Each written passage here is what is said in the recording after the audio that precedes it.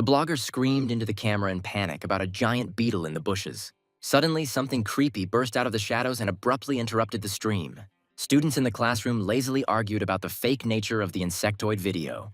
The guy in the hat dreamed of becoming a cool mutant with insect wings. Someone's hand suddenly snatched the phone right in the middle of a heated argument. Handsome Suchan appeared in front of his friends with the most imperturbable face. The student dismissed the idea of insect wings as a complete abomination. Suchan suggested to his friends to hang out with the girls again that evening. The boys instantly changed their anger to mercy and bowed to their idol. Suchan was well aware of the power of his wild popularity among his peers. He imagined himself as a king at the top of the student food chain. Suchan believed that ordinary students should not even talk about domination. The guy compared human society to colonies of ants or prides of lions. In any society, he saw only a rigid hierarchy, like an anthill. In college, Suchan enjoyed his role as the chosen leader, adored by everyone. He vowed to enjoy his podium and not miss this chance. The friend asked Suchan doubtfully if he really wanted to go for a walk. The friend slyly advised Suchan to look back and look in that direction. Suddenly, Mi-hee called out to him, jumping joyfully in the distance. The beautiful Mi-hee, with a beaming smile, invited Suchan to have lunch together. Friends teased Suchan, calling Mi-hee his fiancée and being wildly jealous. The girl instantly perked up when she learned about Suchan's participation in the evening drinking party. She jumped up and down happily, and Suchan suddenly felt extremely lousy. Suddenly, his back was burned by the touch of someone's invisible and hot hands. The guy jumped back sharply, frightening Mi-hee with his strange behavior. The heat became unbearable, and Suchan, throwing out an apology, rushed off somewhere. The friends just watched in silence, not understanding the reason for this wild behavior. Mi-hee was at a loss, remembering his ridiculous stories about folk wrestling. But Suchan had already disappeared from sight, leaving the company guessing about what had happened. He trudged down the street, trying to recover from the painful attack. Suchan was angry at his stupid excuses about struggle and lack of imagination. In fact, he was keeping a secret that was dangerous to reveal to anyone. And then he realized that he was no better than that unsociable guy. Meanwhile, that poor guy was previously considered the life of the party and the local ringleader. The complexes that suddenly came to light in front of everyone were to blame for everything. A severe allergy to alcohol made him a laughingstock, forcing him to flee in disgrace. The guy had completely withdrawn, and Suchan wasn't surprised at all. He knew very well that absolutely everyone has something to hide from others. After all, any revealed secret instantly becomes your weakest point. Once home, Suchan wondered why celebrities would even talk about such things. Suchan resolutely pulled off his t-shirt, revealing a tight bandage on his back. And then dragonfly wings burst out of his back with a crunch. He made bitter irony about his past aversion to insects. Looking in the mirror, Suchan only became more convinced of his own disgust. He clearly remembered how it all started with that ill-fated dragonfly. He once turned an insect into a cloud of poisonous dust. He accidentally inhaled the particles and his body immediately rebelled. Meanwhile, having come to his senses, he discovered a terrible gift from nature. The frightened child hid, afraid of becoming a test subject for scientists. Wild horror forced him to hide his secret from the world for years. He kept everyone at a distance, terrified of his secret being exposed. Meanwhile, the life of a hermit over time became simply unbearable for him. Suchan locked himself in a cocoon of loneliness, while his soul literally languished. Before the school year, he stopped by the barber shop for a bold new style. And then he finally decided to radically change his appearance. It turned out that elastic bandages were excellent at turning the huge wings into flat origami. With his new image, he finally became what he always dreamed of being. Someone suddenly grabbed the confident, handsome man by the sleeve of his coat. Suchan was no longer lonely because girls were now pursuing him. But he remembered that one glance at the wings would ruin the idol. Suchan cursed his wings, which started to hurt right at the moment of their date. The unbearable pain in his back finally forced him to give them freedom. He hid like a coward, just so that Mi-hee wouldn't see this abomination. Suddenly, the girl burst into the room and saw him half naked. She hysterically asked why he was showing off his pants in front of her. Suchan's heart was pounding wildly because the secret was hanging by a thread. Mi-hee stammered that she had come through the open door on a tip from her friends. The guy, in a rage, promised to kill his friends for such a wild setup. The girl waited modestly in the corridor while he tried to come to his senses. She became seriously worried that something really bad had happened to him. Meanwhile, Mi-hee reproached her friend for his constant running away. She asked directly about the secrets, causing poor Suchan to flinch. The boy with wings desperately denied the truth, standing in the shadow of the bathroom. Suchan looked depressed, trying to keep his terrible secret. The girl lowered her eyes sadly, feeling a cold wall between them. Suddenly, she threw the bag on the floor and called out to him loudly. Mai-hee resolutely demanded that they leave this stuffy apartment immediately. Soo-chang froze in complete bewilderment from such a sharp onslaught. The friend sat down on the floor, promising not to move until she went to the cinema. And then she snapped that she could clearly see his impudent lie. Mi-hee saw through his lies and confronted him about his secrets. She felt unbearably hurt by his constant secrecy. A memory came to mind of how he had so abruptly saved her from a bully. The guy looked ridiculous then, trying to act like a hero in front of her. But in fact, his intervention pleased her, and now she sincerely wanted to get into his life. The girl hoped that he would allow her to share his heavy burden. In silence, he silently thanked Mi-hee for her warmth. Suddenly, the creaking of the door made her flinch and interrupted her thoughts. He suggested a movie, vowing never to reveal his secret. He sincerely hoped that this decision would turn out to be the right one. The pursuer stood frozen in the shadow of the gateway, not taking his eyes off them. The dangerous predator had already sensed easy prey and was ready. A normal walk was interrupted by the insinuating voice of unknown people on the street. The suspicious students immediately took the naive Mi-hee into their custody. The guy was touched, looking at her sweet inability to refuse people. The girl happily showed off her heart-shaped lollipop, beaming with happiness. This sight made his heart beat faster, traitorously. Before entering the cinema, he suddenly thought about the future. Amidst the screams of horror on screen, he dreamed of starting to date. Mi-hee spilled a drink on herself and ran off to wash it off. He realized that one day he would have to tell her about the wings. But there was a glimmer of hope that her attitude towards him would not change. The thought of being known as a monster scared him more than any horror movie. The hero thought it was better to leave everything as it was. Suddenly, the show was interrupted and the hall was plunged into darkness. Viewers were outraged by the film's ending at the most interesting point. An employee appeared at the door and announced an urgent evacuation. He shouted that a dangerous armed man had entered the building. It wasn't a prank. The employee's panic was transmitted to everyone. The employee ran away in horror, trying to get away from there as quickly as possible. The sharp blade instantly pierced the poor fellow, painting the floor crimson. The remaining spectators cried out for salvation, shuddering at the horror they saw. Panic broke out in the hall. People screamed about the imminent death of everyone. His whole body was shaking, trying in vain to wake up from this nightmare. The sight of dripping blood confirmed that this murder was all too real. The guy wanted to save himself, but he couldn't leave Mi-hee here. The terrifying monster bared its fangs, finally spotting its long-awaited prey. The winged creature swooped down, catching up with the stunned hero in the darkness. And then he realized that now the real fight for life would begin. The powerful blow shattered the chairs into pieces, narrowly missing the fugitive. The guy was simply speechless when he saw sickles instead of normal hands. A creepy praying mantis stood before him, mockingly asking about other mutants. The creature reminded him of the very same spray that the hero had once used. The name Jungle Juice immediately made the poor guy break out in a cold sweat. He immediately remembered how he had foolishly sprayed this infection at home, and the mutant continued to enjoy himself, boasting about his greatly enhanced sense of smell. The predator smelled the scent of his prey, which completely blew his mind. The monster jumped from above, anticipating the taste of blood, which would be sweeter than honey. But at the last moment, the hero punched him right in the face. Mi-hee screamed in horror as she saw Soo-chan being thrown back by the powerful blow. The guy was taken aback when he noticed that his girlfriend was still there. The girl explained in confusion that she had lost it during the panic that had begun. The creepy mantis cursed furiously, enraged by the appearance of an uninvited witness. The mutant bared his teeth, declaring that no one dared interfere with his bloody meal. Soo-chan desperately shouted at Mi-hee to save herself immediately. The predator threw a stone at the girl while the guy begged her to run. Meanwhile, at the entrance, police held back the crowd, cordoning off the dangerous building. A lively girl in a cap demanded to be let inside to save people. Suddenly, there was a crash of glass from above, and a man flew out of the window. The monster cold-bloodedly threw Mi-hee out the window, mocking her. Soo-chang was frantically wondering if he would be able to fly for the first time. The girl fell to the ground like a stone, accompanied by the frightened gasps of onlookers. Onlookers below immediately began filming the horrific scene on their smartphones. The boy realized that flying in front of the crowd would be his undoing. He imagined himself becoming an outcast and a monster for people forever. Soo-chang clenched his teeth until they hurt, fighting his own fear. Mi-hee flew down, realizing that these were her last seconds. Tears of despair froze in her eyes before the inevitable end.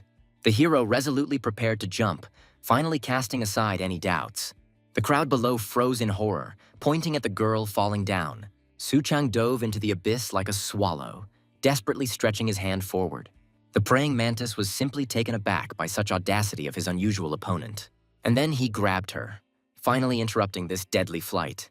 The monster laughed maliciously, considering the guy an idiot for falling from a height. He was sure that the hero had decided to commit suicide along with his girlfriend. Suchang understood that now absolutely everyone would see his secret. But Mi-hee's warm words gave him strength at that crucial moment. Suddenly, there was a cracking sound behind me, and my clothes literally burst. His powerful wings flared out, cutting through the air and blinding the crowd with a flash. The boy floated in the sky with Mi-hee in his arms under the gaze of onlookers. And then the mantis monster was completely taken aback by the incredible sight. The crowd below was panicking, as everyone had their own shameful secrets. The mysterious stranger smiled maliciously as she filmed the revelation of his secret on her phone. Suddenly, he realized that the whole world now knew his weakness. The story begins about a student who became a victim of the merciless concrete jungle. In his eyes, one could see only rage and a thirst for a desperate fight. The girl in the cap was amazed that he spread his wings in front of everyone. Meanwhile, she asked for instructions on whether she should seize the boy. And then she replied mysteriously that she had a better idea. A mysterious girl with a mustache decided to take the hero to her university. Below, the crowd was stunned, filming the winged savior with their phones. The evil praying mantis fell into a stupor because the guy cleverly hid his wings. Suchan was horrified to see blood on the head of the unconscious Mi-hee. But in fact, he soared confidently, as if he had been flying all his life. The enemy shouted furiously after them, ordering them to stop immediately. And then he realized that only a dragonfly could perform such maneuvers. The hero rushed to find a hospital while the monster realized his true power. The killer was overcome by terrible withdrawal symptoms. He longed to taste fresh dragonfly meat. Suddenly, the same stranger swooped down on the crazy predator from above. She sighed heavily over the defeated monster that had wreaked havoc in the city. The fanged madman has flooded the internet with videos of his bloody walks around the city. The girl adjusted her cap, thinking that people shouldn't know the truth. After all, their secret existence must remain hidden from everyone forever. Meanwhile, the students were noisily celebrating the end of a difficult first semester. Behind his back, his classmates whispered about his frightening resemblance to that hero. Chan was seriously afraid of an imminent police visit due to rumors. The media called the incident a publicity stunt, but people didn't believe the stories. His memory took him back 12 years to the birthday cake. Then the friends happily celebrated little Jongwoo's birthday. Little Su Chang stood in the middle of the celebration with an extremely lost look. The teacher invited him to sing too, but the children flatly refused. The boys whispered that he was poor and never gave gifts. It turned out that the boy had no parents, only a ringing emptiness. At that time, he just desperately wanted to play with the others. But in reality, the children only cruelly mocked the orphan. As an adult, Su-chan dreamed of becoming ordinary, hiding his true nature. Suddenly, someone's hand roughly grabbed the guy right in the corridor. He jerked sharply, ordering the insolent ones to immediately remove their hands. Meanwhile, the student mockingly asked the guy about the wings on his back. A crowd of vultures immediately burned him, causing Su-chang to curse angrily. Meanwhile, his former friends stared at him as if he were a strange beast. Left alone, the guy dreamed of being arrested just to hide from sight. On the empty bus, he finally decided to check the latest news online. But in reality, he was desperately clinging only to the image of Mi-hee. The news of his friend's awakening made him smile sincerely for the first time in a month. The girl always promised to share with him any, even the heaviest burden. Su-chang doesn't need the world's recognition as long as she is on his side. Suddenly, Mi-hee screamed shrilly, ordering him not to come any closer.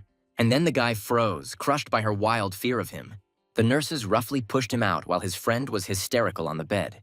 Su-chang refused to believe that their friendship had come to such a cruel end. He remembered that in the whole world she was the only one who accepted him. But in fact, in his memories, Mi-hee was always an angel. But now she only trembled, begging him never to come again. The brand of the monster finally broke his heart right there in the hospital corridor. At home, Su-chang threw his clothes onto the cold floor in complete helplessness. And then he looked with hatred at his damned insect wings. Clutching a rag in his teeth, the boy pressed sharp scissors to his flesh. His gaze showed a mad desire to finally become a normal person. He raised the blade, ordering himself to finally end this nightmare. But at the last moment, the scissors flew with a clang onto the tiled floor. Su-chang fell to his knees, choking on his own powerless crying. Even now, the guy was terrified of experiencing ordinary physical pain. A month later, the city continued to live its usual noisy life. Su-chang wandered through the crowd, hiding his face under a deep hood. People around were bustling about, trying to stick together and not notice those who were alone. In the animal world, outcasts have always faced only complete alienation. Such unfortunate people have always suffered the same fate. Suddenly, he resolutely raised his leg over the edge of the bottomless abyss. Death beckoned to him as he stood frozen on the very edge of the high-rise building. Chan sincerely believed that death would solve all problems at once. A second later, he stepped into the void towards the concrete floor. In his fall, he only dreamed of quickly freeing himself from endless suffering, but suddenly the damned wings opened up on their own, fluttering wildly in the air. And then the bummer. His survival instincts didn't allow him to calmly finish everything. He cursed his wings in rage for his thwarted attempt to escape. Meanwhile, the stranger in the cap watched this flight with undisguised delight. The girl sincerely envied his strength, dreaming of the same powerful wings. Su-chang, taken aback, wondered who she was and how long she had been standing there. The stranger ironically praised him for his ridiculous suicide attempt with wings. Then suddenly she asked if he really hated himself that much. Meanwhile, the girl promised a way to become an ordinary person again. And then Su-chang was taken aback, not believing in the reality of such a miracle. The guy noticed her strange antennae and obediently followed her. He abruptly blocked her path, wanting to get all the answers immediately. Su-chang literally pinned her against the wall, demanding that she return to normal life. It turned out that the guy only needed to fulfill one important condition to be saved. First, he will have to undergo a serious interview with a mysterious university professor. Su-chan was stunned, not understanding the purpose of this test. The Nest University bus was already standing outside, waiting for its new passenger. Su-chang hesitated while the stranger sarcastically advised him to jump down again. Suddenly, her gaze turned icy, forcing the guy to finally listen. And then she firmly promised to put an end to his eternal loneliness forever. The guy hesitated painfully, trying to discern a grain of truth in this adventure. Finally, he stepped decisively inside, choosing this illusory chance. Meanwhile, the huge bus took off, quickly diving into the tunnel. Soon, the girl took out the fatal can of insect spray from her bag. Su-chang was stunned by the sight of the bottle that had turned his life into a nightmare. The interviewee explained that jungle juice insidiously mixes human and insect DNA. This spray used to be wildly popular because it killed any insect instantly. But the victim's DNA was incorporated into the body of the nearest person, creating a terrifying hybrid. Su-chang was horrified, wondering who had created such a monstrous remedy. The creators' names are hidden, and the distribution company went bankrupt long ago without a trace. The guy frantically searched the internet for clues, but found nothing. The girl explained that their organization had thoroughly cleaned up all traces of the incidents. Suddenly, the bus stopped and their companion announced the end of their long journey. Su-chang looked outside in confusion, not understanding where they were. It turned out that they were standing right in the middle of a dark and completely silent tunnel. His companion asked him mysteriously if he knew where tunnels were usually built. Suddenly, a light flashed ahead, cutting through the thick darkness of the old tunnel. The secret passage opened, because the insects didn't want to show themselves unnecessarily. The girl casually explained that they were used to living in complete isolation. Nest opened up before them, a vast hive city in the heart of the mountains. The stunned guy wondered how they managed to hide such a huge thing like that. He froze with his mouth open, unable to comprehend the scale of what he saw. The sky above the city was bustling with hundreds of hovering insectoids. And then he realized that his chance for normality was real. The whole campus looked like a futuristic paradise for people like him. The local big guys immediately started to attack him, calling the guy some kind of pathetic jerk. It turned out that in the nest, the unfortunate offenders were cruelly punished, chained to their beds forever. One of the prisoners just laughed madly, calling the guest his sweet dragonfly. And then he ominously promised that they would definitely see each other again soon. But in fact, outside, the free life of the winged students was in full swing. Su-chang was taken aback when he saw hundreds of the same mutants on the busy streets. The companion confirmed that jungle juice had once fatefully transformed them all. Meanwhile, the huge campus looked like the most ordinary and cozy town. Huge guards of order vigilantly watched over the security of this secret refuge of outcasts. And then the guy realized that he would never be alone again. The girl told the newcomer to get comfortable while she quickly checked in at the local reception area. The guy crossed the threshold of Nest, squinting from the bright sun and the bustle. The location was more reminiscent of a fantasy world than the familiar modern Korea. Insectoids scurried around, not even hiding their strange features. The hero became noticeably nervous, feeling the growing pressure of this place. Suddenly, a large beetle flew brazenly right in front of his eyes. The path was blocked by a muscular old man meditating surrounded by insects. The big guy fed his charges honey so he could later eat them for protein. The old man swallowed the beetle with relish, considering it a normal cycle of life. The guy was stunned by what he saw, remembering the crazy survivalist TV presenters. In the end, he hastened to leave, resigned to the local wild quirks. The old man unceremoniously tore off the cloak, revealing the boy's powerful dragonfly wings. He immediately got the idea and began to interrogate him about his insectoid nature. The young man flew back in panic, not expecting such a daring attack. The bearded man admired the health of his wings, which were so conveniently hidden under his jacket. The grandfather sincerely couldn't understand why the hell the guy was hiding this gift. The hero only glared darkly, clearly harboring a grudge against the whole world. He coldly remarked that life without wings was much more pleasant. The muscular old man only chuckled as he left, calling him a stuffed blockhead.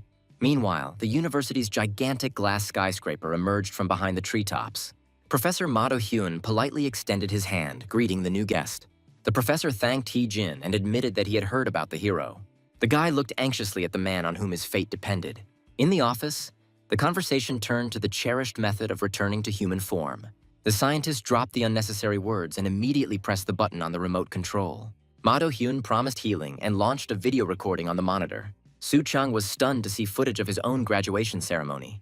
An old video captured the moment of a farewell speech to a crowd of invisible students. Soon, the best students were invited on stage for the mysterious Cinderella ritual.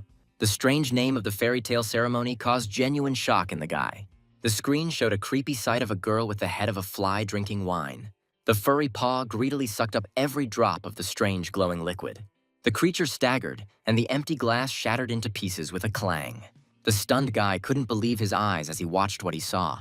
The clawed limb trembled, quickly transforming into a normal human hand. Through the bright radiance appeared the image of a completely transformed young girl. The guy demanded an explanation, and the scientist called the formula an accidental discovery. He demonstrated Cinderella, a means of returning monsters to their human form. The hero froze, because he finally found a way to become normal again. The small bottle seemed to the guy to be the only salvation in this chaos. He desperately asked for a dose of medicine, but received only a curt refusal. The scientist explained that producing the elixir is a complex undertaking, and resources are running out. Unfortunately, it is not possible to save every mutant you meet in this world. Suddenly, the professor suggested that the boy gnaw on the granite of science for the sake of healing. It turns out that the scarce Cinderella is only taken by the cream of the crop of graduates. The hero quickly realized, if you want to become a man, march for the textbooks. The guy decided that he had to get into this university at any cost. His companion ironically reminded him that the choice was his, but there would be no freebies. He checked his stash and was glad. At least the training wouldn't eat up the budget. The guy dramatically adjusted his glasses and demanded to be immediately enrolled in the university. A couple of hours later, the futuristic walls of an academic building appeared before the hero. The insect students were noisily discussing the registration and Professor Ma's treacherous exams. Chang Soo-chang has officially become a freshman in the Department of Applied Entomology. The companion acted with lightning speed while the guy was panicking and choosing a direction. She handed him a brochure and told him to choose one of the special courses. Soo-chang was lost in thought, turning the pages in search of the right path. He remembered Professor Ma and considered him to be a quite decent person. The decision was made. The hero chose the course of the mysterious Ma Do-hyun. The scale of the campus was astonishing, leaving the boy wondering about the meaning of a personal visit. Usually everyone registered at the internet cafe, but here they brought everyone in person. Soo-chang jokingly suggested that the local internet was simply flying. Right before the hero's eyes, the scorpion girl brutally slammed the guy into the ground. Soo-chang froze in shock, clutching his booklet with a death grip. He sincerely didn't understand why the hell a fight had suddenly broken out here. Hai Song furiously ordered her opponent to never come near her again. Du Hwa only snapped back in response, calling his attacker a completely crazy psychopath. The hero was horrified by the local customs, wondering whether scorpions were insects at all. The companion, with icy calm, assured the newcomer that he would quickly get used to it. And then, with one sharp movement, she grabbed both fighters by the scruff of their necks. The poor guy cried out in horror, not understanding why this had happened to him. With one powerful swing, the girl sent both troublemakers flying. Soo-chang was taken aback when he noticed the girl had real, live antennae. The feisty girl landed on her butt with a thud after being thrown. The defeated Du Hua hissed that Hee-jin's appearance was a harbinger of trouble. The headman asked if the boys really had so much extra energy for fighting. It turned out that Park Hee-jin is the stern head of the practical entomology department. Soo-chang was completely stunned by the coolness of this long-haired and powerful person. The hero realized that his future classmates were all abnormal monsters. 10 minutes later, Su Chang was already sitting in his office in front of his laptop. Having noticed sparks between the neighbors, the guy immediately said goodbye to normal life. Su Chang focused on the screen to quickly complete the important registration. An unexpected and powerful guest burst into Professor Ma's office without knocking.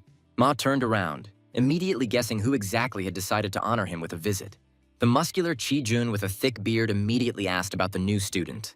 Chi-jun asked his colleague if he was disappointed with this skinny newcomer. The professor doubted whether Su Chang could withstand the mad rush for places. A predatory grin, anticipating chaos and blood, spread across the gray-haired giant's face. The hero suddenly realized that he had little chance in this battle. The guy stared at the monitor in a cold sweat, waiting for the recording to start. Suddenly, the audience exploded. The crowd madly rushed to storm the servers. A dumbfounded Su Chang jumped up, looking after his competitors who had flown away at supersonic speed. Su Chang froze, suddenly realizing the terrifying truth about this place. Chi-jun confirmed that this is how they enroll in courses at the university. The giant added that only the best will survive in this wild race. The dumbfounded guy pressed himself against the window, watching the madness begin. Mutants of all stripes rushed toward the target, proving their superiority. The hero started to scream, not understanding the reason for such a rush. He was completely shocked by the brutal cruelty of his classmates he witnessed. Meanwhile, the system has officially opened access to registration. Su Chang was outraged by the unfolding surreal situation when He-jin called out to him. The girl immediately realized that the newbie was completely out of touch with the rules.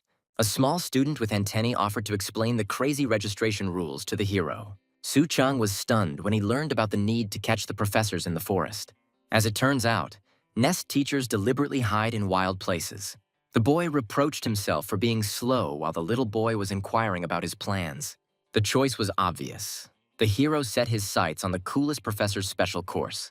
But his new acquaintance dreamed of topping the ratings of the entire department.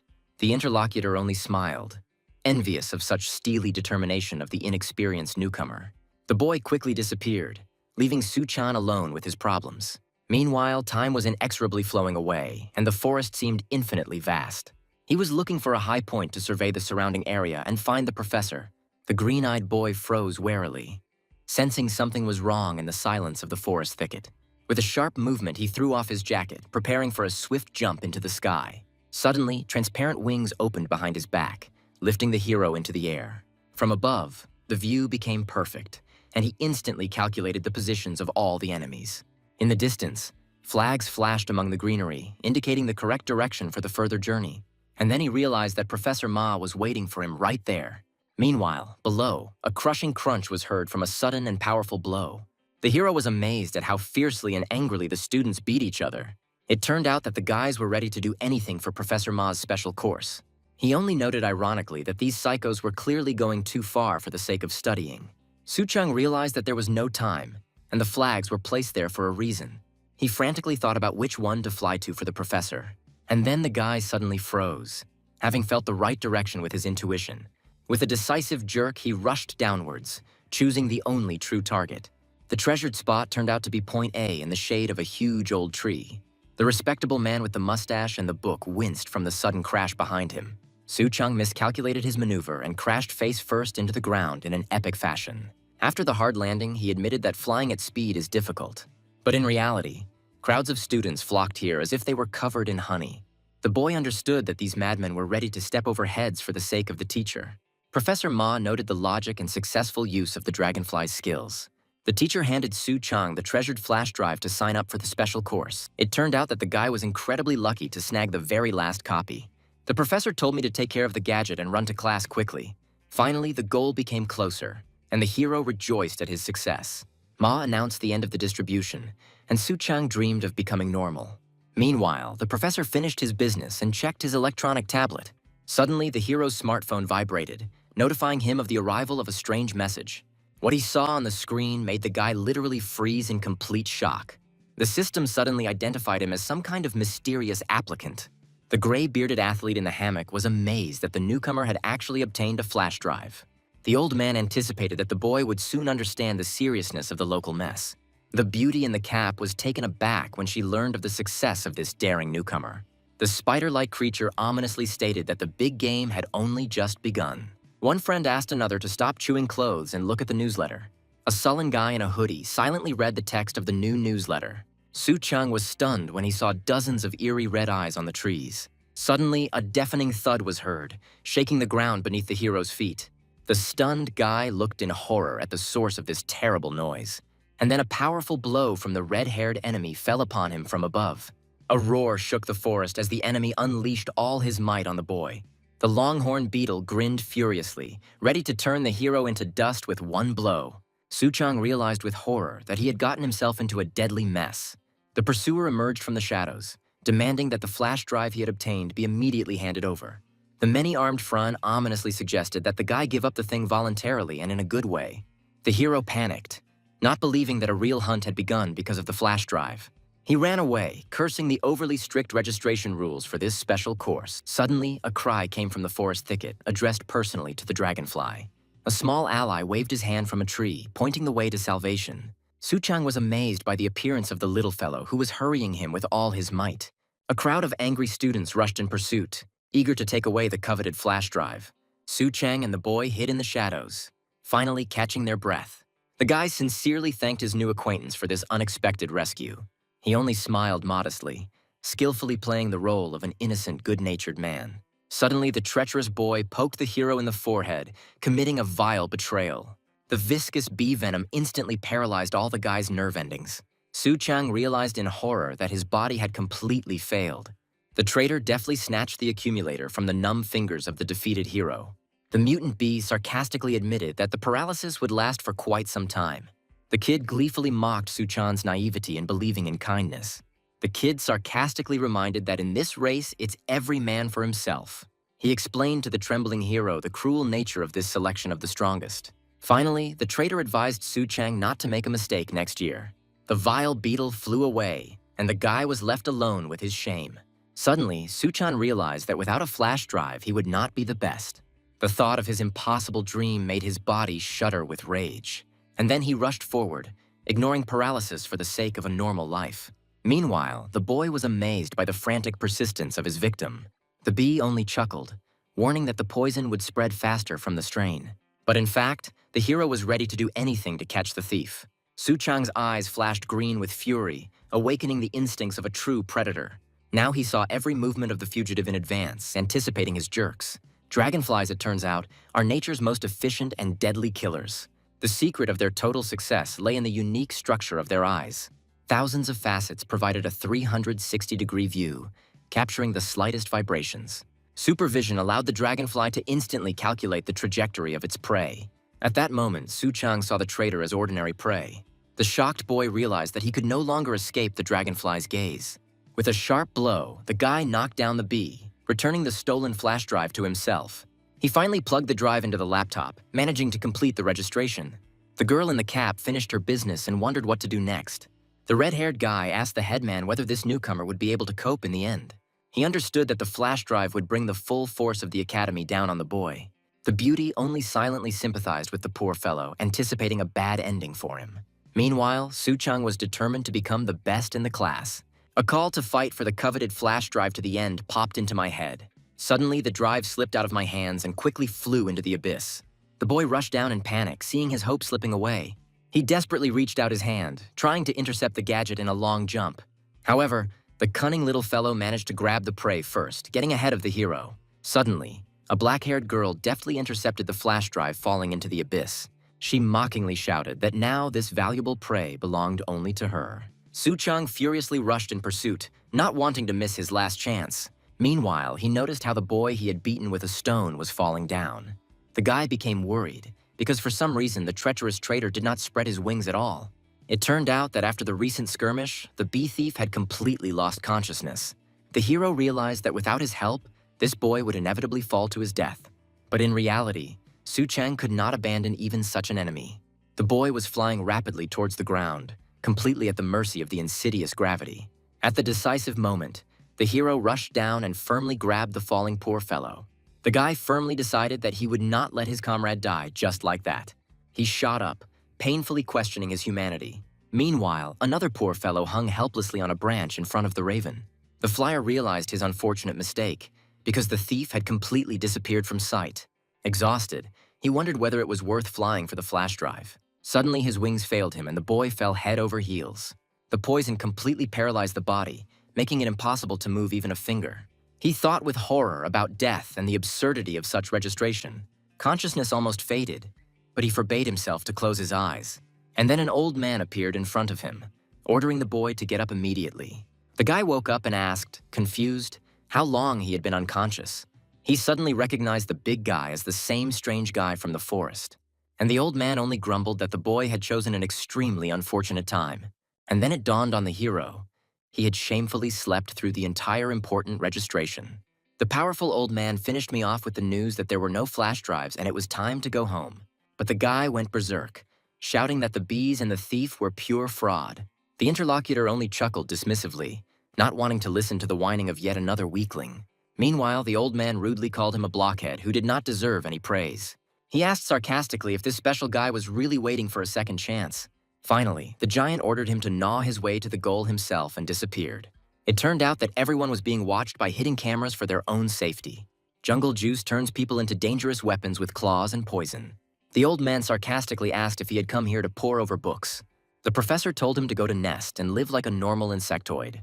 And then he threw a piece of paper at the guy, ordering him to throw it away on the way. Finally, the giant ordered us to take care of the planet and not forget to sort our waste. Meanwhile, the guy was left alone on the trail, crushed by his complete failure. He stared hopelessly into space, wondering if this was really the end. So much effort was wasted. He never signed up. And it's all because of an attempt to save the bee instead of chasing that flash drive. The guy, in complete despair, wondered how this Earth could even support him. In a wild rage, he raised his hand, wanting to send everything to hell. But then the old man's strange request to sort his trash popped into my head. He grumbled that he had stooped to digging in the waste of his crazy grandfather. Suddenly his gaze froze in wild, completely unreal amazement. At the very bottom of the bag, among the junk, the treasured red flash drive was shining brightly. The hero immediately remembered the professor's brazen lie about the lack of free storage devices. There were 5 minutes left until the end of registration, and time was running out.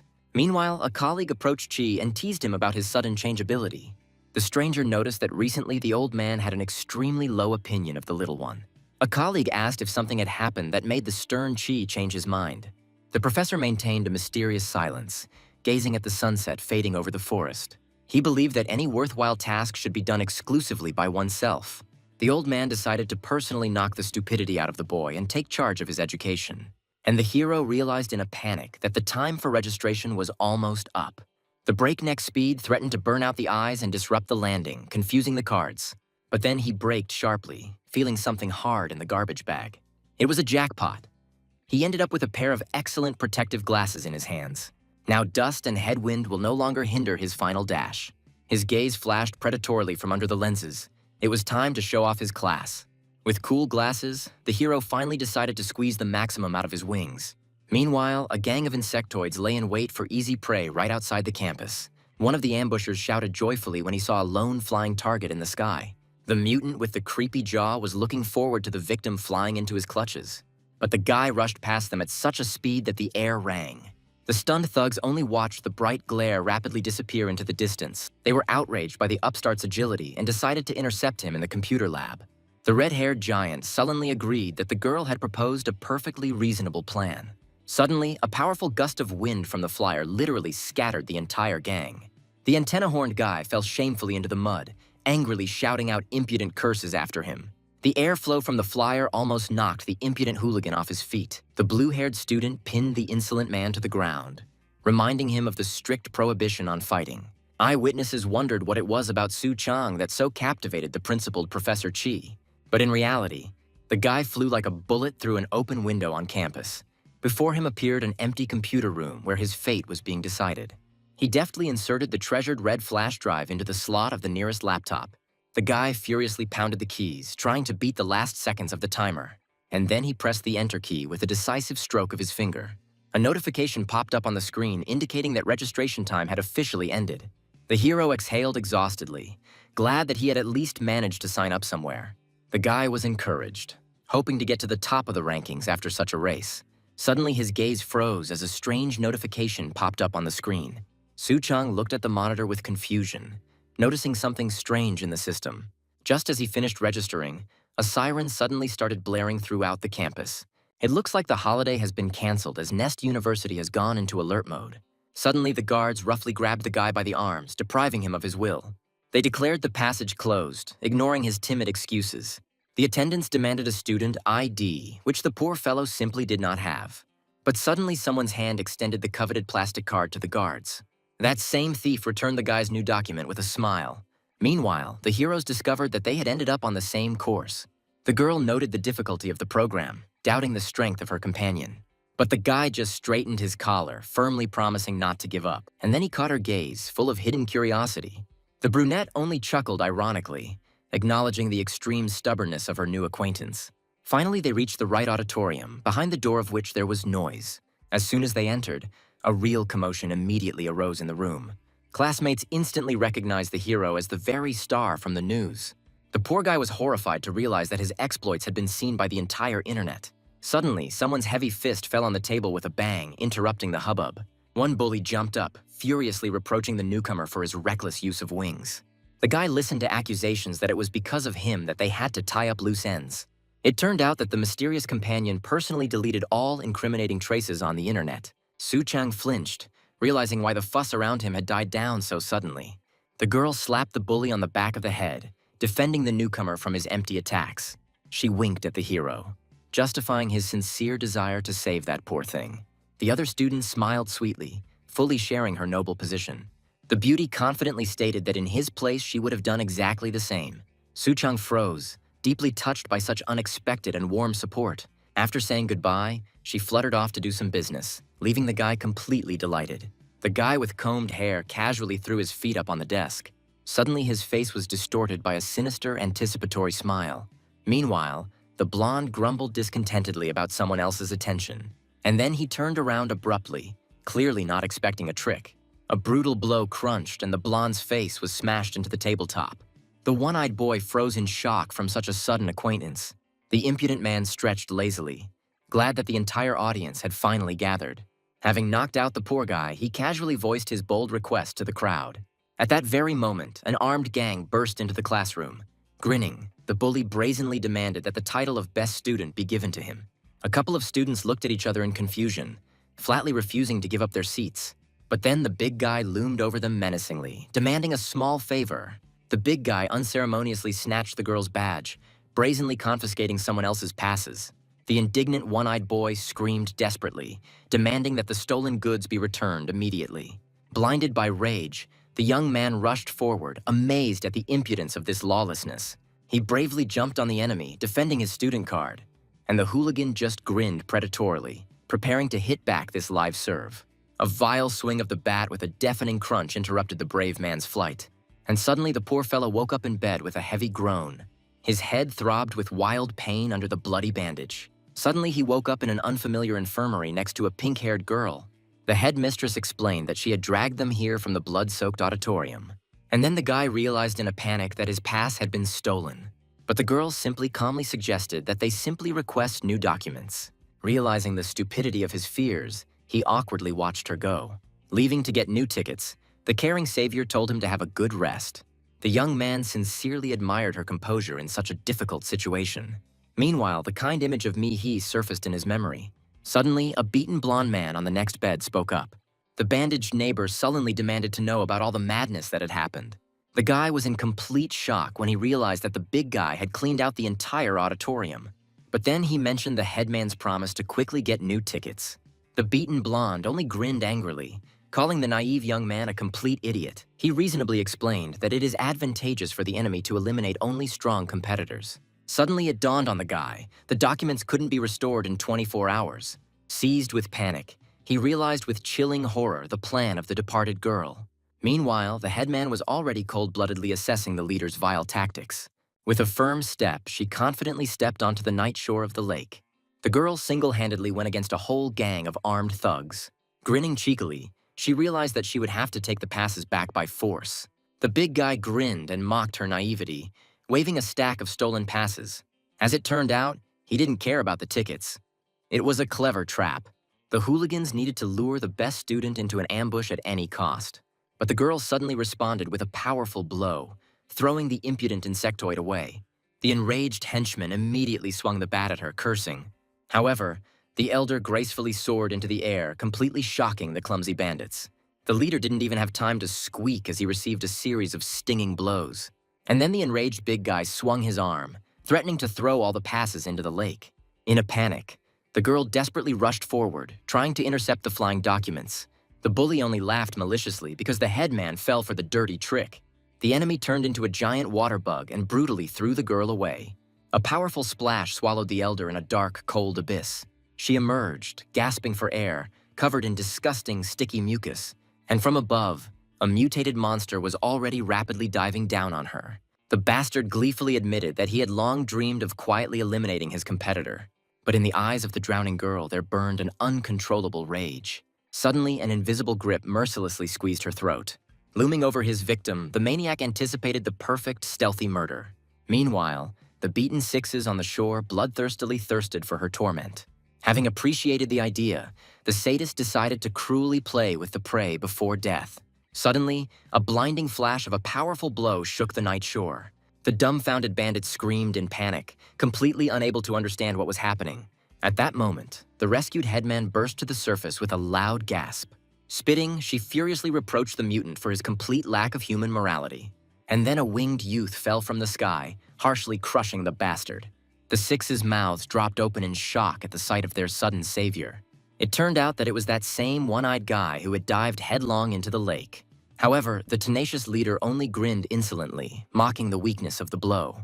Flashing a creepy look, the flyer gloomily promised to quickly correct this oversight, but the cunning monster immediately dealt him a brutal uppercut to the jaw.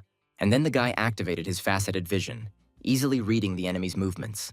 The mutant turned out to be too slow, and the flyer playfully dodged the blow. Suddenly, the frightened headman screamed desperately, begging them to retreat immediately. But the monster only grinned predatorily, anticipating his bloody massacre. A lightning-fast blow from a clawed paw treacherously caught the self-confident hero from behind. The powerful impact sent the poor fellow tumbling head over heels straight into the dark water.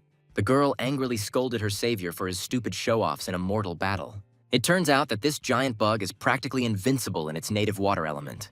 Having realized this, the guy decided to use cunning to lure the monster onto dry shore, and the creature mockingly waved the passes, harshly stopping any attempts to escape.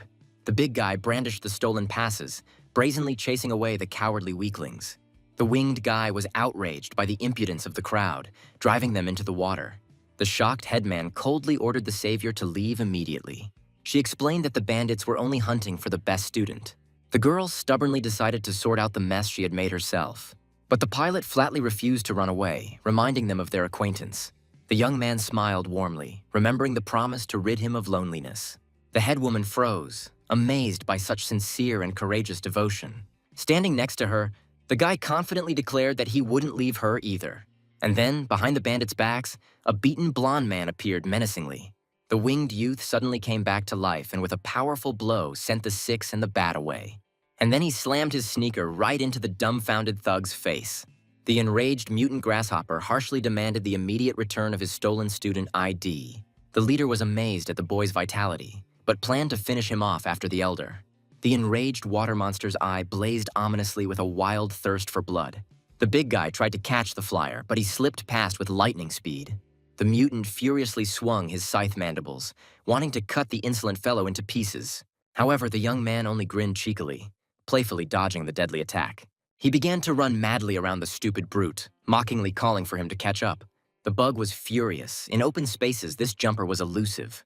The big guy was amazed at how this winged kid managed to dodge so easily. The guy with dragonfly wings dashed away at lightning speed just above the water. But the enemy did not fall for the trick, and furiously went on the attack. He combined his speed with his strength, slamming the flyer down with a crushing force. And then the green-eyed man became furious, spitting at the enormous size of his opponent. In response, the big guy received such a powerful blow that he coughed up blood. The big guy fell into the water with a scream which softened the damage he had received. Wiping away the bloody mess, he irritably suggested that everyone cool down a bit. Looking at the glowing girl in the distance, the thug wanted to peacefully settle matters. Meanwhile, the beaten guys on the shore were discussing eliminating their competitors for Cinderella's sake. The pink-haired stranger confidently began to voice her plan of action, and then the green-haired guy sneakily grabbed her from behind. But the girl suddenly slammed her elbow right into the impudent man's face. The red-haired brute declared with glee that she had nowhere else to run. Suddenly, a flyer fell from the sky like a hawk onto the big guy. The brute was taken aback, realizing that the path to the saving water was cut off. The winged one boldly soared upward, dragging the enemy into his territory. And then he slammed the big guy's head into the ground with all his might. The defeated enemy screamed shrilly, spitting blood from his broken mouth. The winner took the other players' badges, advising them to change their approach to Cinderella. The winged guy was breathing heavily, doubting that he would return to his previous appearance. And then he soared into the night sky, leaving the girl behind. The pink-haired girl remained in the water, happy to have her student cards back. Meanwhile, the introductory lesson at the academy had already come to an end.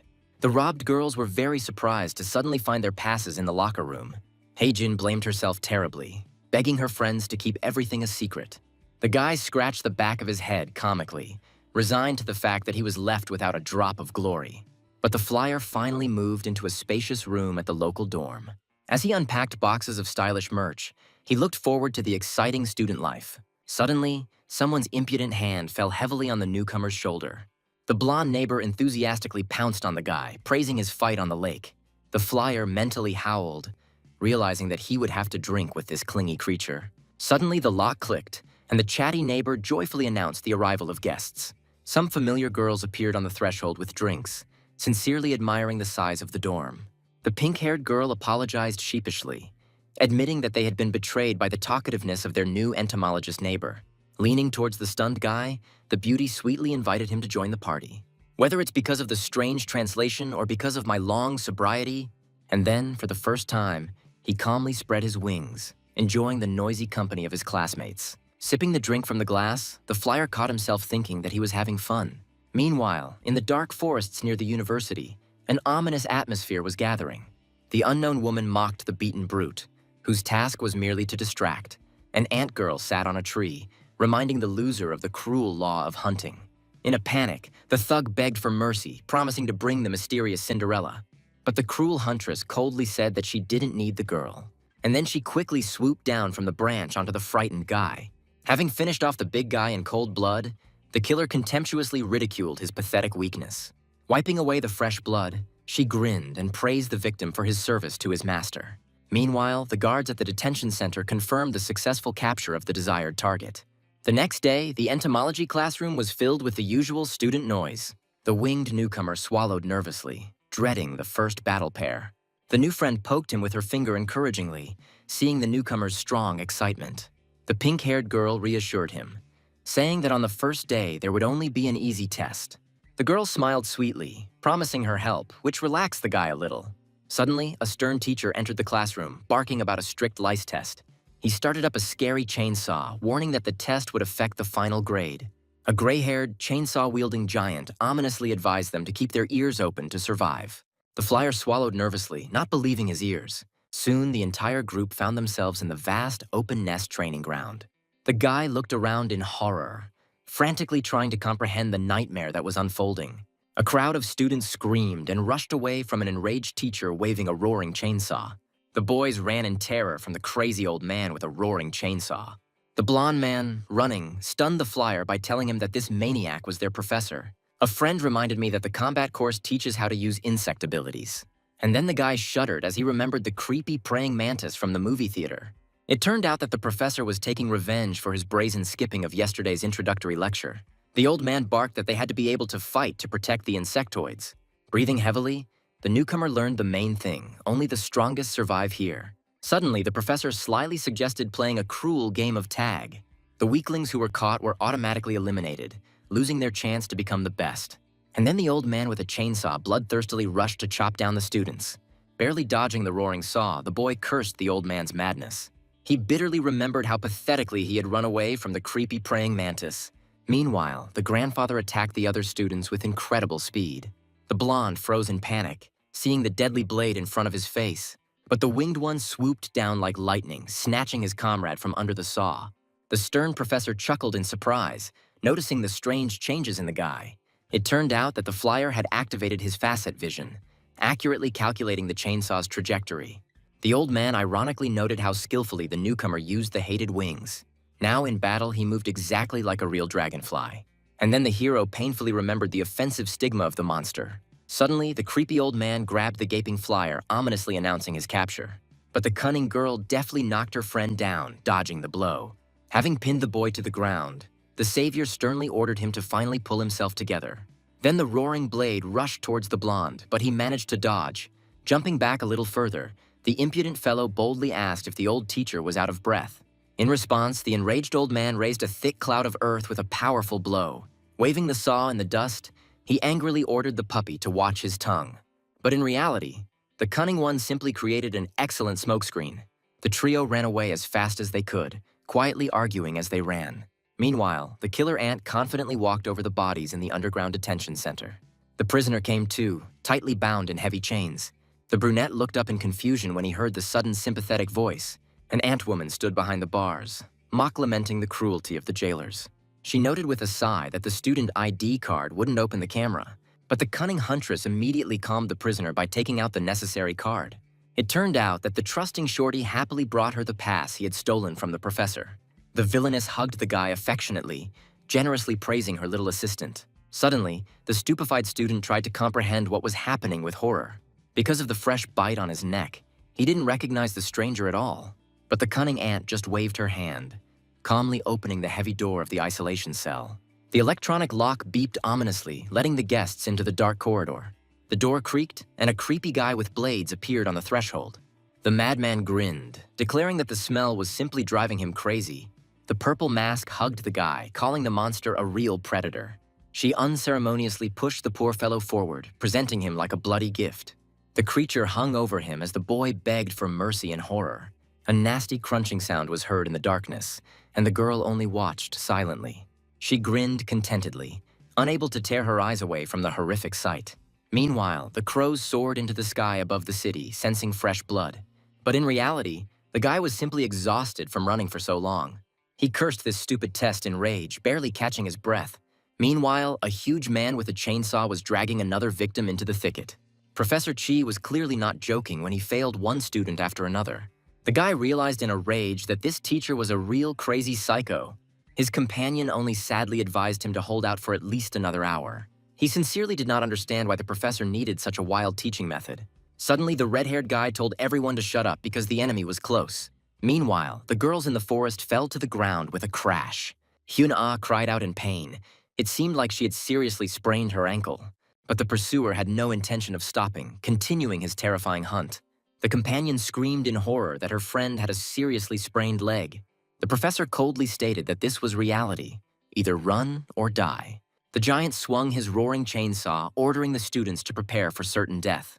Suddenly, the guy rushed to intercept, blocking the mad teacher's blow with his own body. The professor froze in amazement, not understanding what the upstart was doing. The hero growled in rage that this was clearly too much. The girl behind the bushes was scared, because today was only their first day of classes. The torturer chuckled, reminding them that in a real fight they would have already died. He acknowledged the boy's courage because he did not fail the test straight away. Okay, you win, but there's still an hour left until the end of this bloody couple. The bearded man issued an ultimatum, one blow, and the friends would be left alone. Otherwise, the guys in the bushes would have faced shameful expulsion from the university. The guy started sweating from this statement, barely containing his wild jitters. The teacher harshly reprimanded the newcomer, ordering him to think only about his own strength. He absolutely had to tame his new abilities as soon as possible. Meanwhile, some guy was greedily sniffing out the trail of the treasured prey. His companion urged him on, because their boss couldn't stand any delays. The monster began to salivate, smelling a painfully familiar and delicious scent nearby. And then the psycho realized that his target, nicknamed Dragonfly, was close. But the sentence was already hanging over the guy himself. He definitely had no chance of surviving. Hit the professor once and the test is passed, otherwise it's the end for all three of us. Su Chang was sure that hitting the old man would be easy. The guy only needed to land one precise blow on target. But he missed, as if he were using his fists for the first time in his life. The bearded man mocked that with such sluggish movements you couldn't even catch a fly. The professor demanded a change of tactics. Otherwise, expulsion from the university was guaranteed. The friends became nervous, because the teacher had no intention of giving in to the newcomer. And then a dangerous green light flashed in Su Chang's eyes. The teacher immediately realized that the boy's faceted vision had finally awakened. Now the guy saw his formidable opponent as only defenseless prey. Fat and Su Chang brazenly grabbed his formidable mentor by the hair. The boy roared victoriously, deciding that he had finally caught this old fox. But the teacher instantly slammed the insolent fellow into the ground with one powerful throw. Witnesses in the bushes screamed hysterically as they watched this brutal attack. The girls were completely stunned by the frightening and abrupt change in dominance. The old man added ironically that prey never gives up without a fight. The hero, spread out on the ground, realized that the old man was no match for him. Su Chang tried to figure out what kind of insect ability the teacher had activated. Suddenly, the professor revealed that he doesn't use insectoid magic at all. It turned out that due to his age, jungle juice only rewarded him with side effects. The professor played with a chainsaw, calling it his little toothpick, and then he threw his instrument with a crash straight to the ground. The old man explained. The newcomer lost the bet because of his hot blood. And then the teacher suddenly threw some small object at the guy. A tiny and extremely realistic dragonfly landed on the guy's chest. The poor thing screamed hysterically, even though it was just an ordinary toy. The teacher cut him off. His aversion to insects prevents the hero from controlling his power. He explained the principle of compound vision and the vulnerability of dragonfly wings. The friends listened as the professor advised them to first explore the capabilities of their body.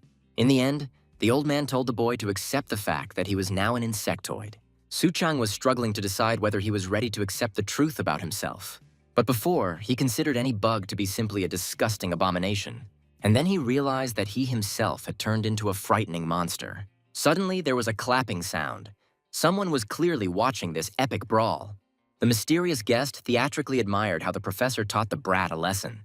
The lady in the strange mask appreciated Professor Chi's unique method of education. The bearded man immediately darkened, sensing something was wrong with this person's sudden visit. The beauty made fun of how effectively the teacher intimidated the poor students. Meanwhile, Su Chan's friends were completely taken aback. In the end, the guys decided to leave as soon as possible before they got into trouble for the company. The guest in the fly mask scattered the girls, considering them pathetic and disgusting. Blood splashed onto his face, and Su Chang was stunned by such suddenness. Hai Sung rushed into the attack, showering the impudent stranger with choice curses. The stranger playfully stabbed Hai Sung, calling him a helpless baby. The guy was overcome. He realized that a paralyzing poison was flowing through his veins. Hai Sung collapsed, and the girls froze in horror before the enemy's power. She mockingly reassured the victim, promising a complete loss of any pain. The psychopath called the guy a snack while Su Chan was trying to comprehend this trash. The villain admitted that one student had already become food for her monster. Su Chang was extremely stressed when he heard the chilling truth about the feeding. Professor Chi was treacherously pierced through, and blood splattered directly onto Su Chang. The mentor collapsed, leaving the boy alone with a wild, paralyzing horror. The toothy mantis bared his teeth, recognizing the trembling boy as his old acquaintance. The monster loomed over its victim, once again calling the frightened hero its dragonfly. Su Chang was again overcome by that same feeling of sticky and numbing fear. The companion fell into a stupor, not understanding how this monster left the isolation ward. The predator was quite cheerful after feeding, but his partner ordered him to leave. The kidnappers grabbed the unconscious Hai Sung and leisurely disappeared into the thick of the forest. The wounded teacher coughed up blood, and the enemies bid them farewell by telling them to survive. Finally, the beauty removed her fly mask, throwing a short farewell towards the mentor. An angry girl in a black suit demanded that everyone stop immediately. Suddenly, someone's bloody hand grabbed her wrist in a death grip. The wounded giant kept talking about the ban on fighting and campus safety. However, she exploded, shouting that now was not the time for rules. And then the heroine looked with horror at the silent Hai Sung. The stern old man snapped that the girl was powerless before the rules of the system. But then Su Chang soared into the sky with huge wings. He boldly reminded the old man of the lost bet and his imminent expulsion. The guy happily admitted that he no longer obeyed these stupid laws. While he was hiding in the clouds, his friend called out to him in despair. Su Chan flew, remembering his paralyzing fear of Hai Sung's kidnappers. He remembered how the rude Hai Sung still tried to become a friend. The boy realized that the tragedy happened only because of his own cowardice. Now he is obliged to return his comrade, regardless of any mortal danger. The old man was angry at the fool who had forgotten the important lesson of saving escape. After all, in this world, even the strongest predators can suddenly become prey. The mentor instilled in me, if you can't defeat the enemy, run as fast as you can. According to the laws of nature, cunning praying mantises have always eaten dragonflies with gusto. The mad enemy only bared his teeth, noticing the attempt at a surprise attack from behind. The predator had long ago sensed the hero, Declaring that he was too tough for the dragonfly, Suchang barely dodged, ordering himself to immediately gather himself and focus. The guy maneuvered, realizing that it was much safer in the air now. He feverishly waited for the perfect moment to strike one crushing blow, and then he hit the enemy with all his might, putting fury into it. But the enemy only mockingly compared this attack to a mosquito bite. Suchang was thrown back. He didn't understand why the enemy was unharmed. The hero realized in horror that the monster's skin was as strong as steel. Just one collision made it clear that there was almost no chance of victory. The guy's eyes reflected a true monster that could not be defeated. The horrific vision of his friend's reprisal finally paralyzed his will. Suchang, in despair, realized that his end had come. The mysterious accomplice ordered the monster to end the game quickly. She ordered that the victim be finished off quickly before the police arrived. Immersed in darkness, Hai-sung wondered if he was dreaming or not. In his hallucinations, old acquaintances demanded that he leave them alone.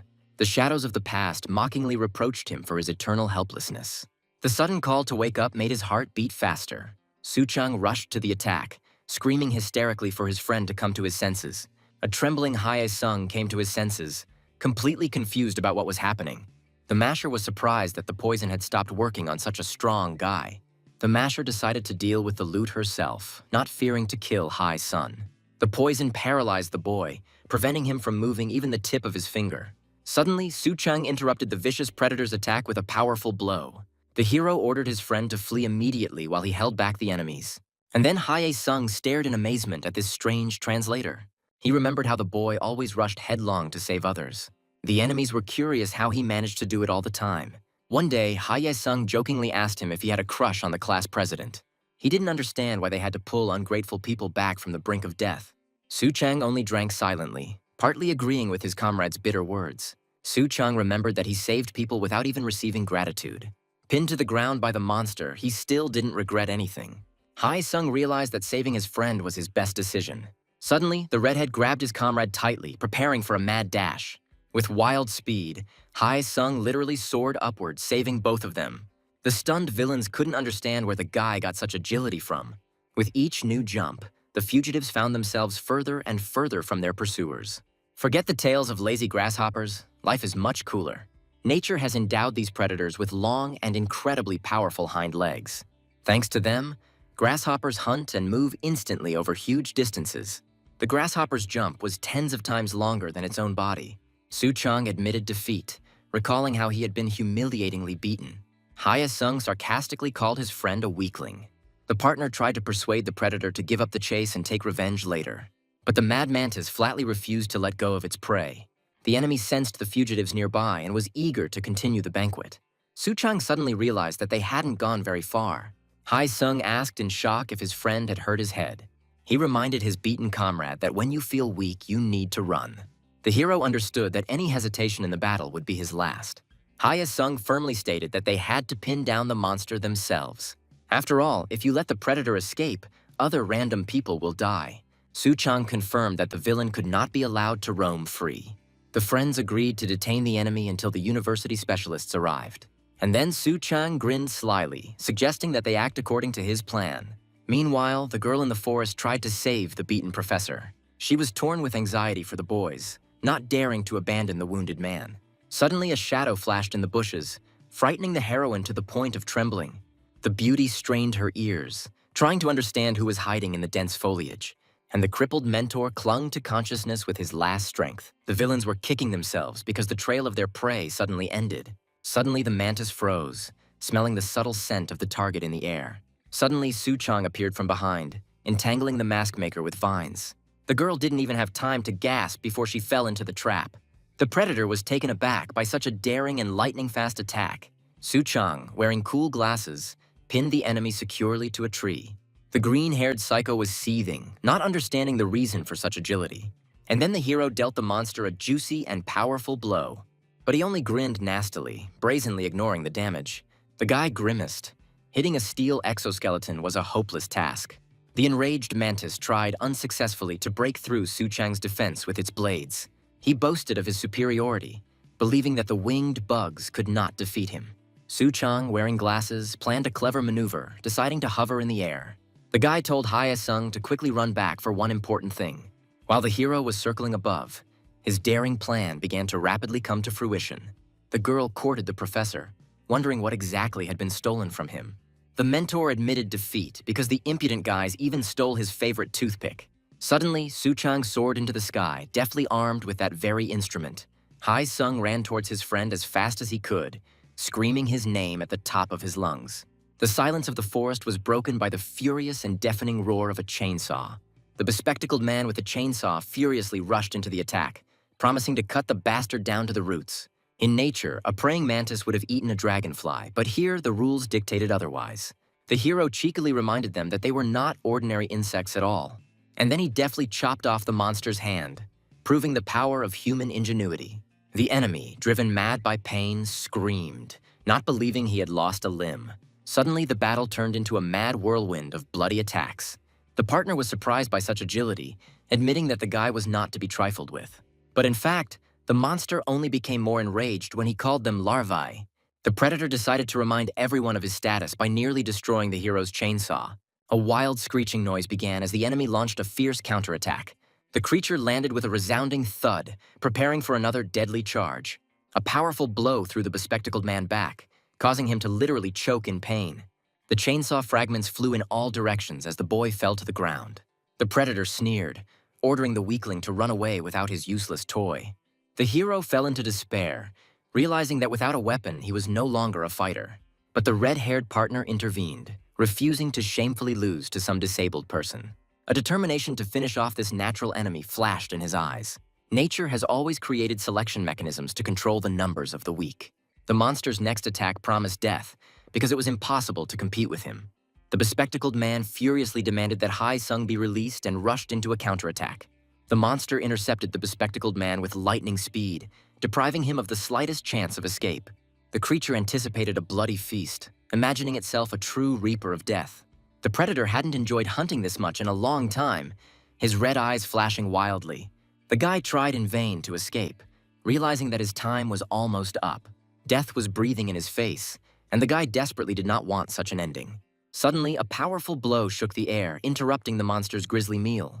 The monster flew backwards, unable to withstand the pressure of this sudden intervention. Meanwhile, the savior ironically asked if the enemy had lost his bravado. The old man who appeared looked indestructible, calling the stunned predator simply pathetic. The hero recognized the professor, fearing that his grandfather's serious wound would reopen. The professor told him to calm down because help had arrived and quickly patched him up. Among their ranks was a medical genius who could instantly heal any wound. The old man admitted that the boys had given this impudent mantis a good beating. The professor was genuinely amazed at how the first-year student managed to stand up to the predator. The grandfather decided to teach a lesson, ignoring the self-confident barking of the enraged monster. The maddened insectoid rushed forward, screaming about the beginning of its bloody feast. The professor recalled the disrupted lecture as his fist began to smoke ominously. The old man promised to make the creature pay in full for every vile blow. The bespectacled man froze, not understanding why his mentor's hand suddenly began to smoke. In fact, the professor hid within himself the power of a bombardier beetle. This beetle produced a chemical mixture and shot it directly from its abdomen. And then there was such a bang that the professor's fist turned into a bomb. It turned out that this was a defense mechanism that the old man effectively used against the praying mantis. A huge pillar of fire shot up, finally putting an end to the battle. The bespectacled man was simply stunned by the mentor's unreal power. Meanwhile, the dust settled, revealing to the world a shamefully defeated forest predator. The professor explained that it was an insecta complex, generated by the power of jungle juice. The old man emphasized that it was in this complex that their true power was hidden. The boy was puzzled, trying to digest the information about the hidden abilities of insectoids. All that was left of the cool predator after such a powerful explosion was cinders. The professor admitted that his superior abilities came at a high price. It suddenly became clear that the mentor's hands were shaking wildly from the force. The old man gloomily asked the boy if he really hoped to avoid such a fate.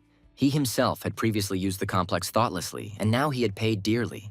And then he ordered the hero to quickly tame his wild power. Soon, the exhausted heroes finally returned safely to their home campus. Chan and Hae-sung lay on their beds, counting their numerous fractures. The boys were glad that they survived, and the praying mantis was put behind bars again. However, Chan was unnerved by the fact that the mysterious woman who released the monster had brazenly fled. The bespectacled man honestly admitted that he definitely couldn't have handled it alone. That same night, cold moonlight eerily flooded the empty room. The bespectacled man slept peacefully, unaware that the neighboring bed was already empty. Meanwhile, the bandaged Hae-sung left the bed like a sleepwalker. A strange mark suddenly flared on his neck, pulsing with a poisonous light. And then, in the depths of the forest, heavy, measured steps were heard. The partner wandered into the thicket, completely losing control of his body. Suddenly, a mysterious lady in high heels blocked his way. This ampulicidal wasp injected a neurotoxin, calling everyone around her complete idiots. She explained to the little boy in a soothing tone that the academy was just a cage, after which the predator roughly grabbed him by the throat, mocking the local security. A sudden flash shook the earth, throwing the wily wasp woman into the depths of the forest. The professor admitted that he immediately noticed a poisonous sting in the student's neck. The old man's fist began to smoke ominously, accumulating power for a fatal blow. The mentor resolutely shielded Chan, forbidding the enemy to even come close. Shingan only smiled mysteriously, not hiding her impudent superiority. The old man suggested to his former acquaintance that they finally have a heart-to-heart talk at night. Chan remembered rushing into the darkness after his comrade.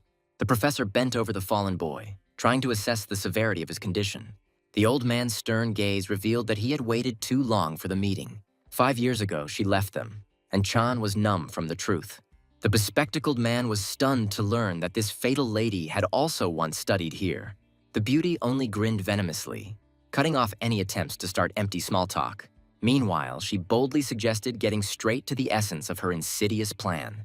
The professor scratched the back of his head, pretending to be simply curious about the fate of his former wayward student. But since she insisted, the old man was happy to unleash his fiery fist. Suddenly, a powerful explosion thundered as their forces clashed in the night forest. The mentor promised to first give her a good beating and then drag her away. Suddenly, the villainess coquettishly asked to be more kind, ignoring all the threats. The enraged old man reminded her of the murdered students whose lives were on her conscience. And then he dealt a crushing blow, demanding that the true motives be finally revealed.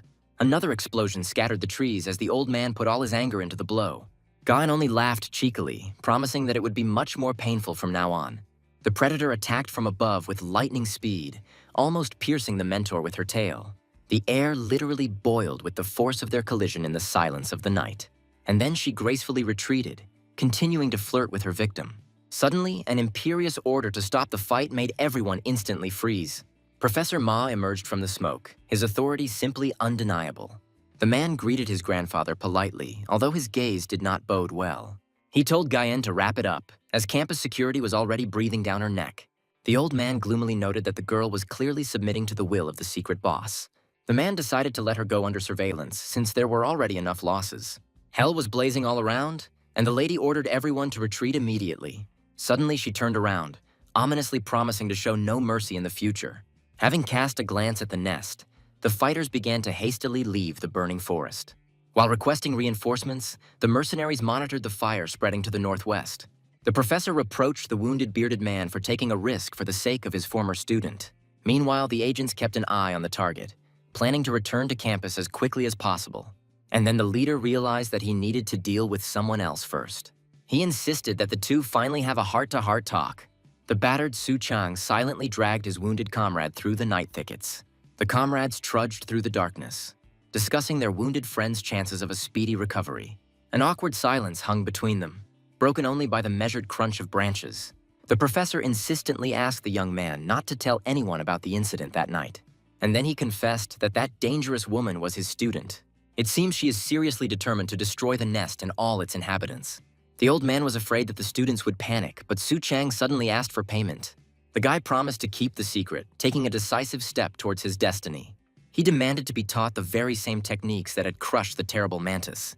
The boy finally accepted his insectoid nature, casting aside all previous disgust. What gnawed at him most was the feeling of helplessness in the face of imminent death. Su Chang furiously demanded training, dreaming of becoming much stronger.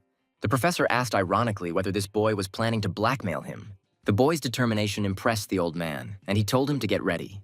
A few days passed, and the peaceful skies shone over the campus again. The nest's dining hall was bustling with activity, with students enjoying breakfast to the fullest. Su Chang's friend fervently convinced his friends of the truth of his words. He complained loudly about his strange awakening in the medical center among the leaves. Meanwhile, Du Hua listened attentively to her friend's nonsense, suspecting something. And then someone in the crowd inquired about the identity of the newly arrived student. The daring Scorpio with a real sting was considered a special case at the academy. The students discussed the theory of transformation and the complex genetic tests of the nest scientists. It suddenly turned out that Scorpio was being let out of class for laboratory research. Suchang admitted that without the antennae, he would never have recognized the insectoid. Duhua only narrowed her eyes mysteriously, preparing to reveal her main secret. And then she declared that her DNA was related to that very praying mantis. The guy immediately understood the secret of her truly frightening physical strength. Suddenly, Scorpio burst into the dining room, announcing her noisy return. She sat down leisurely on the table, announcing the start of new group projects. Meanwhile, the friends began to discuss the tasks, hoping that they would be easy. In reality, students were often bombarded with problematic mutant insectoids. Suchang gloomily calculated that they could not avoid harsh clashes now. It was not for nothing that he trained his wings at night, dreaming of showing results. Meanwhile, Jin reminded that the groups were being shuffled personally by the stern professor. The stunning Cheon Do-hwa has officially joined their motley crew of freshmen. She was accompanied by that same hot-tempered grumbler, Cha Hai-sung. And then Suchan saw his name on the group's final list. Headmistress Jin stated with satisfaction that their quartet was finally assembled. The guy was jubilant, because with powerful allies, he became closer to his goal. With partners like these, he definitely felt like everything was going smoothly. A couple of days later, a powerful downpour and thunderstorm hit the campus. Professor Chi sweated on the exercise equipment to the rhythmic roar of the rain outside the window. A sharp knock on the door made the leader of the nest turn around warily. Suddenly, the assistant burst in with a report about an emergency. She reported that Group A had run into trouble on their way to their destination. And then came the shocking news of the murder of one of the students. Meanwhile, in the classroom, the professor announced the start of group projects. He ordered the students to search off campus for canisters of jungle juice. Suchang froze when he heard the name of the poison that caused their mutations. The professor confirmed that it was this dichlorvos that turned them into insectoids. An old advertisement on the screen promised insects a quick death from one spray. The distributor was based in Gangwon-do, so local residents suffered the most. Suchang was amazed by the secrecy of the anomaly, considering it a nationwide problem.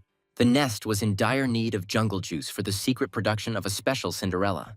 The professor promised top marks for any poison spray found. The students started whining because they would have to hunt hard for the scarce goods. The guy estimated the difficulty of the task, anticipating a truly tough and dangerous week. Finally, the old man ordered everyone to disperse into groups and get to work. In reality, the team split up, hoping for the effectiveness of paired searches. Suchang hid his wings under his jacket, uncharacteristically, wondering where they should go. He soon realized the futility of the undertaking, since everything valuable had been collected long ago. Suchang was jubilant, anticipating an easy top 5 and getting closer to his cherished goal. And then he grabbed Do-hwa, confidently promising to find the treasured cylinder. The boy admitted that he had hidden the same poison at home since school. A happy Suchang burst into the apartment, anticipating a quick victory in the project. Suddenly he froze, seeing complete destruction and chaos in the rooms. The shocked young man realized that someone had brazenly entered his home. He rummaged through all the drawers in a panic, desperately searching for the treasured aerosol. And then came the terrible realization. The valuable trophy had disappeared without a trace. Suchang burst into tears of grief, lamenting his assessment and the missed opportunity. Meanwhile, he hopefully suggested checking his partner's apartment. Do-hwa cut him off, saying that there was no point in going to her now. She suggested looking in the city, and Suchang dejectedly agreed. The guy became nervous, wondering if he had said something unnecessary to his partner. Meanwhile, the guys unsuccessfully scoured the internet in search of the coveted information. They walked around the hardware stores, but the salespeople just threw up their hands in surprise. And then Du-hwa stopped the guy's attempt to cheat with the bottle. Despair grew as the search in the city yielded absolutely nothing. The exhausted friends sat down, deciding to continue the dangerous mission tomorrow. Suchang cursed the thief who had stolen his only chance of salvation. Suddenly, the girl asked why he was so eager to get rid of his wings. Suchang was drinking coffee when he suddenly blushed deeply from the question. Jin sarcastically reminded him of the rescue of that friend at the cinema. The guy choked and began frantically denying his tender feelings. A bright image of He from a past life surfaced in my memory. A bitter longing for a human form momentarily distorted his face. And then he admitted that he dreamed of becoming an ordinary student again. Suchang understood the fear of his friend, who almost died from the mantis. His companion only smiled, sincerely amazed by his kindness and gentleness. The young man warmly thanked Jin for her timely help in the forest. But in fact, He doubted whether there was a way back. The guy realized that it was this meeting that gave him a purpose in life. Sitting on the bench, he was wildly embarrassed and wanted to sink into the ground. The girl just chuckled, remembering how long it took to persuade him. Heijin playfully asked if he was happy with his choice of path. The hero sincerely confirmed that he never regretted his decision. And then he remembered that she used to be a cool class leader. He decided that Heijin was dreaming of returning to the old days as soon as possible. But she suddenly snapped that she didn't need her past life at all. The deep conversation was interrupted by a ringing bell, causing the guy to be instantly distracted. The line was happily shouting about a discovered warehouse filled with valuable loot. The guy was overjoyed at the news about a pile of serum and a top score. He hastened to share his joy with Heijin, but she clearly tensed up. The girl suspected something was wrong while the hero continued to enthusiastically chatter about the find. Suddenly, the guy said that the point had already been reset and they were expected, but the attempt to get through failed. The subscriber was unavailable. The anxiety only grew. Heijin remembered that even Nest hadn't found these secret reserves. And then it dawned on the guy that such sudden luck was suspicious. The huge warehouse turned out to be the perfect place for a death trap at night. Heijin felt in her bones that going inside was a lousy idea. Despite the bad feeling, the heroes moved straight into the beast's mouth. The friends entered the dark warehouse, still expecting a trick. There was only age-old dust everywhere. The place seemed completely empty. Suchang began to search the boxes, puzzled by such secrecy. And then he discovered the treasured stash of jungle juice. The guy called out to his friend enthusiastically, casting aside all his recent doubts. Suddenly, Heijin was pierced by someone's swift and deadly attack. Suchang froze in horror as he watched his partner's blood flow out. Meanwhile, hot blood slowly flowed from the enemy's sting. A monster with a huge scorpion tail announced a successful hunt. The girl collapsed onto the concrete, bleeding in complete silence. Suchang finally went crazy from unbearable rage and pain. Suddenly, he jumped up, turning into a shadow of bloody retribution. As a child, his grandmother taught him that losses are absolutely inevitable. But the death of the closest person cruelly destroyed all childhood illusions. It turned out that it was simply impossible to get used to the deafening emptiness inside. A flash of memory with Heijin's smile painfully burned the wounded heart. And then reality hit him with the sight of a lifeless body in a pool of blood. Suchang realized that one could never get used to eternal separation. He rushed forward, turning his anger into a crushing stream of emerald energy. The enemy only grinned mockingly, feigning sympathy for his sudden loss. The coastal earwig promised the boy the same fate as her friend. Suchang furiously sent the enemy to hell, activating his faceted vision. Suddenly, he broke into a rage, turning into a streak of rage. The guy put all his pain into a crushing blow to the face. There was a terrible crunch as the fist finally reached its target. Suchang landed, confident of a clean hit on the jaw. The enemy's face was literally distorted with pain by the powerful collision. However, the monster stood up and ominously suggested ending things amicably. The boy was horrified to realize that the enemy's skin seemed absolutely impenetrable. It turned out that the reptile had a chitinous exoskeleton, exactly like a praying mantis. The enemy mockingly asked why the guy hadn't had lunch yet. Earwig asked if he really hadn't eaten anyone yet. This psycho believed that predators had the right to devour other insectoids. He grinned as he recalled the wild thrill of eating meat for the first time. Suddenly, in a fit of euphoria, one thing dawned on him. It turned out that devouring his own kind makes him many times stronger. He used to be the office loser who people walked all over, but now the shackles have fallen, and his power is rushing out madly.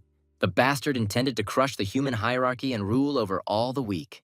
He was promised a mountain of food in a fake warehouse and was not deceived. Suddenly, the psycho rushed to attack, promising to devour him to the last crumb. The deadly tail whistled past, narrowly missing the boy. The freak mockingly advised him to stop chatting and prepare for death. Suddenly, Suchang grabbed the stinger with his bare hands, mocking its power. He asked contemptuously if that was all this mutant was capable of. The guy was furious when he realized that Heijin had died for such a worthless purpose.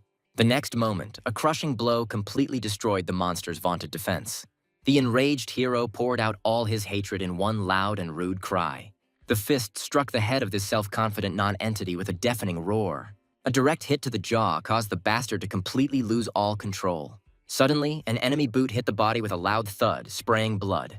Suchang growled furiously, trying to ignore the searing pain from the impact. Meanwhile, the massive tail was knocking everything down, turning the room into chaos.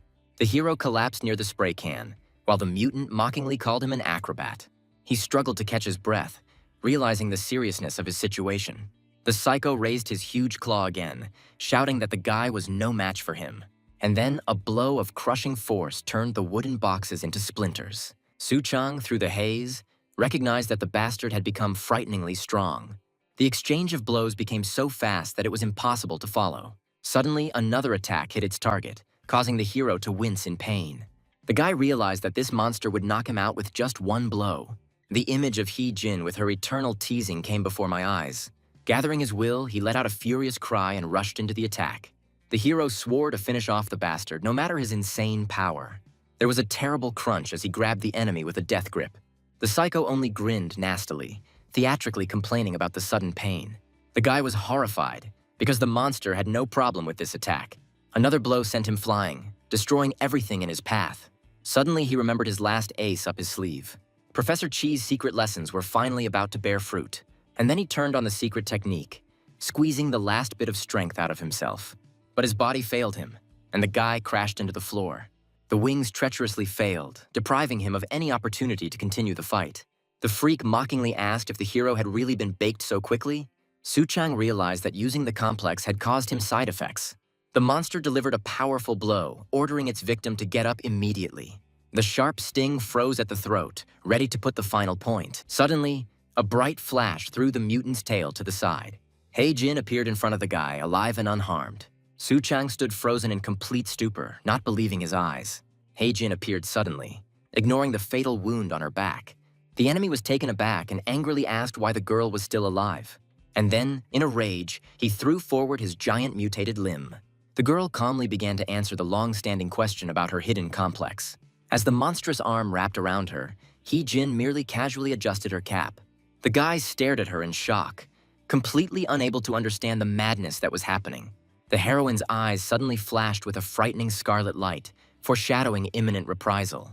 Suddenly, the entire space around was filled with a blinding flash of pure rage. A powerful explosion scattered everything around, colliding two incredible forces together. The villain screamed wildly as his own flesh began to literally tear apart. Hee-jin ordered them to watch carefully, promising to show them her true, terrifying self. She proudly declared that now he would find out what she was made of. Suddenly, memories transported her to an old alley bathed in soft evening light. The local bullies waited with grins for the appearance of the one they considered their prey. 17-year-old Hee-jin walked out the door to the sound of caustic laughter about cockroaches. The girls laughed maliciously when they learned the truth about her miserable basement home. Rumors spread quickly, turning her reputation into ruins in minutes. The heroine froze in confusion, while the crowd around her reveled in their false pity. Soon, sympathy gave way to disgust, and people began brazenly filming her on smartphones.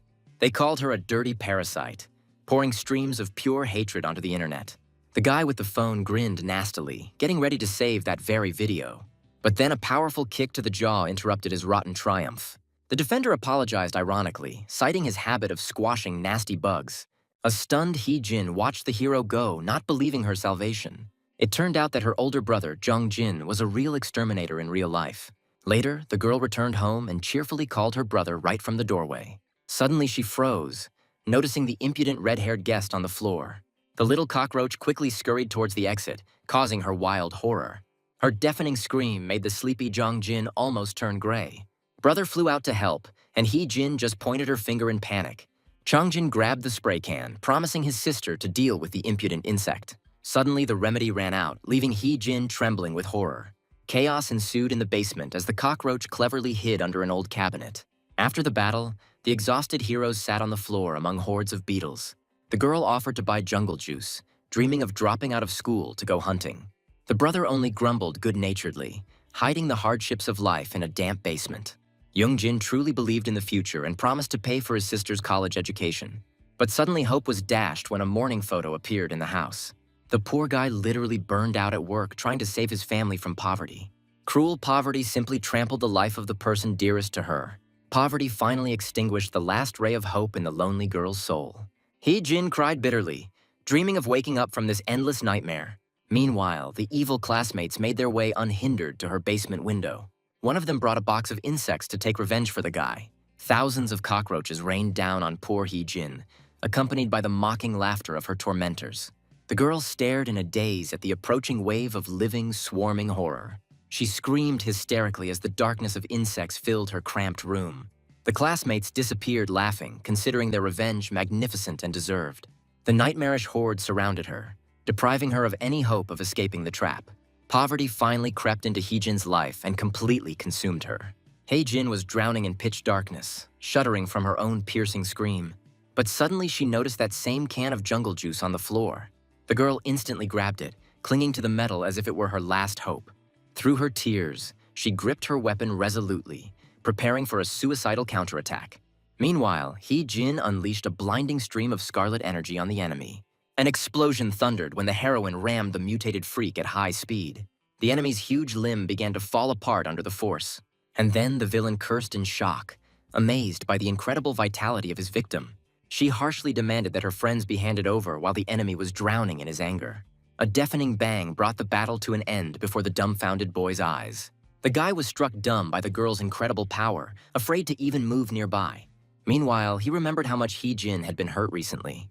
He was sure of her death, looking at her bloody fingers. Heejin stepped out of the shadows, dryly saying that she was going to live. And then her mutilated arm began to heal right before our eyes. The girl confirmed the presence of a special ability, flashing a heavy look in her scarlet eyes. Suddenly, an enemy swooped down from above like a hawk, shouting insults about a cockroach. The villain acknowledged their vitality, preparing a new crushing blow to the target. He mockingly asked if she had mutated in the gutter. The enemy venomously reminded me of the stinking basement, attacking with redoubled fury. Heejin delivered a crushing blow, leaving the boy watching her in fascination. The guy suddenly realized why she had hidden her true nature so carefully. He collapsed helplessly to the ground, angry at his completely disobedient body. The villain laughed wildly, mockingly shouting words about her slum origins. The mutant cursed in rage, not having time to touch the incredibly nimble opponent. He promised to finish off the girl, reminding her that even cockroaches don't live forever. Suddenly, a new, truly vile and insidious plan matured in the madman's head. The freak suddenly changed his target, bringing down a powerful blow on Heejin's wounded ally. The girl rushed to help, desperately trying to prevent the inevitable bloody tragedy. Heejin screamed in horror, realizing that she was too late to save her friend. The boy, terrified, mentally begged Heejin not to come closer anymore. Suddenly, a crushing blow pierced the heroine, literally knocking the life out of her. She collapsed, and thick scarlet blood instantly flooded the cold floor. The villain only grinned nastily, reveling in his triumph over the weak girl. The mutant croaked that this time nothing would save her. Meanwhile, the ending seemed obvious. After something like this, they definitely won't resurrect. The friend froze in complete stupor, unable to look away. The enemy venomously reminded her that only her insectoid nature prolonged her agony. The killer coldly concluded that there was no place for the poor in this cruel world. And then he turned around abruptly, feeling a strange fluctuation of energy behind him. Suddenly, the boy's eye flashed with a poisonous light, heralding the awakening of a hidden power. Huge, blindingly bright wings burst out of his back with a roar. And then the enemy became numb, unable to comprehend the power of this demon. It turned out that the hero held on to his most powerful trump card until the very end. Meanwhile, the villain decided that Heejin's death had finally brought him together. Suddenly, the mutant realized that he could devour others for the sake of power. He licked his lips in anticipation, eager to quickly taste the nutritious and rare sacrifice. The freak suddenly attacked with his paw, hoping to quickly feast on the new prey. But the guy dodged the blow at incredible speed by flapping his wings. The enemy only gasped in shock, feeling his advantage instantly evaporate. Suddenly, an incredibly powerful and bright burst of energy exploded in the air. A thunderous explosion shook everything around, leaving only chaos in its wake. The hero exhaled heavily, his body enveloped in a strange greenish light.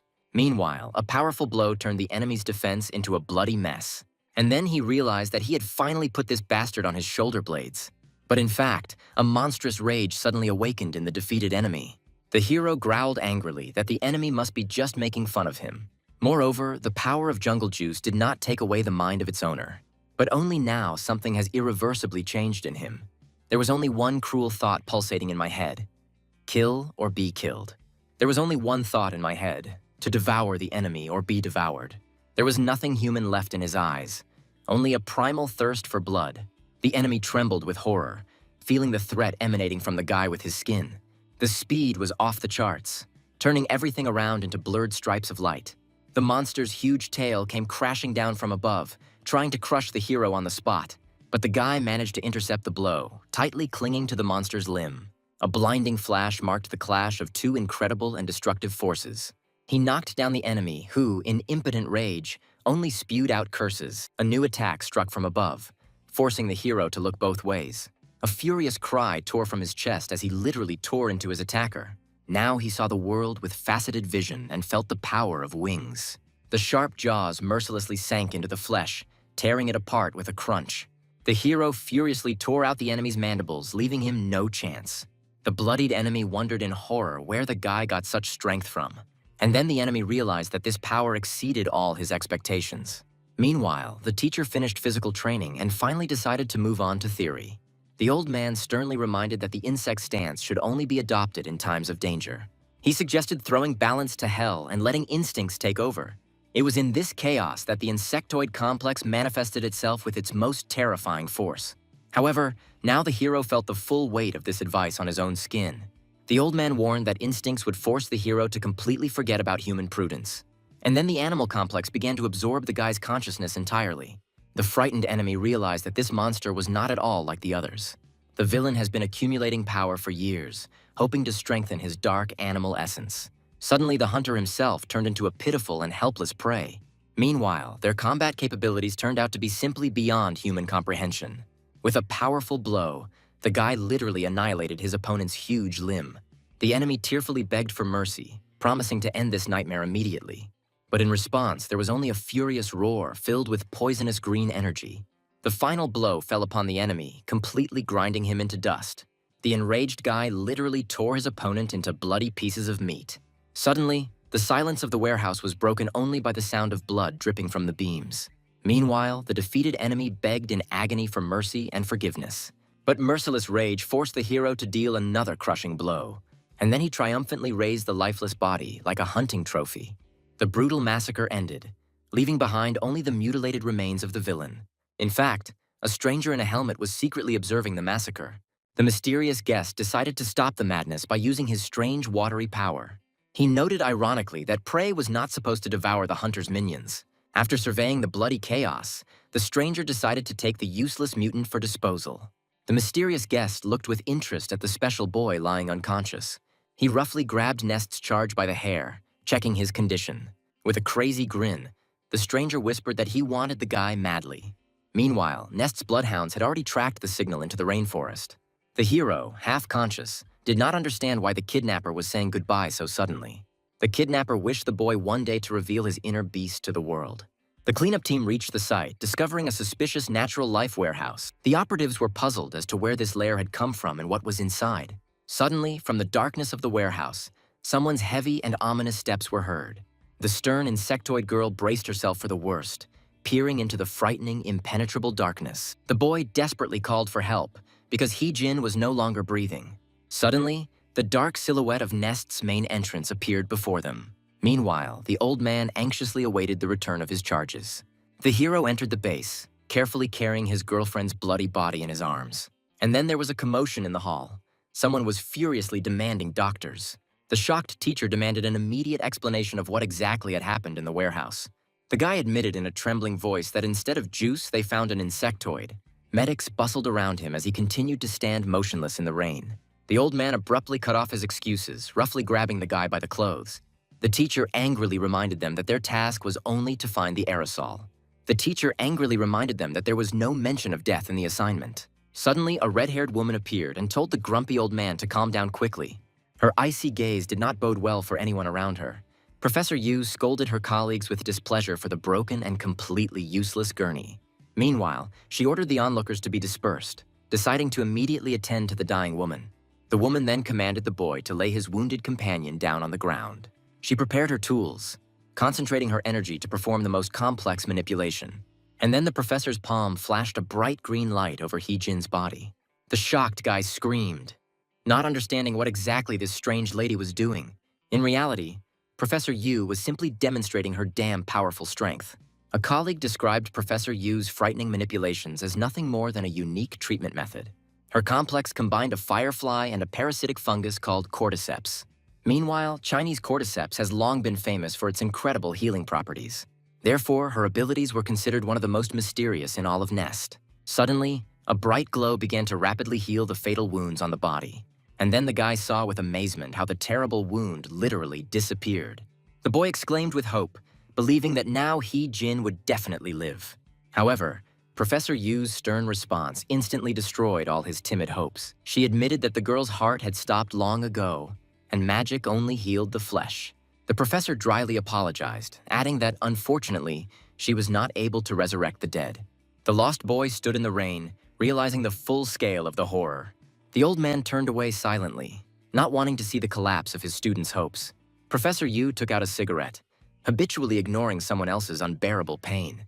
Suddenly, she ordered the orderlies to carry the lifeless body inside. The guy fell to his knees, continuing to hug his dead girlfriend until the very end. The assistant touched his shoulder, trying to apologize and take Hee-jin away. He clung to her with a death grip, silently saying goodbye in the darkness. Meanwhile, in the memories, they were sitting together after a long chase. The girl complained about beetles and dreamed of fabulous wealth. And then he enthusiastically told her about the beautiful transformation of insects. The girl philosophically reasoned that even pathetic bugs one day become beautiful. Her brother, with a smile, supported her faith in a bright future. And then she jokingly kicked her cheerful brother. Having stood up, the guy advised her to give up her gloomy thoughts and believe. In the rays of light, he extended his hand, promising to protect his sister. The girl listened, enchanted, forgetting about their impoverished life. Meanwhile, the shining palm froze in the air like a saving beacon. Suddenly, the idol was cut short. In the pouring rain, he begged his bloodied sister to live. Bitter tears poured from his wide green eyes. But in fact, this desperate cry made the red-haired Jean turn around. Meanwhile, the gray-haired old man sternly watched the drama in the rain. Suddenly, the girl's body convulsively arched in the process of a terrible metamorphosis. Like a reborn butterfly, she shed her old human shell. The young man watched, his tears streaming down his face as she gained new strength. The powerful energy of triumphant life smoothly lifted her shining body upward. Her detached gaze suddenly flared with a frightening, unearthly light. A warm image of an ever-smiling little brother surfaced in my foggy mind. I remembered how this good man once mercilessly swatted a nasty bug, and then their hands intertwined tightly as if defying death. The green-eyed boy smiled warmly through his tears, asking her not to worry. Suddenly, the stunned girl with the ridiculous mustache looked around in confusion. The tearful brother immediately hugged her tightly in a saving embrace. A heavy stone of unbearable anxiety finally fell from his soul. Meanwhile, the comrades who had arrived breathed a sigh of relief when they saw them alive. Soon, this crazy drama moved to the quiet corridors of the hospital. The embarrassed and bandaged boy awkwardly tried to justify himself to his rescuers. The enraged visitors harshly scolded the fugitive from the doorway for his sudden disappearance. But in fact, these would-be detectives simply mixed up the buildings. And then a terrible roar was heard in the dark warehouse.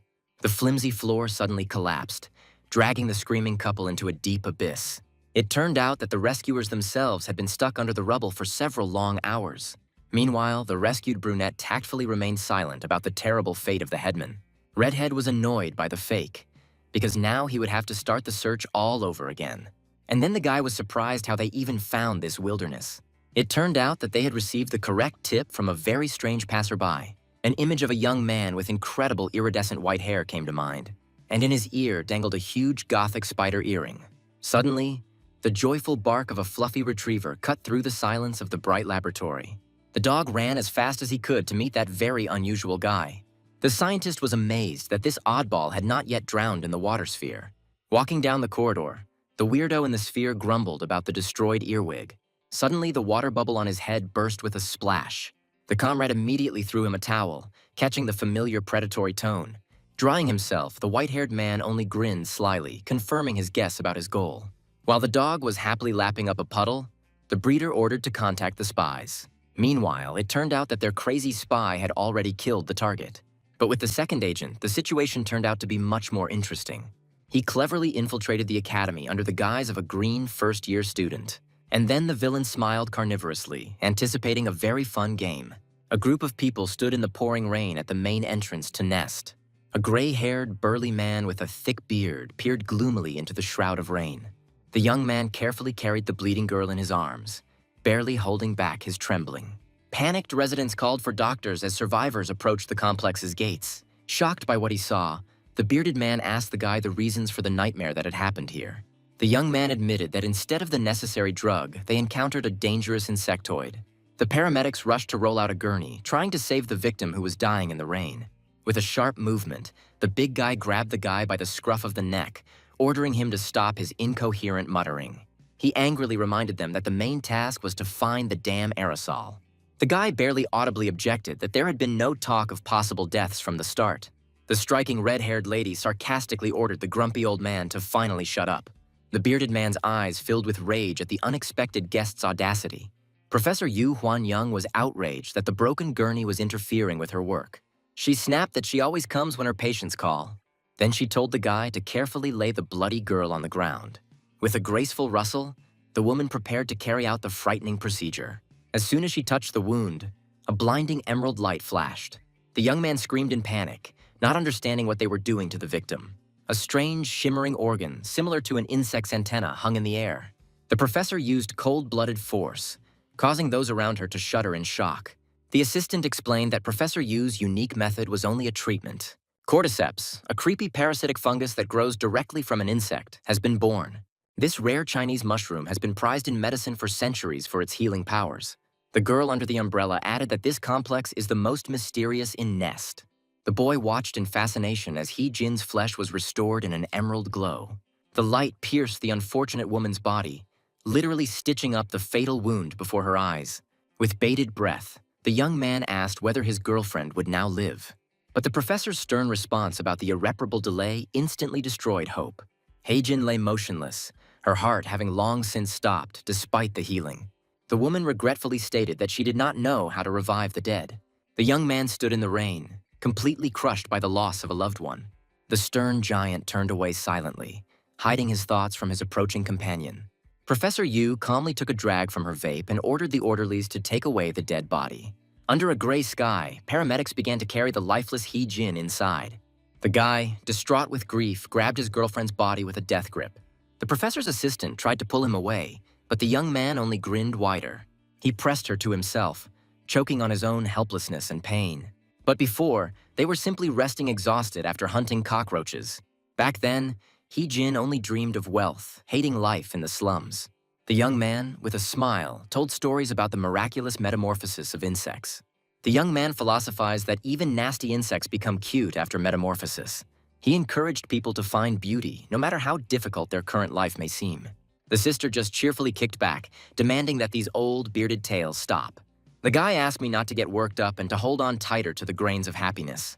In a blinding radiance, he promised to catch all the bugs for the sake of her peace. The girl skeptically reminded her brother that they were as poor as church mice. And then a ghostly image of an outstretched hand from the past lit up his mind. Now he frantically squeezed her cold palm, begging his sister to just live. Tears of unbearable, heart-rending despair gushed from his burning green eyes.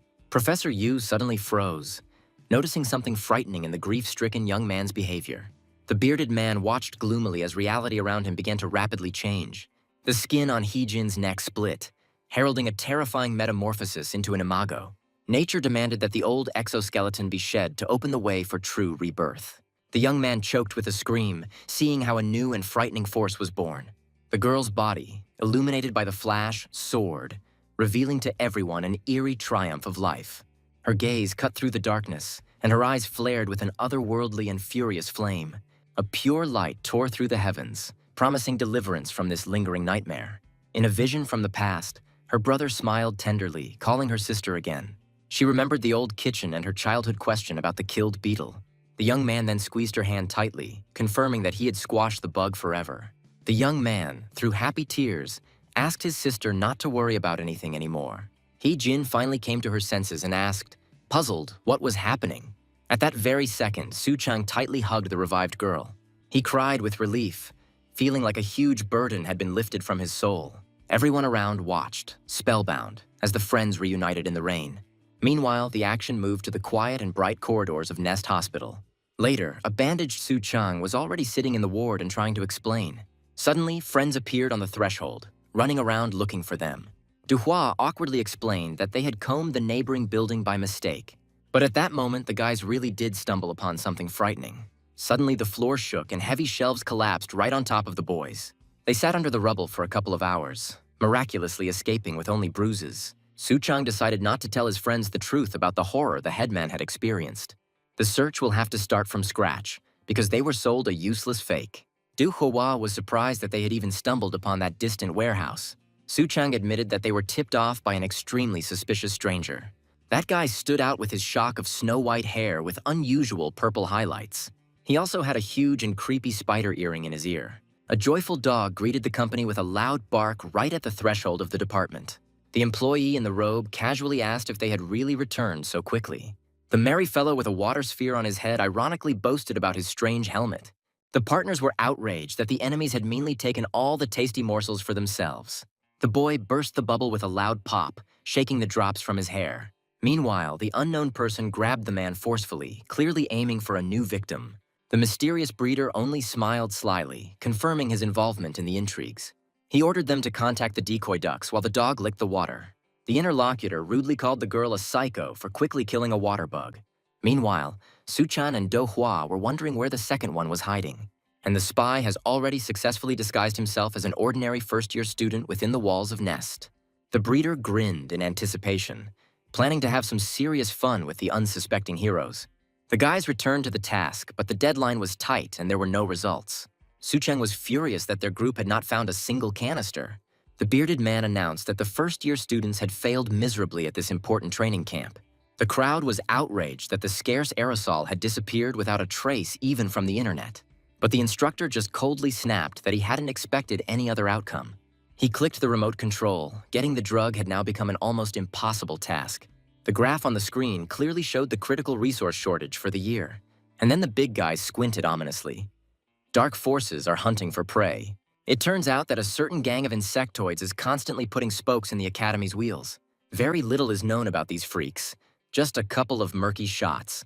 Terrorists turned random passers-by into terrifying insectoids by forcibly injecting them with mutagens. Rare insects were secretly brought into the country to create new human hybrids.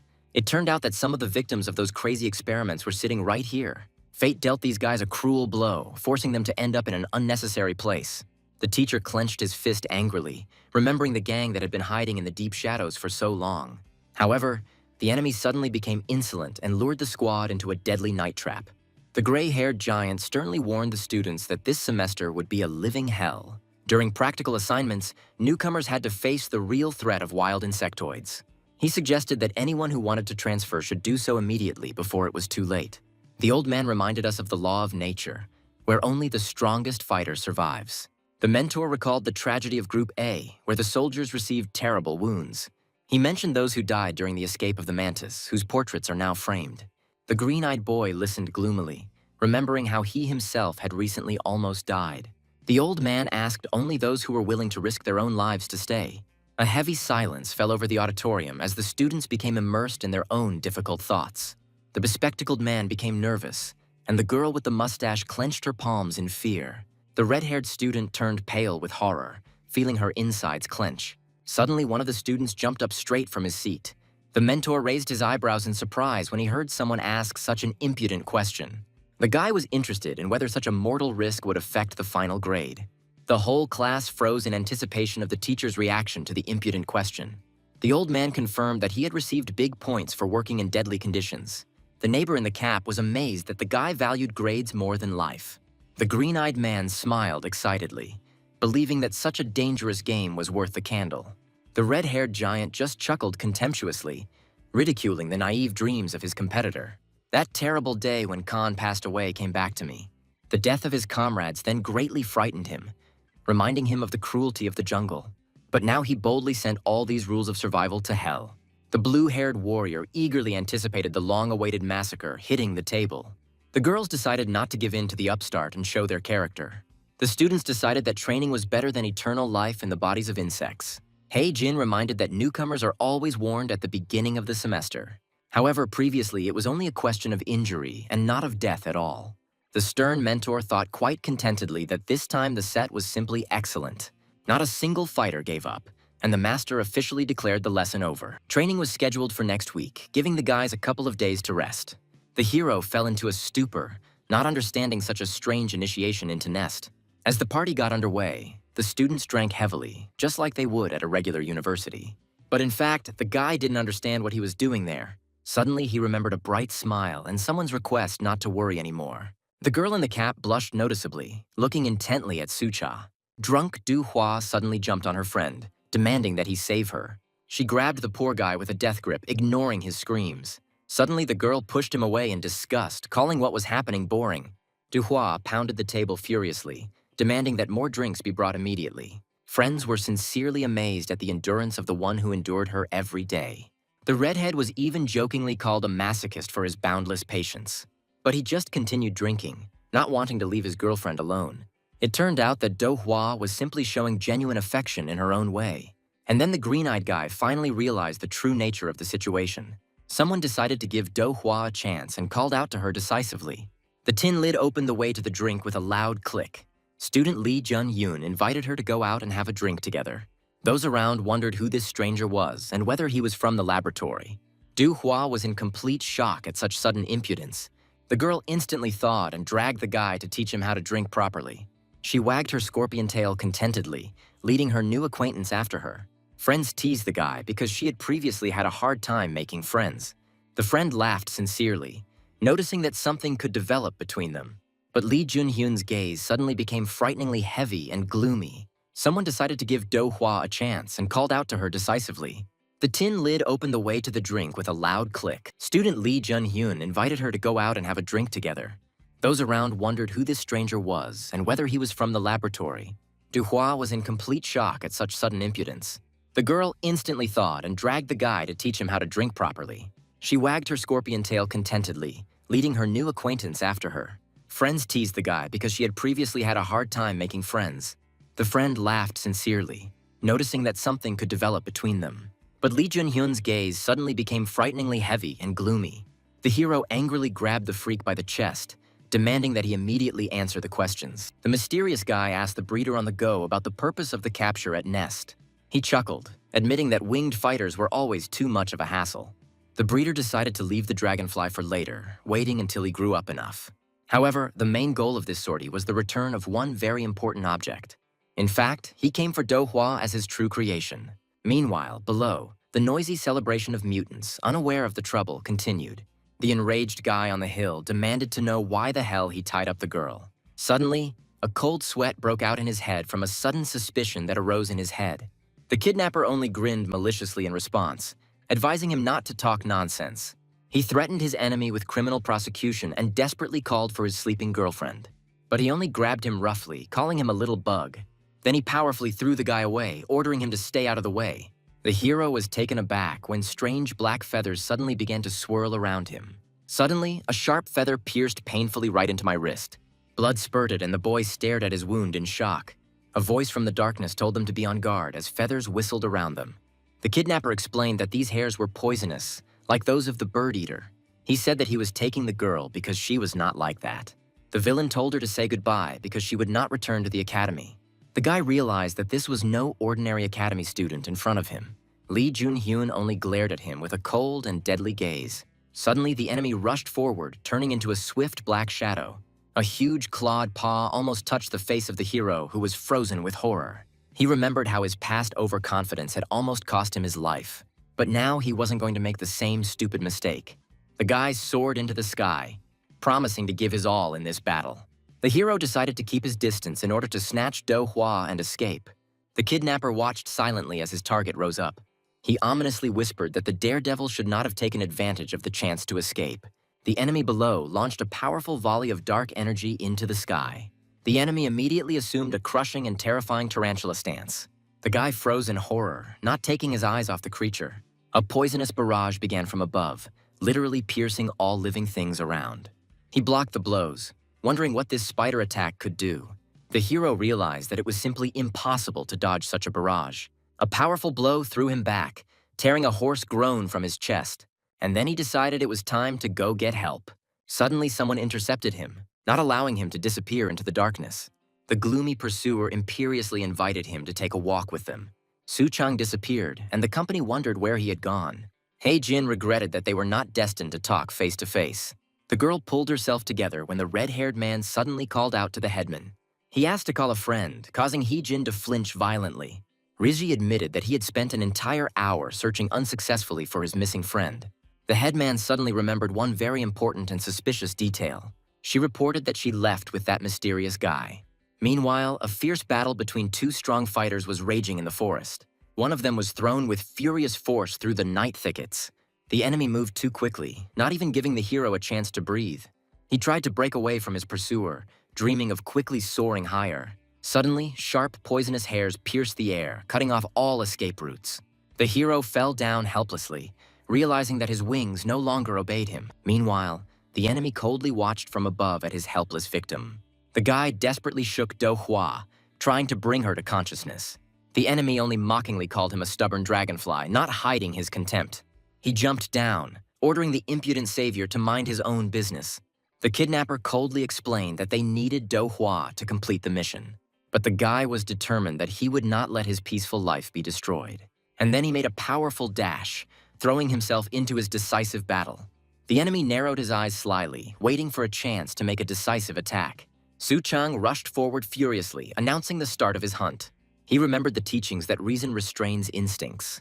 But the guy threw the balance to hell by releasing the beast. In a powerful clinch of energies, the fighters finally came together at full strength. Su Chang screamed frantically, completely surrendering to the excitement of the wild battle. The enemy abruptly grouped himself, preparing his insidious move for the hero. Everything swam before his eyes, and the boy realized in horror that he had failed. With a heavy thud, he fell into the mud at the enemy's feet. The enemy calmly said that there was no need to kill him now. The enemy was amazed, not understanding when the guy managed to deliver a daring blow. He looked at the scratch ironically, calling his opponent the bearer of a dangerous complex. The strongest enemy coldly cut him off, saying that the wounded youth was no match for him. Consciousness finally left the hero, plunging him into impenetrable, viscous darkness. The guy came to in bed, wondering where he was. There was pitch darkness all around, frightening the hero with its absolute emptiness. A suspicious rustling sound made him flinch and peer into the thick shadow.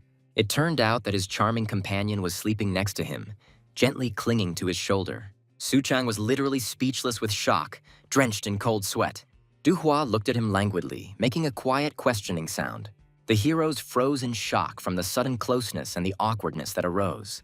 The poor guy received a resounding slap in the face, although he swore that he had done nothing.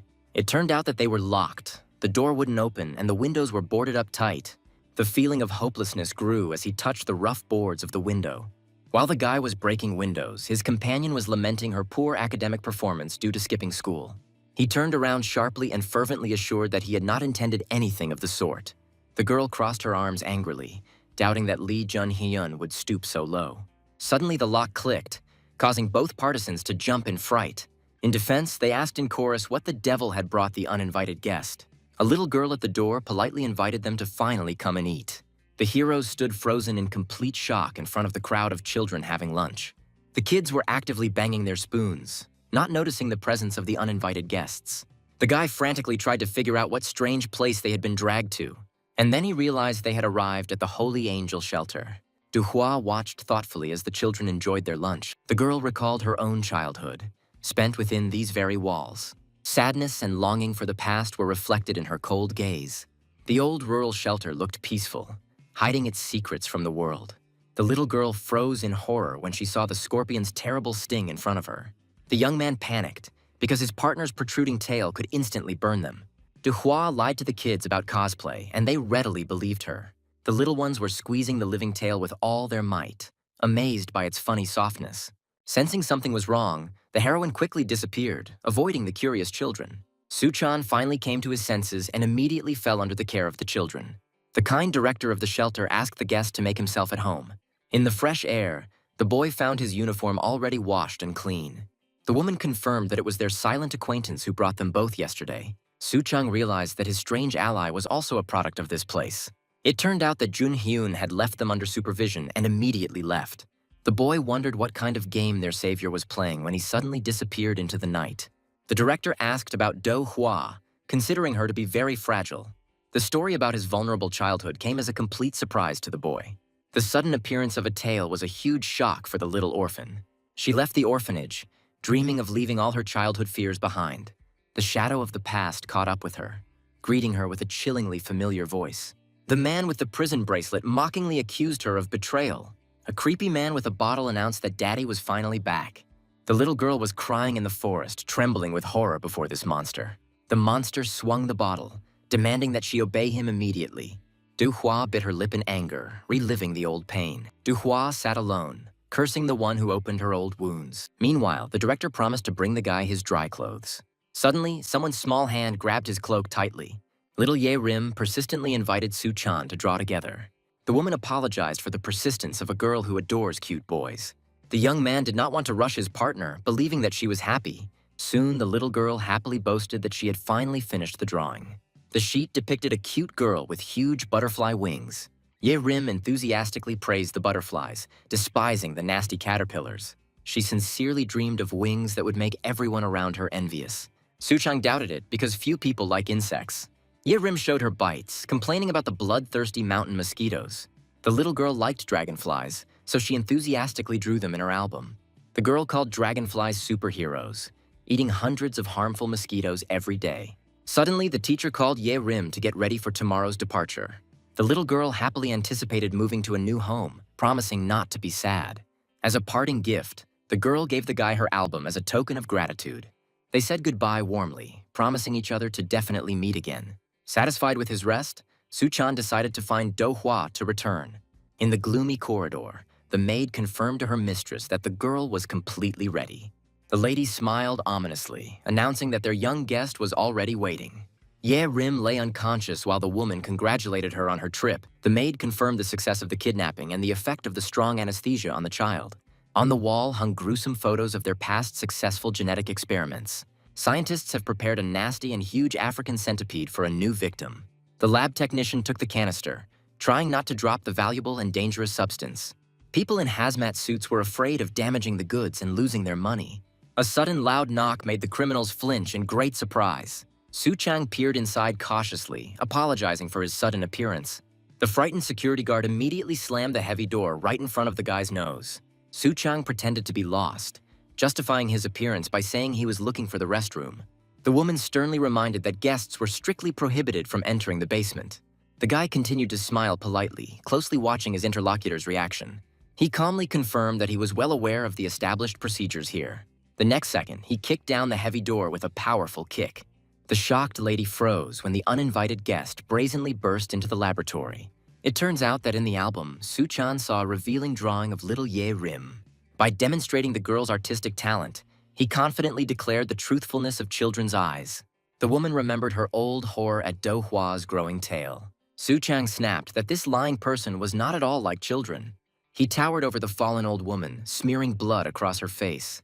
The guy angrily admitted that he didn't consider this hag a person. 10 minutes earlier, Su Chang had been studying a strange child's drawing in shock.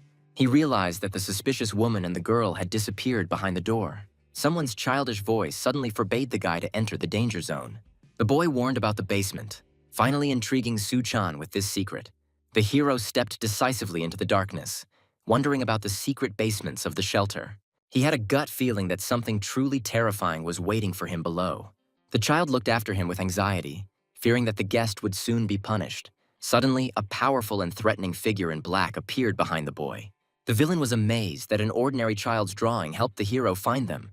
She noted how the guy had cleverly dispersed the security guards despite the measures. The old woman was angry at her accomplice, who had brought the curious, impudent fellow into the laboratory. The lab technician in hazmat suit attacked ferociously, hoping to quickly eliminate the interference. But Su Chang easily threw his opponent away, forcing him to crash into the wall. The lady was horrified to realize the true power of this guy. The hero asked gloomily how many children she had already managed to disfigure. He knew firsthand about the pain and eternal contempt of those around him. Su Chang rushed into the attack, not wanting to listen to the sadist's excuses. Suddenly, the old woman pulled out a thorn, preparing to deliver a vile counterattack. The guy listened to the taunts on the phone, not understanding the essence of the nonsense that was happening. The villainess smirked, stating that they were clearly beyond the boy's capabilities, and then he burst inside to the mocking comments of the enemy. He was surrounded by monsters, brazenly reminding him of their numerical superiority. The young man realized that the shelter was teeming with insectoids and was truly shocked. There was no room to turn around in the cramped space. He barely had time to dodge. A powerful pressure crushed him, preventing him from spreading his wings for takeoff. His eye widened in shock as the situation became even worse. Meanwhile, the kidnapper rushed away, brazenly ignoring the furious cries. In his helplessness, he shouted after the enemy, demanding that he stop immediately. The criminals decided to kidnap the girl and kill her in another place. The villain venomously remarked that Jun Hyun had hoped for their alliance in vain. At this time, the girl was alone, sadly hugging a plush bunny. The sharp click of the lock made her tense up and wait for the intruder. Jun Hyun entered the room, carrying a bag of clothes and small items. The guy awkwardly joked about the size of things under the prickly gaze of his companion. The blue-haired captive suddenly felt a frightening vibration coming straight from the basement. Her Scorpio nature helped her to notice the terrible changes in her home. It turned out that in the laboratory, children were forcibly turned into dangerous insectoids. Hearing about the inhumane experiments, she became truly furious. She grabbed his collar, demanding that he stop talking this nonsense. The guy asked gloomily if she remembered her past suffering. He made her remember her life before the fatal conversion. Little Do-hwa shuddered as she met her personal tormentor again. The father was indignant that he was separated from his daughter in just a couple of blows. The drunken monster told her to tell everyone about his return. He asked with a grin if she would complain to the police again. Back then, she was a tiny and defenseless girl. Do-hwa felt terribly weak in front of her father, who was swinging his arm. The baby just cried while her future ally watched over her. The beaten little Do-hwa had no strength at all to defend herself. Jun Hyun watched the violence, desperate to finish off the bastard. But the guy understood that the death of the scum would not fundamentally change anything. She had to personally go through the hellish procedure of turning into a monster. Do-hwa asked with a shudder if she had really become a monster because of him. Jun Hyun confirmed the guess, believing that such a price was completely justified. He reminded his stunned father that jungle juice had made her invincible. Do-hwa squeezed the bastard's hand with an iron grip, expressing all her contempt for him. Having become an insectoid, she made the bones of this non-entity crunch disgustingly and loudly. Hot blood dripped down, marking the beginning of her long-awaited and harsh retribution. Do-hwa finally ended her suffering, gaining the long-awaited and frightening freedom. He grimly reminded that all the children in the orphanage were simply abandoned orphans. Jun Hyun didn't believe that the children would ever be able to adapt after graduation. Their fate was sealed, so they needed to start all over again. He demonstrated jungle juice, which promises orphans complete rebirth into another being. The villain painted a vision of a future where insectoids no longer needed to hide their wings. The guy admitted that he was helping the creator of a new ideal order for everyone. Jun Hyun grabbed her hand sharply, mocking her naive dreams of normality. He persistently invited Do-hwa to join him for a common goal. The looming shadow of the monster emphasized his question about his readiness to proceed further. The girl with an icy glint in her eyes dryly confirmed her choice. The lashing blow sent the enemy flying, causing a powerful burst of purple energy. The man in white quickly flew back, losing his balance from the collision. The heel hit the concrete with a loud thud right in front of the frightened enemy's nose. The masked adversary furiously promised to set his comrade's mind straight in a friendly way. The beaten guy in the hood only grinned grimly at such friendly help. The girl bared her teeth predatorily and advised the hero to quickly prepare for the worst. The huge scorpion behind her promised to give the enemy a real thrashing. Sharp needles suddenly pierced my arm, sending pain through my veins. The guy realized with horror that the enemies had begun to suck his blood in cold blood. Giant mutant mosquitoes surrounded the victim, preparing to suck out the last drops of life. The enemies blocked the hero's path, calling the kidnapped girl a valuable commodity. The terrifying enemy with blood-red eyes grinned, declaring complete defeat. The young man remembered how dragonflies destroy hundreds of mosquitoes in one day. The little girl believed that dragonflies were superheroes, and the boy hugged her tightly. Those words seemed naive, but they were the ones that lit the fire inside. The scientists froze in horror, realizing that they were facing their natural enemy. Panic gripped the victims as the true predator went hunting. The hero spread his shining wings, deciding to become a protector for his little friend. His eyes flashed green, promising his enemies quick and inevitable retribution. The guy clenched his fists, deciding to get the girl out of trouble first. A sudden blow struck him, splashing his clothes with hot blood. The freak asked venomously where their dear guest was rushing off to. The enemies laughed bloodthirstily, promising to let him go only feet first. Swiftly dodging, the hero was amazed by the incredible speed of these monsters. He jumped sharply to the side, miraculously avoiding another deadly attack. The razor-sharp stings pierced only air, missing their target. With burning eyes, the young man rushed into the thick of the dangerous fight. The air exploded with crossfire, turning the fight into bloody chaos. The guy understood that he had to move even faster for the sake of everyone's salvation. A direct blow to the jaw caused the monster to choke on its own long tongue. The hero's eyes were watering wildly. He desperately dreamed of his usual glasses. The guy felt that his strength was running out and he wouldn't be able to hold out for long. He frantically tried to come up with some kind of plan to save his skin. The wall of the building was shattered into pieces by a powerful and sudden explosion. The Scorpio girl merely ironically teased her enemy for his foolish hopes. She made it clear that she had no intention of playing along with his madness. The hooded attacker became enraged and unleashed hidden dark power. A powerful flash of purple energy threw the heroine away like a feather. The girl instinctively covered her face with her hands, trying to wait out this crushing blow. The girl grinned cheekily, calling her opponent a complete idiot. She struck him hard, mocking his completely useless feathers. The enemy realized that the poisonous hairs would not penetrate the scorpion's hard exoskeleton. He rushed into the attack, confidently promising to sort it out without special effects. A thunderous blow shook the area, raising clouds of dust into the air. The beauty spun spectacularly in the air, completely confusing her stunned opponent. She gritted her teeth, deciding she had had enough of this fuss. The hooded enemy tensed, intending to subdue her by force at any cost. She slammed the boar into the asphalt, ordering the asshole to quickly return to the ground. The heroine relaxed, calling this brutal knockout just a friendly greeting. The girl with blue strands of hair rushed after the departing yellow van. She realized that the kidnapper was taking the child away and told her to stand. Duhua chased the car with all her might, shouting out brazen threats.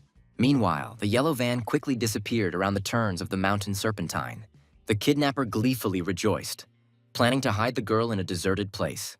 In order to catch up with her target, Duhua decided to instantly complete her transformation. She suddenly blocked the path, shocking the enemy with her incredible speed.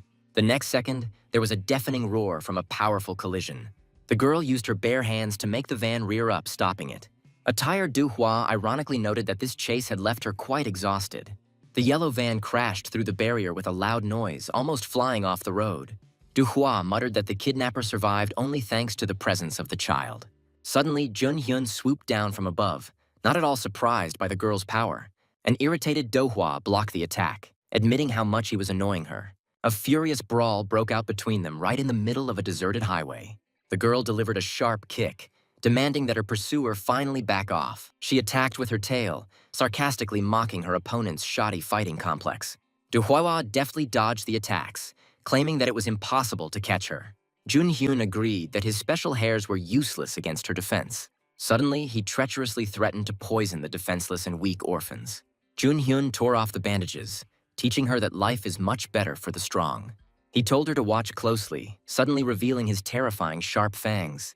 The boy grinned madly, believing that only such power would protect the orphans. Poor Duhua was simply speechless with shock as she watched this madness. A threat hung in the air, awakening the power of the giant tarantula's stance. Suddenly, he pounced on her like a poisonous black mamba.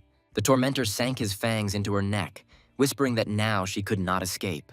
After that vile bite, the outcome of their battle was instantly decided. The shocked Duhua tried with all her might to comprehend this nightmare. Junhyun added mockingly that he had only injected a little poison to cause paralysis. Junhyun mockingly wished the paralyzed Duhua sweet dreams. The girl was left lying on the road next to a wrecked yellow van.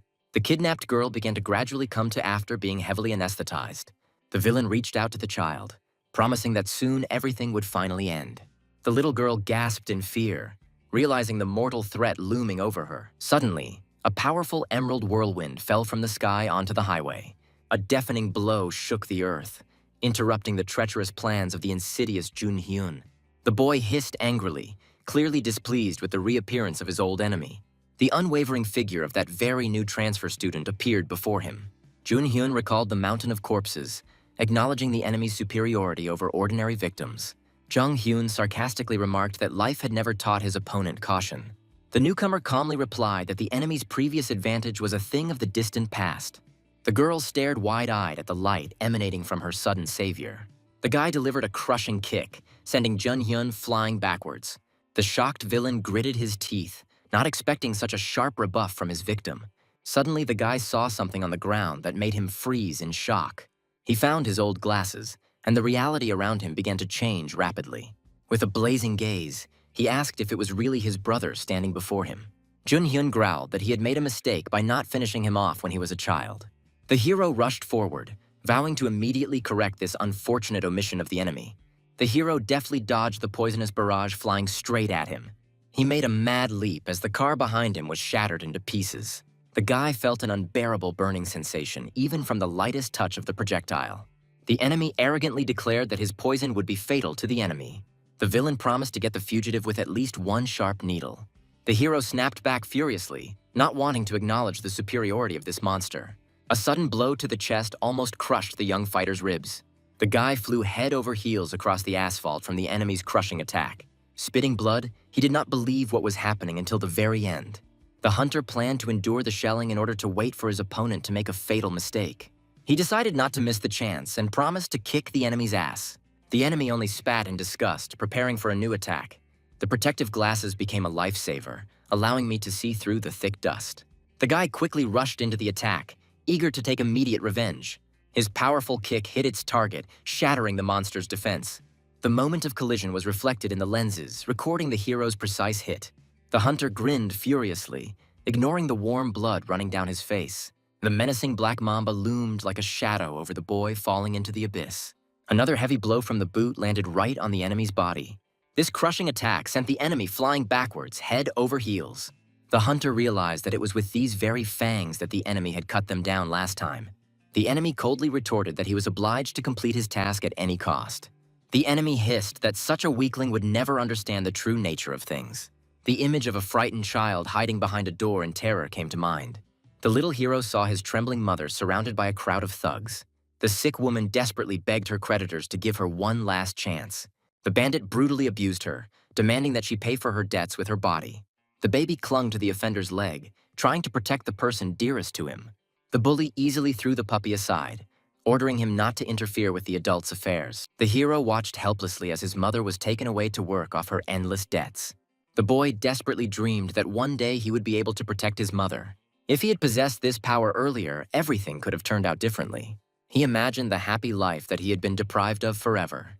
But in this cruel world, only the strongest survived. Remembering the children from the orphanage, the hero finally cast aside all doubts. The hunter furiously promised to save everyone and finally give them happiness. Meanwhile, the enemy adopted a creepy and deadly tarantula stance. Suddenly, a multi-headed ghostly hydra burst out of the enemy's shadow. The hunter shuddered, amazed by the suddenly increased number of dangerous reptiles. Trying to dodge the squall, he frantically searched for any shelter. The look through the lenses became extremely cold and focused. The guy shielded Do Hua from the purple flashes of enemy magic. He gritted his teeth, enduring the pain from the direct hit of the poisonous needles. The villain announced Do Hua's immunity, laughing at the hero's plans. A menacing hydra loomed over the boy, heralding his imminent and inevitable death. The hunter only growled angrily in response to the monster's arrogant speech.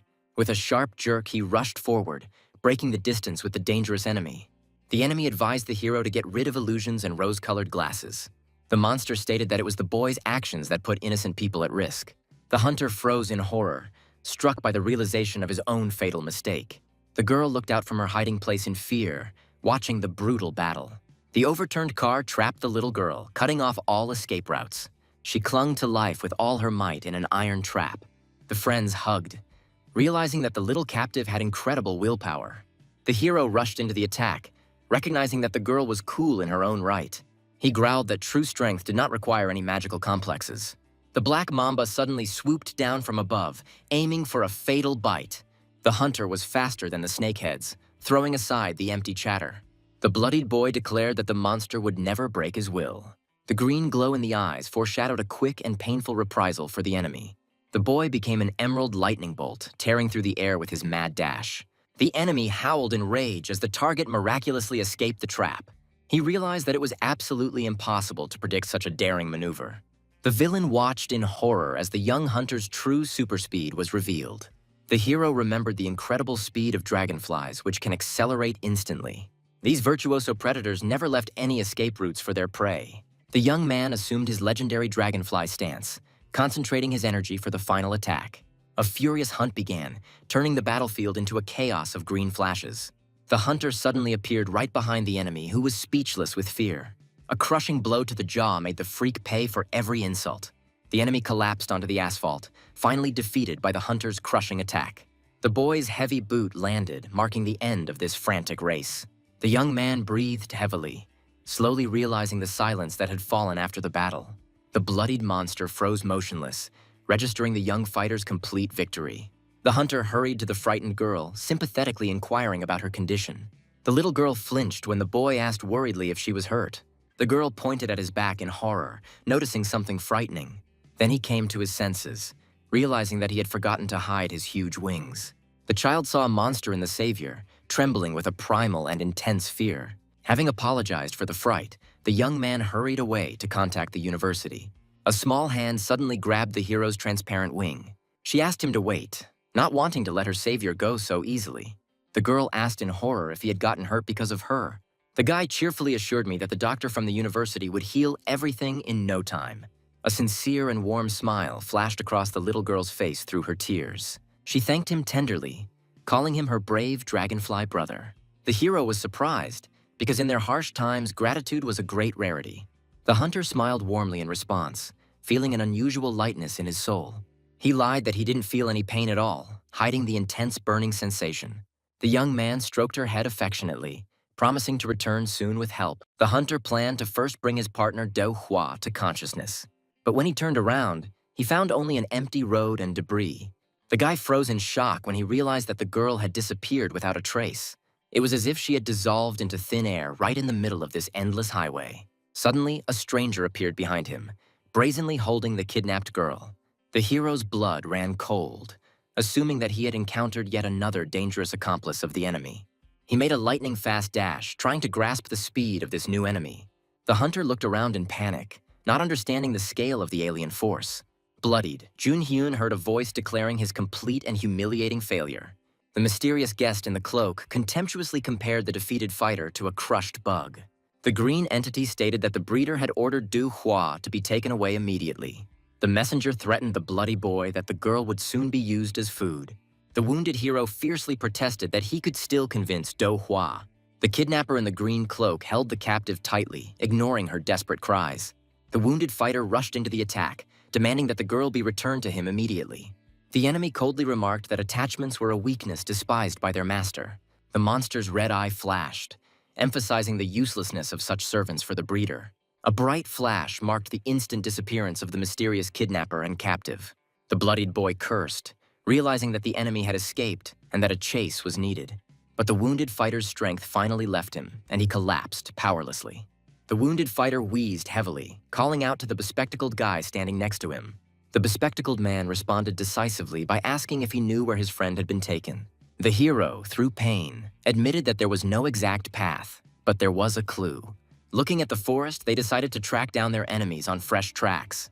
Meanwhile, the tied-up Du Hua woke up captive in a mysterious greenhouse. The horned guy introduced himself with a smile as her new benefactor. The kidnapper gently suggested that the girl forget about her old friends and change sides. Du Hua only snapped back furiously, sending the impudent kidnapper far away. The owner was simply delighted by her audacity, and he ordered an exquisite dinner to be served. A juicy dish appeared on the table to lighten the mood before the conversation. The kidnapper assured Do Hua that he had no intention of poisoning her. The villain devoured the meat with gusto, discussing the vitality of food. Stroking the dog, he compared the loyalty of servants to devotion for food. The horned guy asked why the captive refused to try at least a piece. He grinned wickedly, wondering if she had guessed the ingredients. The remains were ground up in a meat grinder and became part of a gruesome dinner for her. Du Hua realized with horror that she was facing a complete psychopath.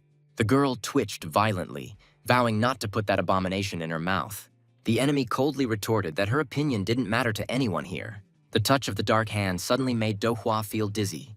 Ga Yeon unceremoniously grabbed the captive, coldly greeting her old acquaintance, the breeder. The woman threatened to wring her enemy's neck if the invitation turned out to be boring. Meanwhile, the guest sarcastically asked if he had become a cook. The breeder explained that he masterfully brainwashes the predatory servants through food. He boasted of a training method that turns any test subjects into loyal dogs. The villain suggested trying the meat, calling the training more reliable than any temporary poison. The opportunity to destroy the hated nest made the woman seriously interested in the tempting offer. Suddenly, Ga Young ominously leaned towards the captive, ordering her to eat. Du Hua looked at the meat in fascination while her cunning enemy spoke. And then he added with anticipation that the taste would change her forever. Duhua stood frozen in front of a piece of juicy, suspicious meat, tears in her eyes. Suddenly, a powerful explosion shook the greenhouse, cutting short this eerie meal. The green mutant turned around sharply, sensing something was wrong and expecting an attack. Gaiyan looked around in complete shock, trying to find the cause of the rumble. Even the breeder dropped his fork, shocked by such a brazen attack from outside. Meanwhile, the pursuers were wondering how exactly to track down the hidden enemy. The wounded hero pressed himself against the grass, knowing the kidnapper's ground route. It turned out that the tarantula spider had previously spread invisible webs around the entire shelter. The guy said that camouflage was useless against his sensitive web. The breeder only grinned ominously, anticipating the start of the big hunt. Dragonfly burst into the greenhouse, holding the unconscious girl in his arms. The breeder sarcastically greeted his old acquaintance, calling him Dragonfly. The villain mockingly noted that Dragonfly had found himself a new friend.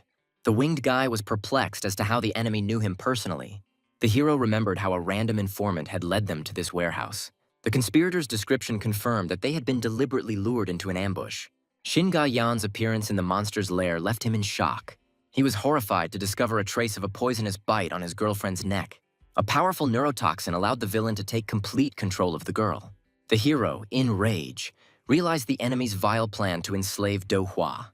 The breeder watched with complacency as the guests reacted violently to his words. The bespectacled man was horrified by the truth about devouring insectoids in order to gain eternal control. The hero was outraged by the enemy's attempt to force Do Hua to eat his own kind. The villain sarcastically called this bloody process just the usual taming of his charges.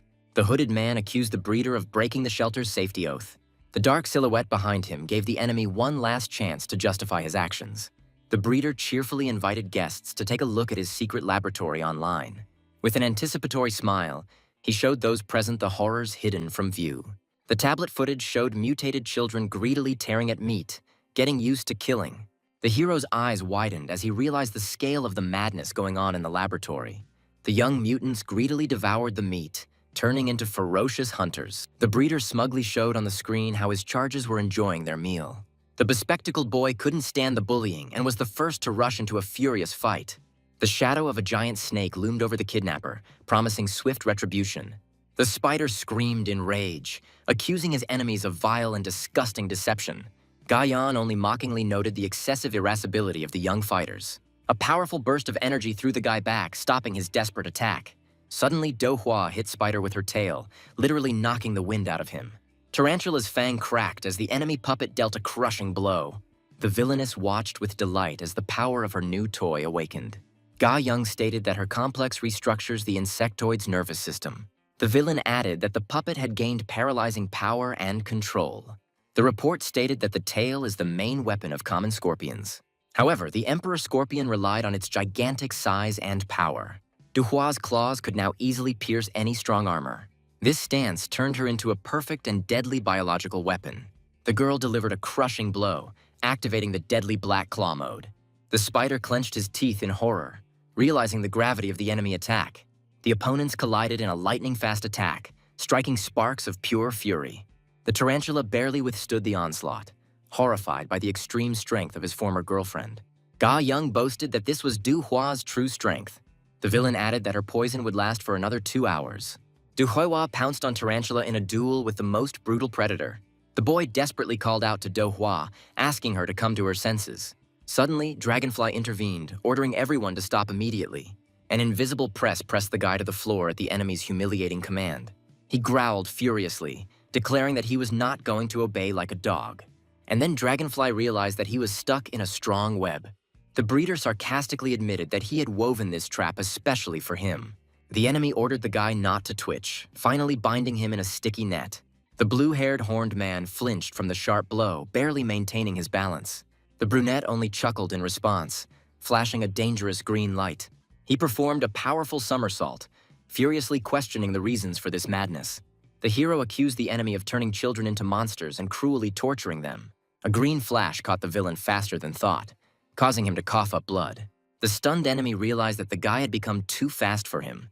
The fighter, enveloped in an aura, was completely transformed, instilling in the enemy a true primal fear. In panic, he threw magical threads, screaming about the inevitable retribution. But the crushing attack broke through the defense, forcing the scoundrel to only curse helplessly. A powerful blow to the jaw crushed the enemy's pride along with a spray of blood. The furious attack hit its target, painting the space in crimson tones. The wounded horned one only laughed madly, ignoring the terrible pain from the blows.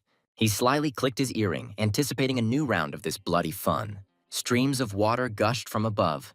Because the villain preferred to subdue the dogs harshly, the boy realized in a rage that the wet wings had become an unbearable burden. The enemy praised the flight technique, amazed at the rapid growth of enemy forces. The obsessed collector grinned ominously, wanting to add the hero to his collection. Suddenly, the fighter's body was bound by bonds, depriving him of all maneuverability.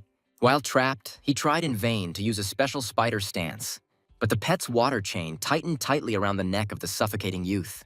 The young man was desperately floundering in the water ball, gasping for breath and clutching his neck. The enemy explained that the web controlled water, demonstrating the complex's endless possibilities. The villain ominously promised that the boy would soon learn everything about hidden abilities. He looked forward to the prisoner tasting his special dish after a short sleep. The little girl in the big jacket remembered with hope her adopted brother, the dragonfly. The hero carefully hid the girl, promising to rescue Do Hua from the clutches of the monsters. The girl slowly walked away into the distance at sunset, mentally begging the guy to save her friend. She winced when a passerby inquired about the fate of the truck and her well-being. Suddenly, she froze, noticing the familiar jacket on the other person. The furious blow collided the two elements, creating a blinding flash of pure energy. The pink lady enjoyed the crunching of bones, considering these sounds a beautiful melody. She excitedly demanded a repeat as the poor guy flew back from the powerful explosion. The boy felt crushed, realizing that his strength was running out. The warrior caught up with him from above, unleashing a furious stream of azure energy. Hearing the crunch of joints, the hero realized her clear intention to finish him off. A purple haze cut through the air, nearly turning the fighter into dust. The scorpion woman attacked with lightning speed, spinning her deadly blades in a mad dance. The bloodied youth froze, shocked by the opponent's incredible speed and power. A blinding pillar of light pierced the ground, marking the decisive moment of the battle. Their gazes met in a fatal rush among the whirlwind of dark petals.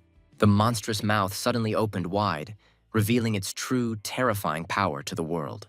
The blonde warrior rushed forward, leaving only a blurry trail in the air. The little girl with the bandage screamed joyfully when she saw the beaten but alive Jun Hyun. The guy with a blazing gaze prepared for the last, most desperate dash. Azure flashes collided with fire in a furious, blinding dance of death. The villain languidly admired the crushing power of his new scorpion puppet.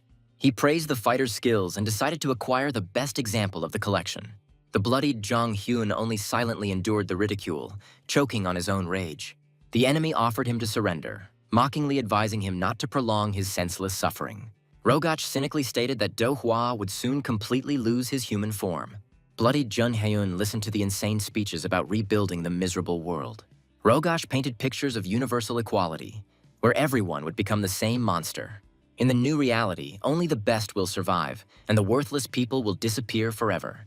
The villain grinned madly, considering the preservation of humanity an absolutely useless waste of time. He looked into the boy's bloodshot eyes, expecting submissive consent. The purple-haired lady noted with satisfaction that the prisoner's spirit was completely broken. She commanded the hero to eat, anticipating the beginning of his terrible transformation. The beaten fighter could barely hold back his tears as he recalled his sincere desire for happiness. Sharp claws brought a piece of mysterious juicy meat to his mouth. Jun Hyun bowed his head low, resigned to his grim and inevitable fate. The villains fed Do Hui flesh, cynically promising her false happiness. Jun Hyun resisted fiercely, not believing a single word the kidnappers said. He accused them of creating monsters, rejecting the idea of false prosperity. He was choked by bitter thoughts about how people hated monsters. The hero recalled his lonely childhood and his eternal search for the meaning of life. The people close to him retreated in horror, unable to hide their disgust. The young man sobbed into the void, crushed by the weight of hatred and total loneliness. A flame of pain burned in his eyes from the realization of complete isolation. Evil whispers spoke of his mother's death, only increasing his grief. His peers branded him contagious, urging others to stay away from him. A friend invited little Jun Hyun to go to the orphanage with her. The boy asked her to leave, afraid of accidentally hurting her with his strength. The girl showed her scratches, offering to become best wounded friends. Looking back, Jun Hyun realized that meeting changed everything. Thanks to her kindness, he finally stopped feeling lonely. The bloody fist clenched its fist fiercely, preparing for the final attack. The pink lady sarcastically stated that his friend no longer needed him. The fighter couldn't get up, but decided to make one last accurate throw. This was the last chance to save her friend from turning into a monster. Jun-hyun fired a poisonous volley, trying to stop this feeding frenzy. The purple projectile whistled past, narrowly missing the open mouth. The pink lady just laughed at how pathetically he missed. A sharp blow fell upon the captive, causing him to writhe in a watery bubble. However, the fighter's eyes lit up with the green light of a new, dangerous idea. The enemy realized with horror that the true target of the attack was not meat at all. A blinding flash of energy pierced the hall, dividing the battlefield in half. Jong-hyun intercepted the artifact in a lightning-fast leap, breaking the enemy's tactics. Completely exhausted, he mentally passed the baton of salvation to his faithful ally. The huge claw swung forward to strike, capable of finally freeing the exhausted Do-hwa. And then Paravidenka took off, making her most important flight. The hero soared into the air, a reminder of his inaccessibility to the enemy's water traps. The villain only grinned, promising reprisals, despite the young man's temporary safety. The guy retorted boldly, urging his opponent to think again. He sarcastically remarked that the Horned One was completely unable to control the complex. The exhausted fighter could barely stand, listening to ridicule about his blatant weakness. The green-eyed boy warned of imminent death at the hands of the powerful breeder. Hiding under the hood, the hero acknowledged the need for an alliance to save his friend. As he soared higher, he decided to give his enemy some very valuable advice. Horned Man watched in bewilderment as the boy grabbed the roof with a death grip. He only mysteriously confirmed that the secret of strength had long been known. He prepared to attack with his whole body at the highest possible speed. The guy concentrated, putting all his momentum into the upcoming dash. In his mind, the body had finally turned into a flying, deadly bullet. The pop marked the moment of violent impact at the epicenter of a powerful green explosion. The enemy flew head over heels, enveloped in a shining emerald trail of magical energy. The buildings began to collapse under the furious pressure of this overwhelming pure force. The hero promised that the breeder would soon feel like a pathetic victim himself. Suddenly, a ghostly dragonfly stance appeared, granting the fighter incredible power. The sharp sound of a hunting rifle shot cut through the chaos of this fierce battle. The blow passed very close, causing the enemy to howl in unbearable pain. Only the web saved him from truly serious and dangerous injuries. He didn't expect such agility from some arrogant brat of a first-year student. The enemy just spat out blood and laughed terribly, getting a real thrill. The madman was genuinely enjoying himself, finding this deadly skirmish wildly exciting. Suddenly, the fighter used a secret technique, adopting the stance of a silverback spider. The battlefield instantly turned into an aquarium, trapped in a sphere of water. The guy panicked underwater, frantically trying to figure out how to get out of here as quickly as possible. The realization came to him that he was securely imprisoned in a water chamber. The enemy clutched at it triumphantly, rejoicing that his prey had finally been caught. His strength was waning as the enemy mocked his complete lack of luck. The villain coldly stated his complete defeat, flashing his eerie purple eye. He promised that the guy would soon pass out due to a fatal lack of oxygen. And after waking up, his training as food had to stop. The breeder looked forward to a new life for the hero, completely devoid of any humanity. The boy, in horror, prayed not to be turned into a bloodthirsty monster. Finding himself on the brink, he mentally begged someone to save him. Suddenly, someone's powerful, crushing blow flew into the water sphere from outside. The glass prison instantly shattered into pieces, freeing the captive from the deadly trap. The enemy was indescribably furious because his aquarium was smashed in one fell swoop. The hero fell to his knees, convulsively coughing up water and greedily gulping air. The girl teased the poor guy, asking how he managed to drown with wings. Heijin made a dramatic appearance to rescue Su-chan from a terrible predicament. The stunned guy didn't understand where his faithful friend had come from. Agents began searching immediately after his disappearance, searching through his switched-off phone. It turned out that it was Professor Ma who helped quickly find the missing Su-chang.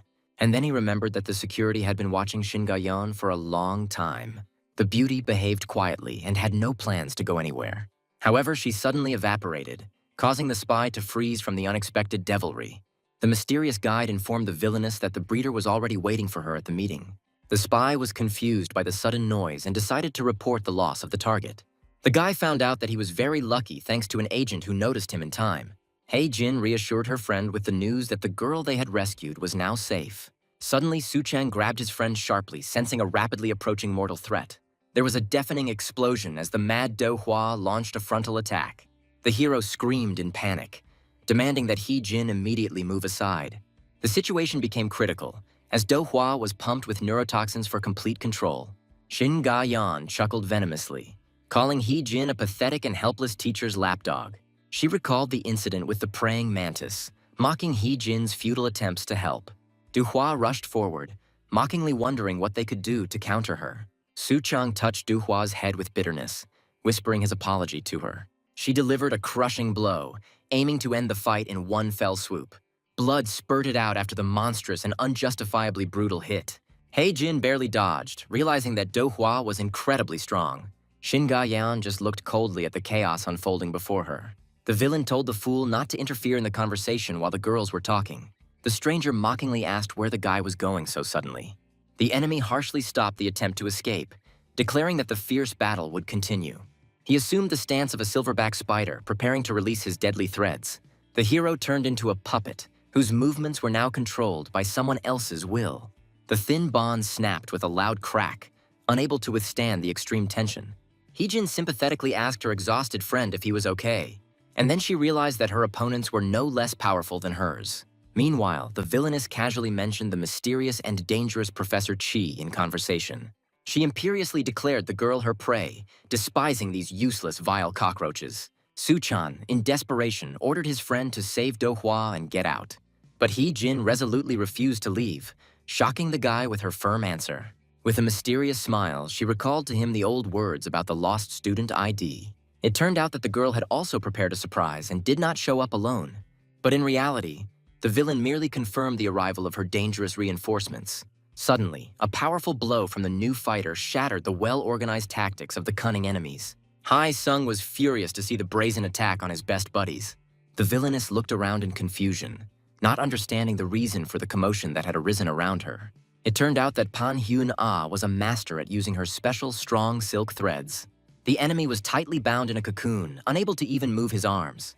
Su Chang praised the translation's impressive work, comparing the cocoon to a straitjacket. The girls boldly declared that they would return the debt, finally seizing the initiative in the battle. The blue-haired guy just grinned slyly, finding the situation quite amusing. He contemptuously called the arriving reinforcements pathetic pests from the nest complex. The woman easily broke the bonds, calling the heroes maggots with banal tricks. She smiled ominously, preparing to unleash her true power on the upstarts. The flash of a powerful explosion engulfed everything around, blinding the participants of this battle. The flame-shrouded silhouette called everyone idiots, depriving them of any hope of escape. The fighter fiercely vowed to do everything possible to protect his home complex nest. And then the skull tattoo on his arm suddenly flared brightly. The mighty old man ominously asked which of them would be the first to turn into coal. Suddenly the villainess froze, clearly not expecting to meet Chijun himself here. The master reminded us of the inevitability of the meeting, admitting that he had come a long way.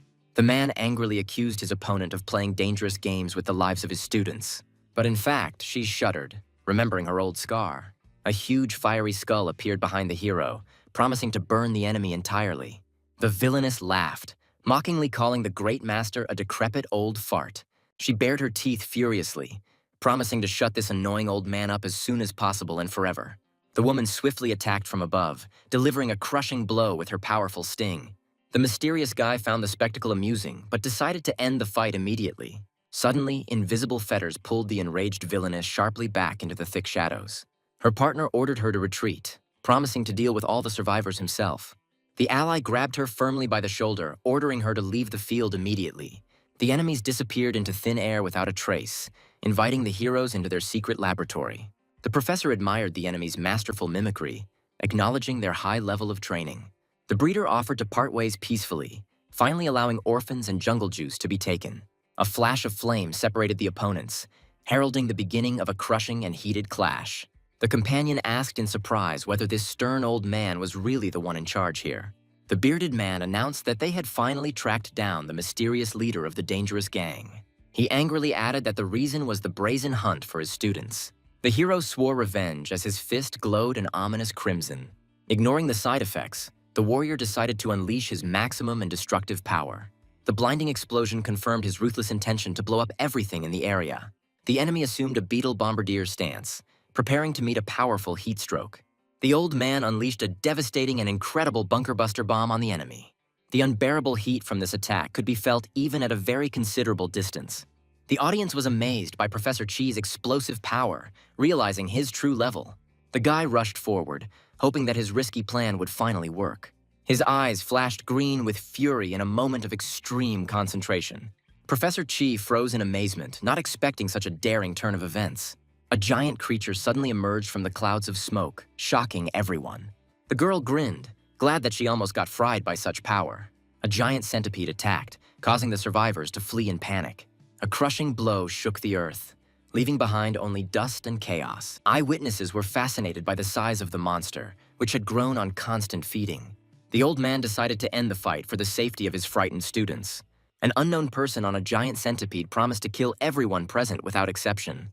The boys were horrified, wondering if this terrifying giant was another insectoid. Even the most experienced fighters were mortally afraid to approach such a monster. The blue-haired enemy decided to postpone the kidnapping, finding other important things to do. The centipede dove into the ground, and the villain said one last brazen goodbye to Nest. The stunned heroes stared into space, amazed at the ease with which the enemy retreated. Su Chang, in a rage, called for them to follow in order to save the captured children. However, Su Chang's strength suddenly left him and he collapsed to the ground. Professor Chi explained that the boy had simply overexerted himself in a tough battle. The old man was impressed by the endurance of the student who applied the complex. Professor Chi thoughtfully noted that the boy had enormous potential. Meanwhile, the night battle ended and everyone returned safely to headquarters. Du Hua quickly came to her senses and furiously demanded fried chicken. The children were sent to the new center under the personal supervision of Nest management. But the mysterious disappearance of the breeder and his accomplice was the most unnerving thing. The hero remembered his secret mission to protect the shelter inside Nest. The wounded friends found themselves in the same ward, recovering from the action. The bedmate was surprised to see me, since there were no free rooms left in the hospital. Suddenly they entered the room, ironically praising the hero for his nerves of steel. An angry Hai Sung almost attacked him with more threats. Hai Sung was furious because Su-chan was masterfully ignoring his angry cries. Hai Sung clung to the boy, declaring that the weak would never be happy.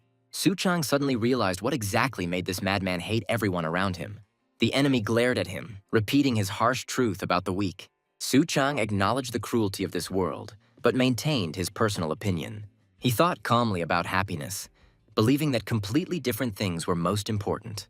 The hero's gaze darkened as he involuntarily plunged into difficult childhood memories.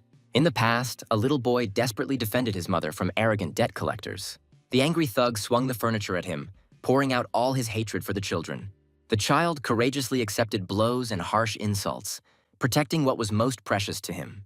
The woman hugged her son tightly as blood and debris flew around her. The boy noticed the blood on his mother's face in horror, realizing her vulnerability. Despite the wound, his mother smiled tenderly and asked him not to worry. She promised her son a happy future and confessed her endless love to him. The grown-up hero gloomily reflected on the bitter price of that long-standing promise. Guards entered the room, and the guy realized it was time for interrogation. The guards led Su-chang away as he cast a farewell glance at his friends. Finally, he apologized to Hai Sung and sincerely wished him luck.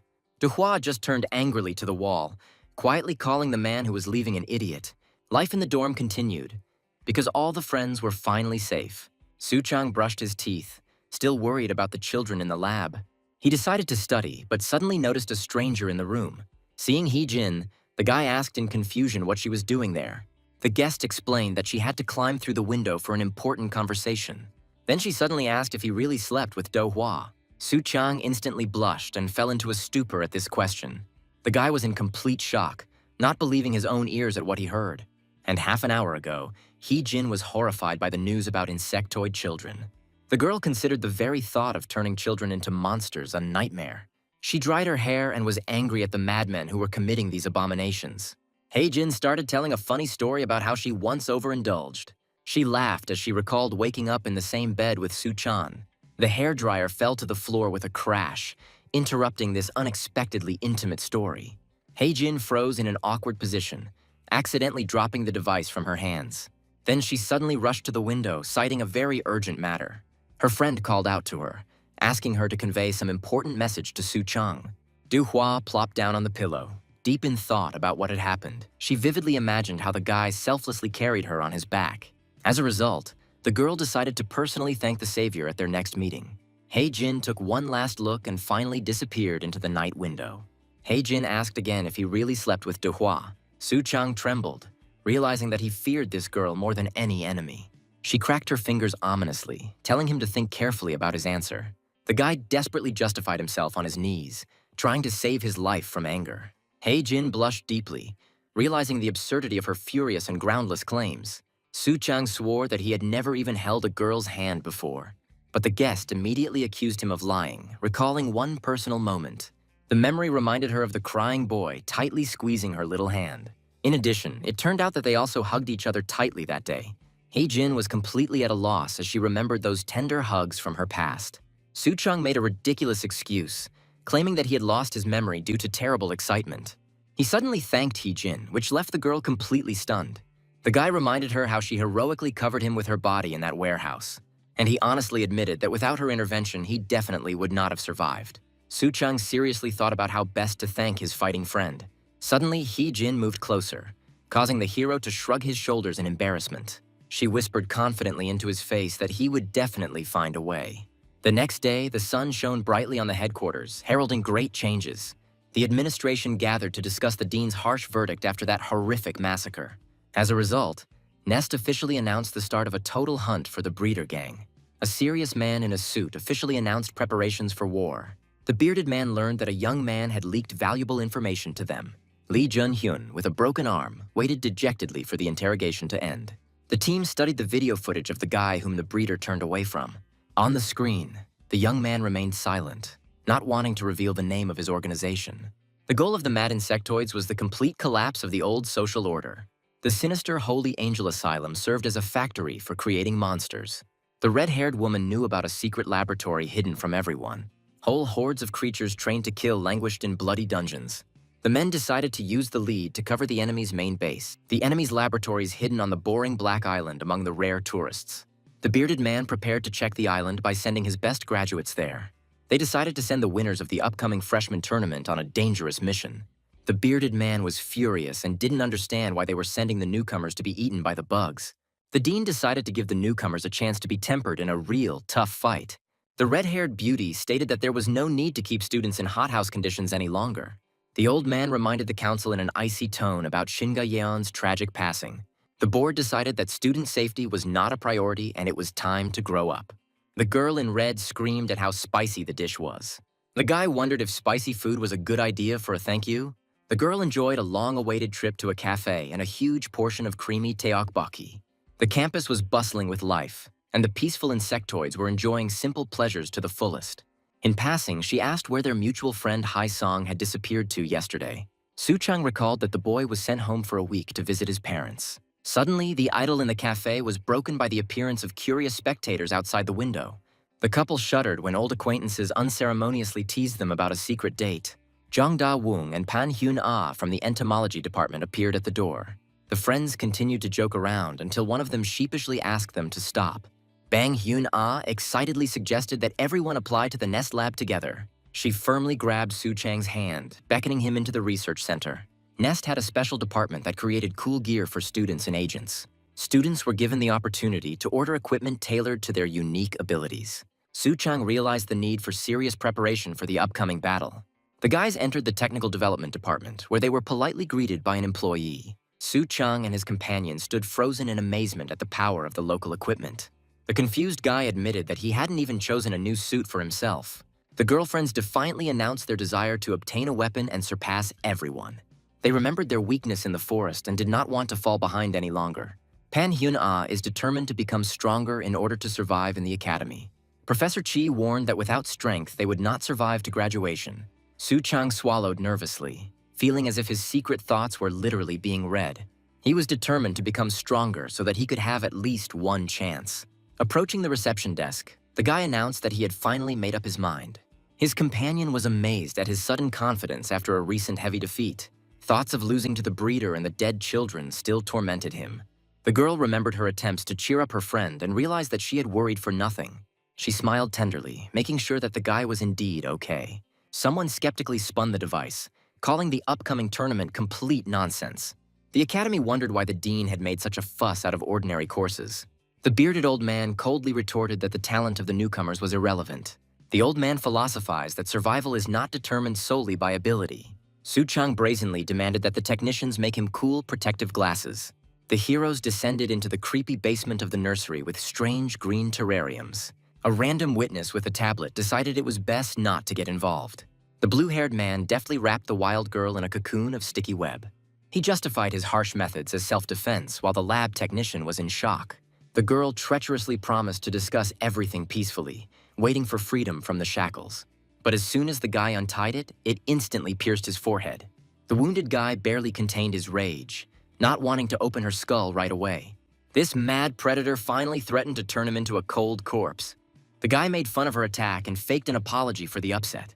He seated his guest, promising to calm her down with a cup of hot tea. The blue-haired man was amused by the girl's thirst for revenge, who dreamed of finishing off her professor. He was tormented by the question of what disaster had happened at Nest 5 years ago. The past echoed with the image of an enraged old man who was branded a real monster. The beauty's eyes reflected unbearable pain from old emotional wounds. Suddenly, the guest expressed a desire to personally participate in the upcoming bloody massacre. The guy promised to finish off Old Man Chi at her first word. They decided not to deceive students anymore and chose a different path. The plan to reinvade Nest became their main trump card in the game. The cunning girl offered her help, clearly planning something evil behind her ally's back. She hinted at ulterior motives by coquettishly touching her finger to the hot cup of tea. The blue-haired guy grinned contentedly, anticipating the coming chaos and an interesting game.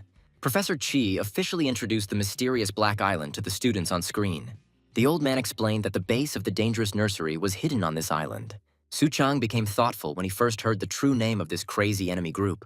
To select the scouts, the dean announced a large-scale special tournament. The friends were seriously scared because last semester there was nothing like this.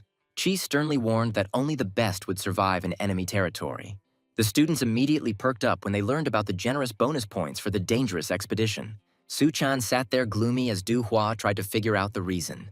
The girl mistakenly thought that he was worried about the children remaining in captivity. Hei-jin supported their spirits, promising to give their all at the tournament. The hero clenched his fists furiously, vowing to win at all costs. His gaze flashed a dangerous green light with a fierce inner determination. But in reality, the poor guy was shaking because of the ruined grade he got for skipping school. Professor Chi clicked the remote control, bringing up the official rules of the competition. 4 teams entered the race for the right to go on a secret reconnaissance mission.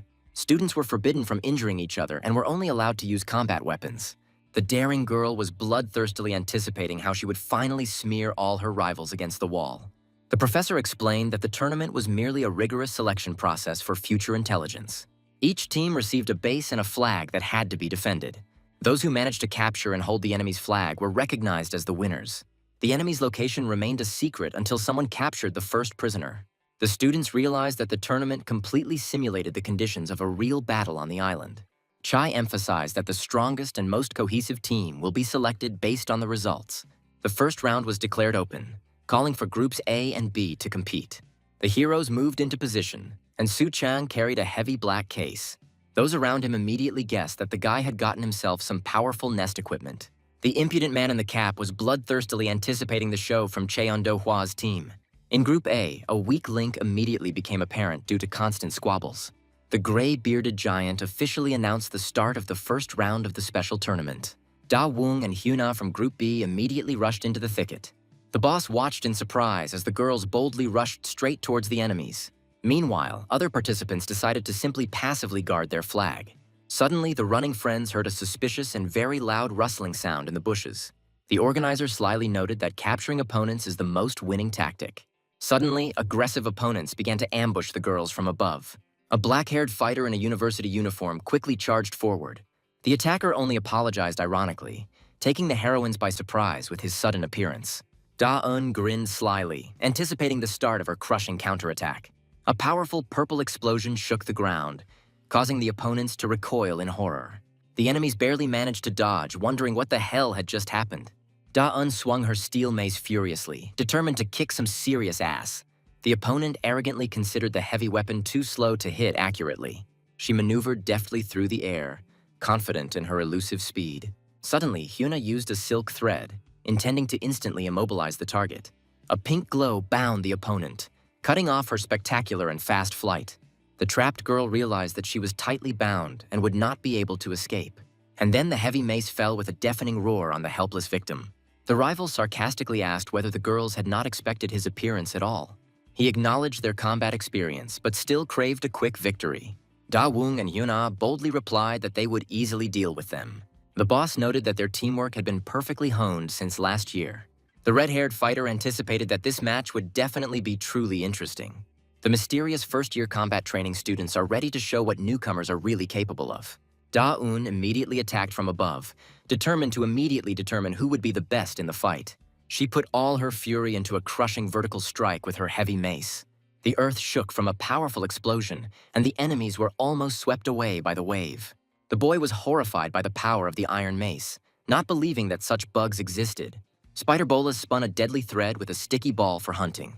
The guy froze in horror, wondering if his opponent was a real monster. Da-un figured that all spiders had a common weak spot. They only need poison and webs to cover their fragile bodies. She rushed into the attack, realizing her complete advantage in close combat. Suddenly, viscous bonds clung to the body, resembling a real straitjacket. Ga Young was saved by thorns before, but this time it's different. The enemy claimed that her domestic silkworm spins super strong threads. Hei Jin was furious and was about to bite the bonds with his teeth to save his friend. A flash of rage and a new powerful blow shook the thicket in the midst of the battle. Hei Jin was amazed at how flawless their teamwork was. The opponents planned to immobilize the girls in order to quietly capture the flag. Hyuna sincerely admired her opponent's strength as she hung tied up. A sudden, sharp sound made the red-haired heroine scream in horror. The captive flared up with rage and decided not to restrain her power any longer. Her gaze expressed utter shock from the realization of the madness that was happening. Da-un was stunned, unable to believe her own eyes.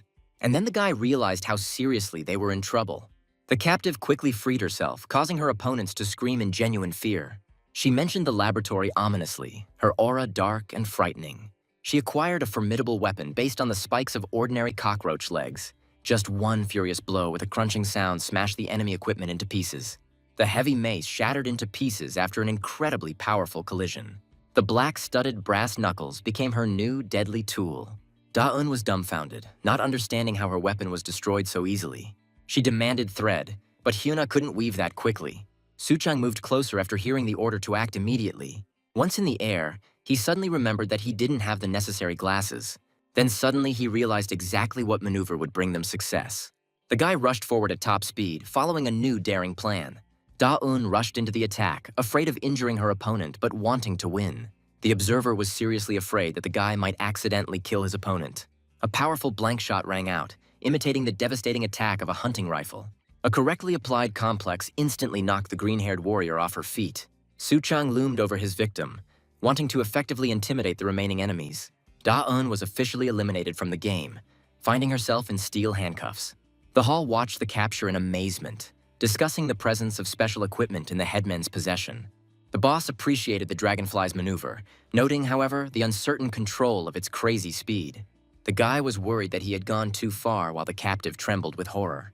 The red-haired partner fell into despair, left alone against the dangerous duo. Hyuna ran away in panic, dreaming only of escaping as quickly as possible. Ga Young screamed loudly, trying to warn the fugitive about the deadly precipice. But she had already flown to the very edge, not having time to brake in time. At the critical moment, she stumbled, completely losing her footing. The girl fell into the abyss with a scream, unable to cling to anything. The boss watched the incident tensely, waiting for the inevitable outcome of this fight. Suddenly, someone's hand grabbed her wrist at the edge with an iron grip. Ga Young saved her, ironically asking if her victim was now safe.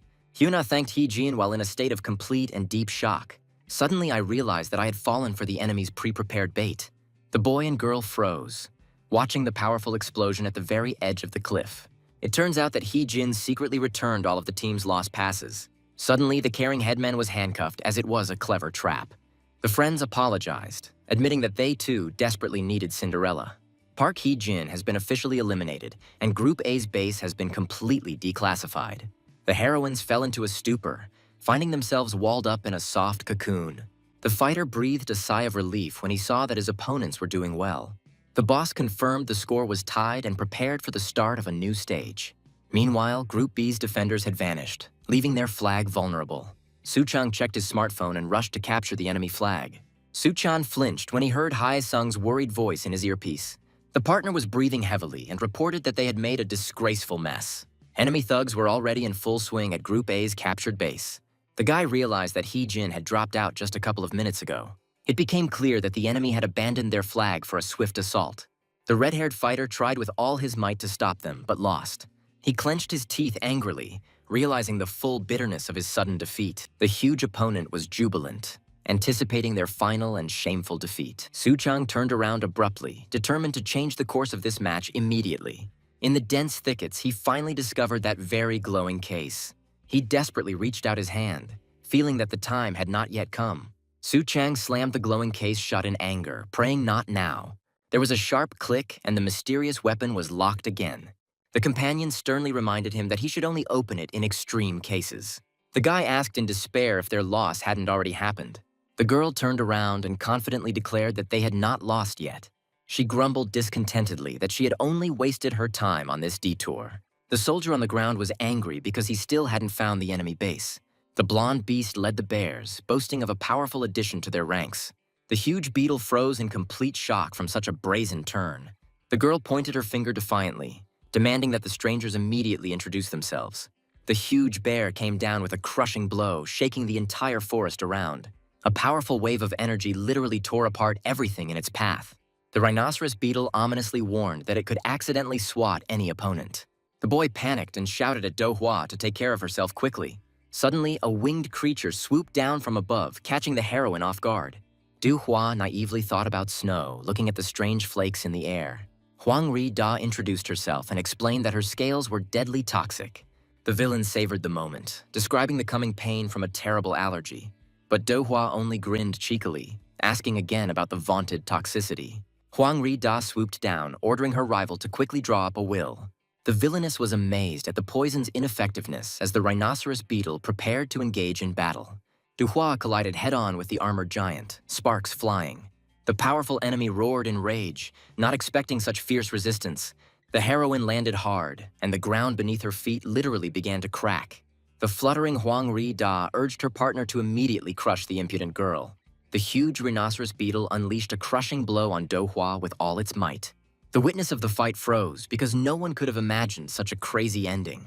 After that battle, Do Hua changed and began to rapidly develop her complex. Step by step, she turned into something truly frightening and great. Du Hua put all her fury into the blow, literally crushing the armored giant. The monstrous inertia threw the enemy away like a pathetic ragdoll.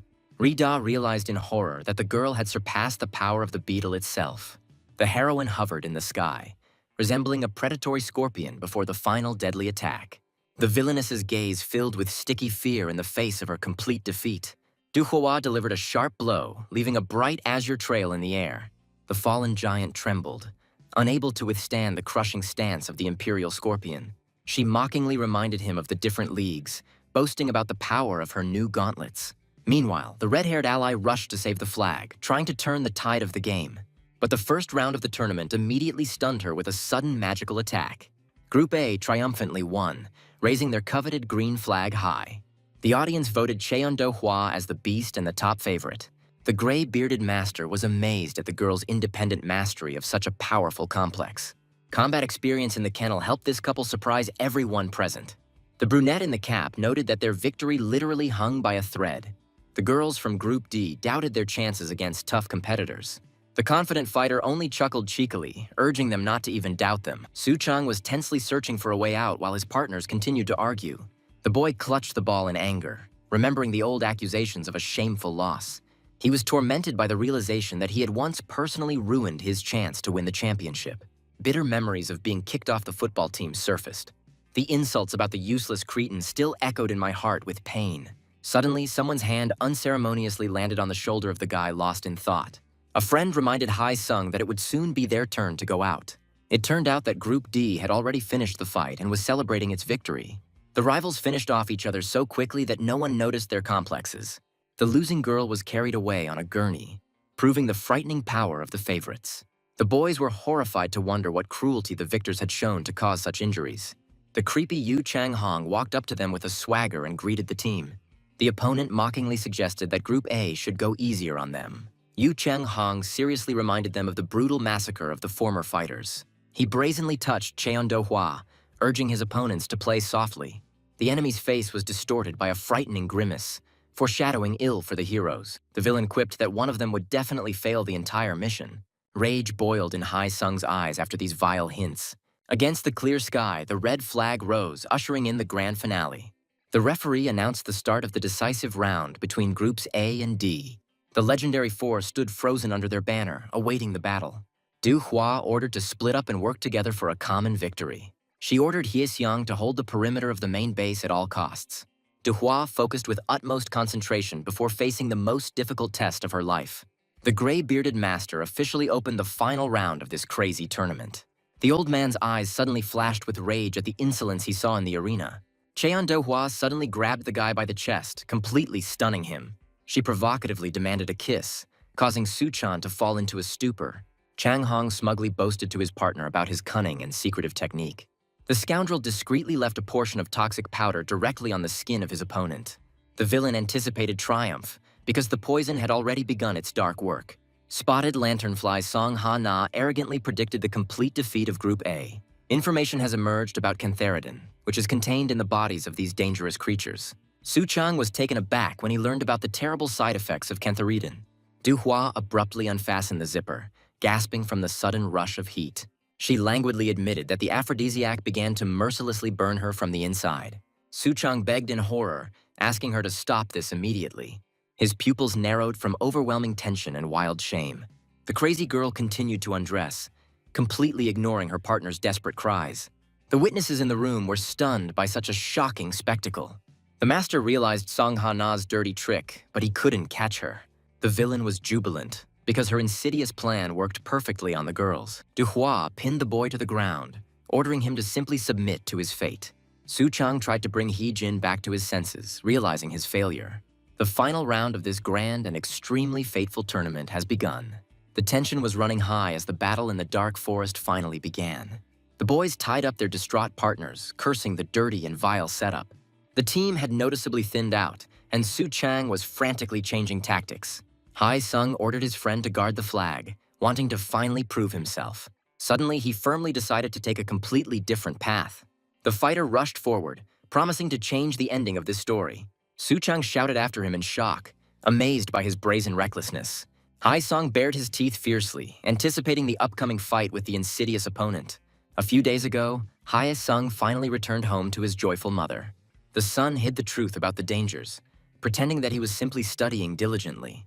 The mother recalled with horror the visit of the men in black who demanded silence. Looking at him anxiously, she only wished her son good grades. Meanwhile, she asked whether his legs would be healed for his excellent achievements. The boy was taken aback, and his mother showed him some old football shorts she had found and washed. She believed that he would wear them when his body became normal. Looking at the photo, Hai-sung realized how much he missed sports. The hero dreamed of going out onto the field again and correcting all his past mistakes. Now he was training hard to finally turn his dream into reality. Hai-sung gritted his teeth, dreaming of quickly getting his hands on the mysterious Cinderella. Suddenly, a swift attack came down on him from the dense thicket. The enemy suspected an ambush when a blinding flash of light hit him in the face. The enemy used the cicada technique, causing Hai-sung to curse furiously in response. The boy ran madly through the forest, determined to become the best. He promised himself to surpass his competitors at all costs. Hai-sung launched a powerful punch, striving to be stronger than absolutely everyone. The opponent was frightened when he recognized the guy's equipment as secret laboratory developments. The battle in the forest became more and more intense with each new movement. A strange signal sounded, and Hai-sung turned around in alarm.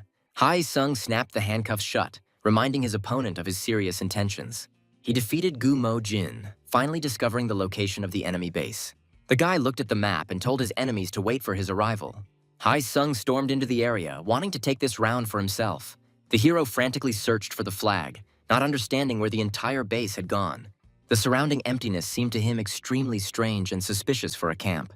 The navigator confirmed the coordinates, but all that grew around were thick weeds. Suddenly, someone's powerful grip grabbed his leg like a death loop.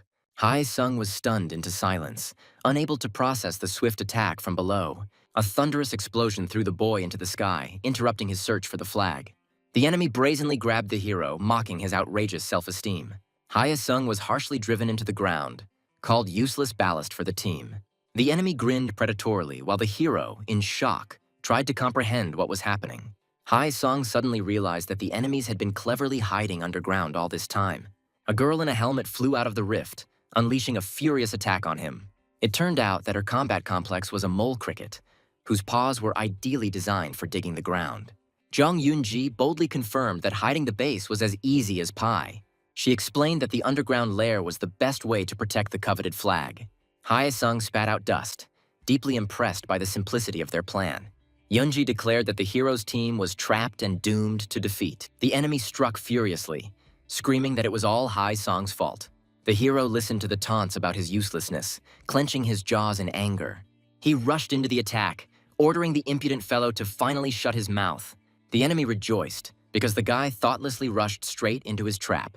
The enemy swung for the final blow, which was supposed to be decisive.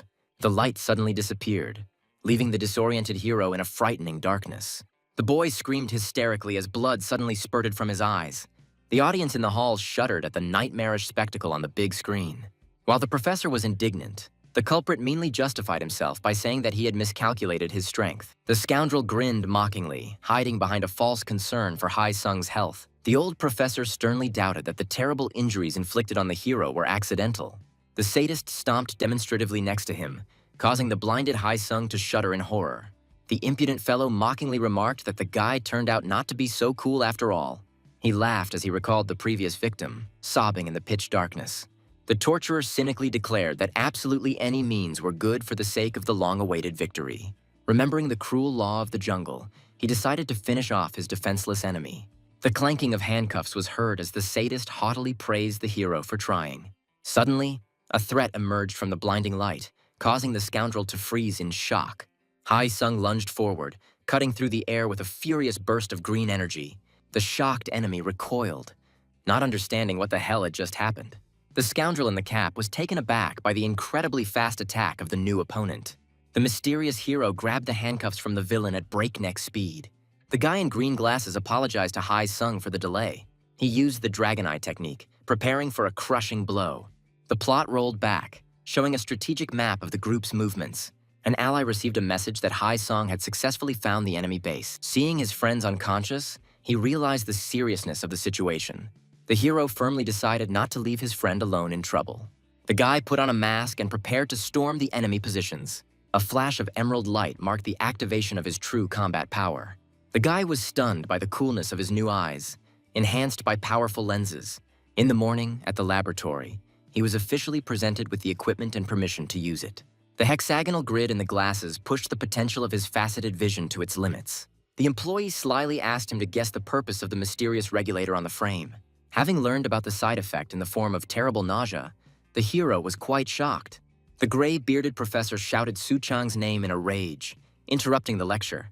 Meanwhile, he was busily fertilizing the tree, suffering from nausea. He frantically fiddled with the settings, trying to quickly return his vision to normal. Finally, the haze cleared and the picture before my eyes became perfectly clear. Suchang suddenly soared into the sky, rushing to Hyasung's rescue. Suchang decided to take off, trying to come to the rescue as quickly as possible. He rushed forward at full speed, literally cutting through the forest thicket. At Group D's base, the enemy sarcastically remarked on the usefulness of the new toy. Meanwhile, the enemy coldly stated that Suchang was fatally late. Poor Hyasung lay on the ground, blinded and bleeding. The enemy mockingly ordered the hero to abandon his useless blinded comrade. Suchang furiously promised the enemy that he would be his next target. Suddenly, Suchang's lenses were filled with some strange burning liquid. And then he realized with horror that acid had gotten on his skin. In front of him, Yu Chang-hong, the bearer of the fire ant complex, was grinning. The fire ant has proven to be extremely dangerous if it comes into close contact with the face. These insects spray a caustic acid that can instantly blind an unwary enemy. The poisonous stream aimed directly at the eyes, threatening to permanently damage the nerves. Suchang understood everything immediately, because the strong glasses saved his eyesight. The villain froze in shock, not expecting such a furious reaction from the target.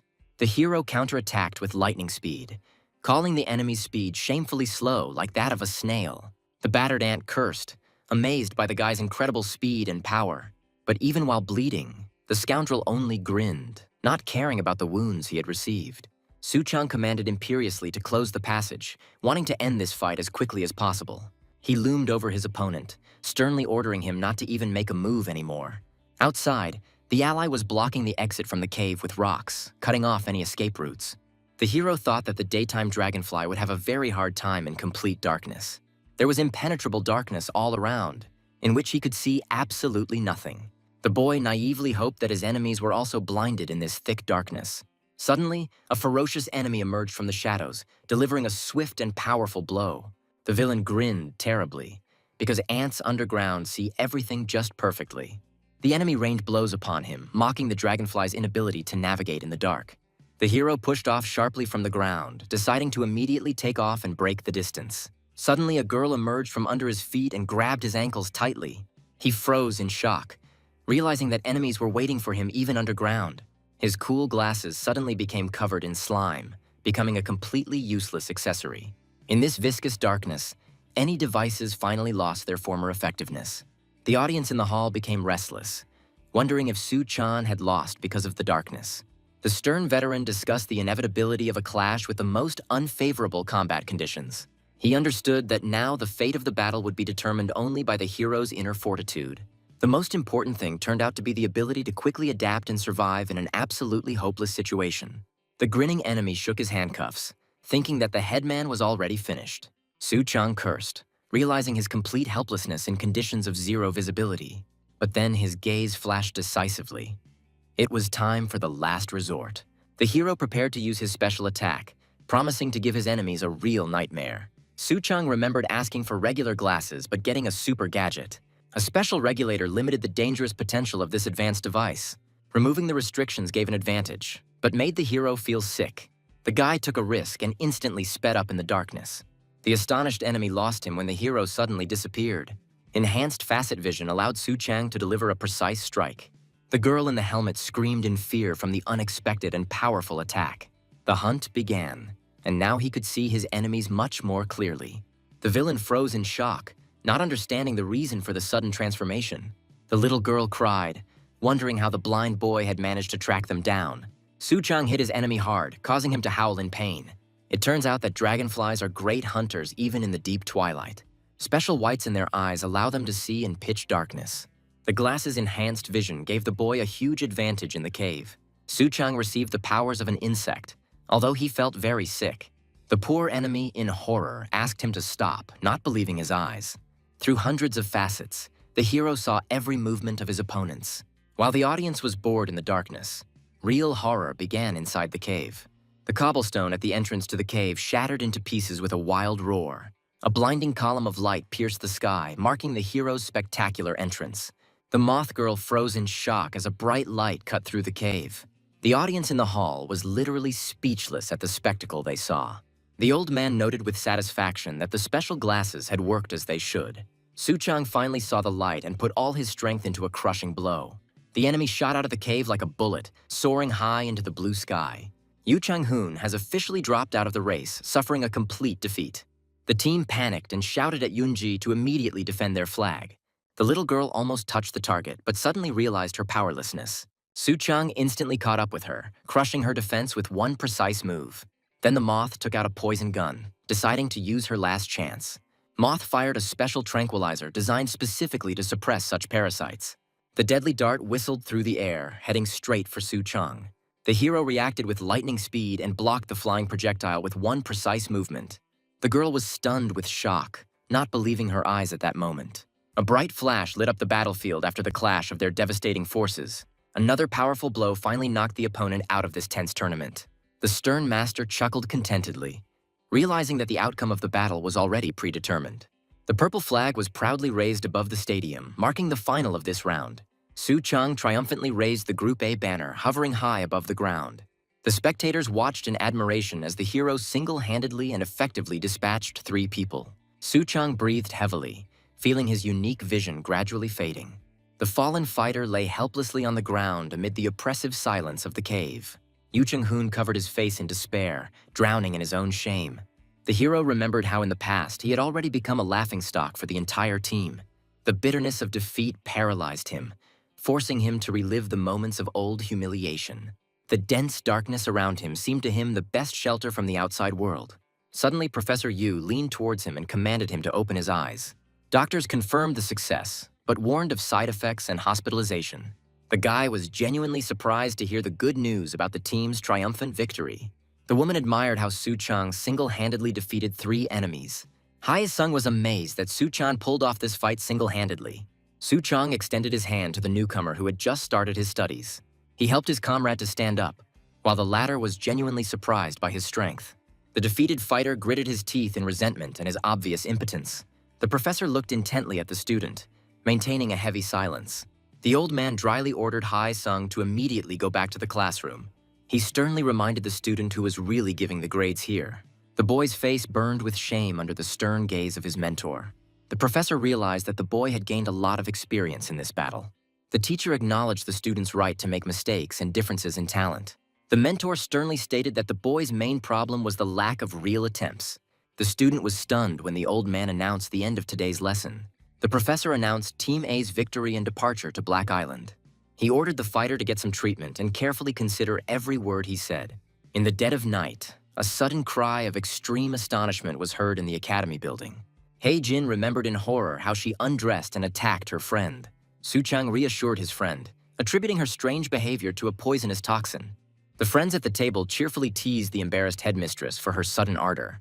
The whole company raised a toast to the victory and the extra points earned. However, Su-chang understood that in reality, things were not so simple. The professor pumped up the students, promising points only after finding the secret laboratory. He explained that the points are just an order from the dean for motivation. Hyuna wasn't at all surprised by their stern mentor's selfish plans. Su-chang decided to give it his all to make up for his absences.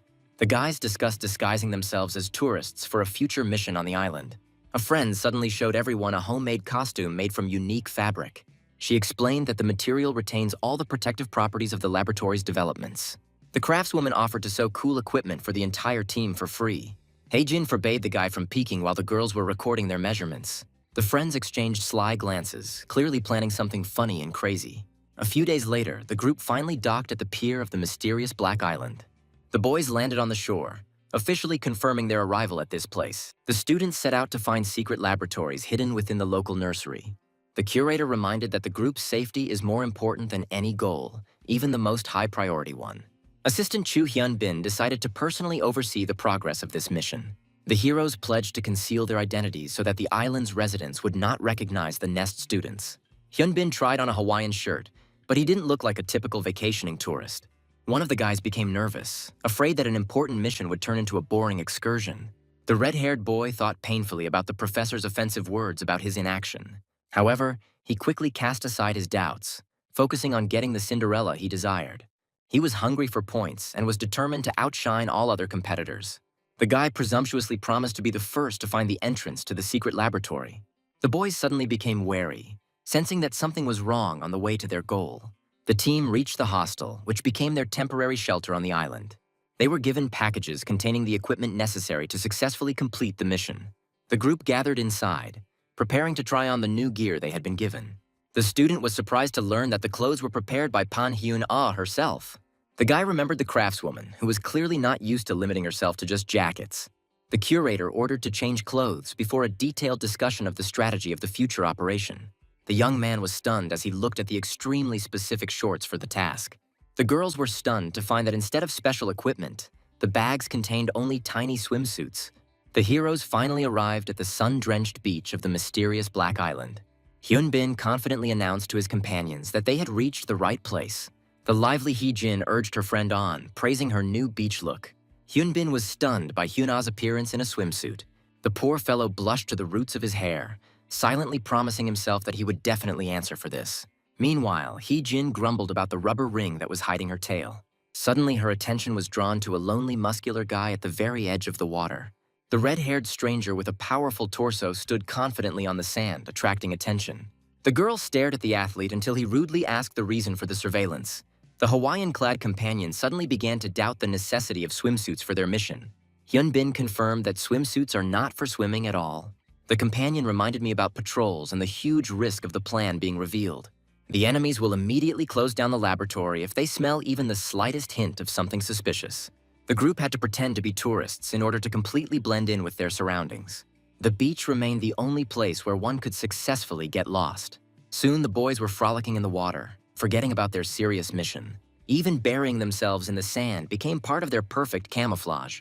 The friends took a fun selfie, deciding to get down to business a little later.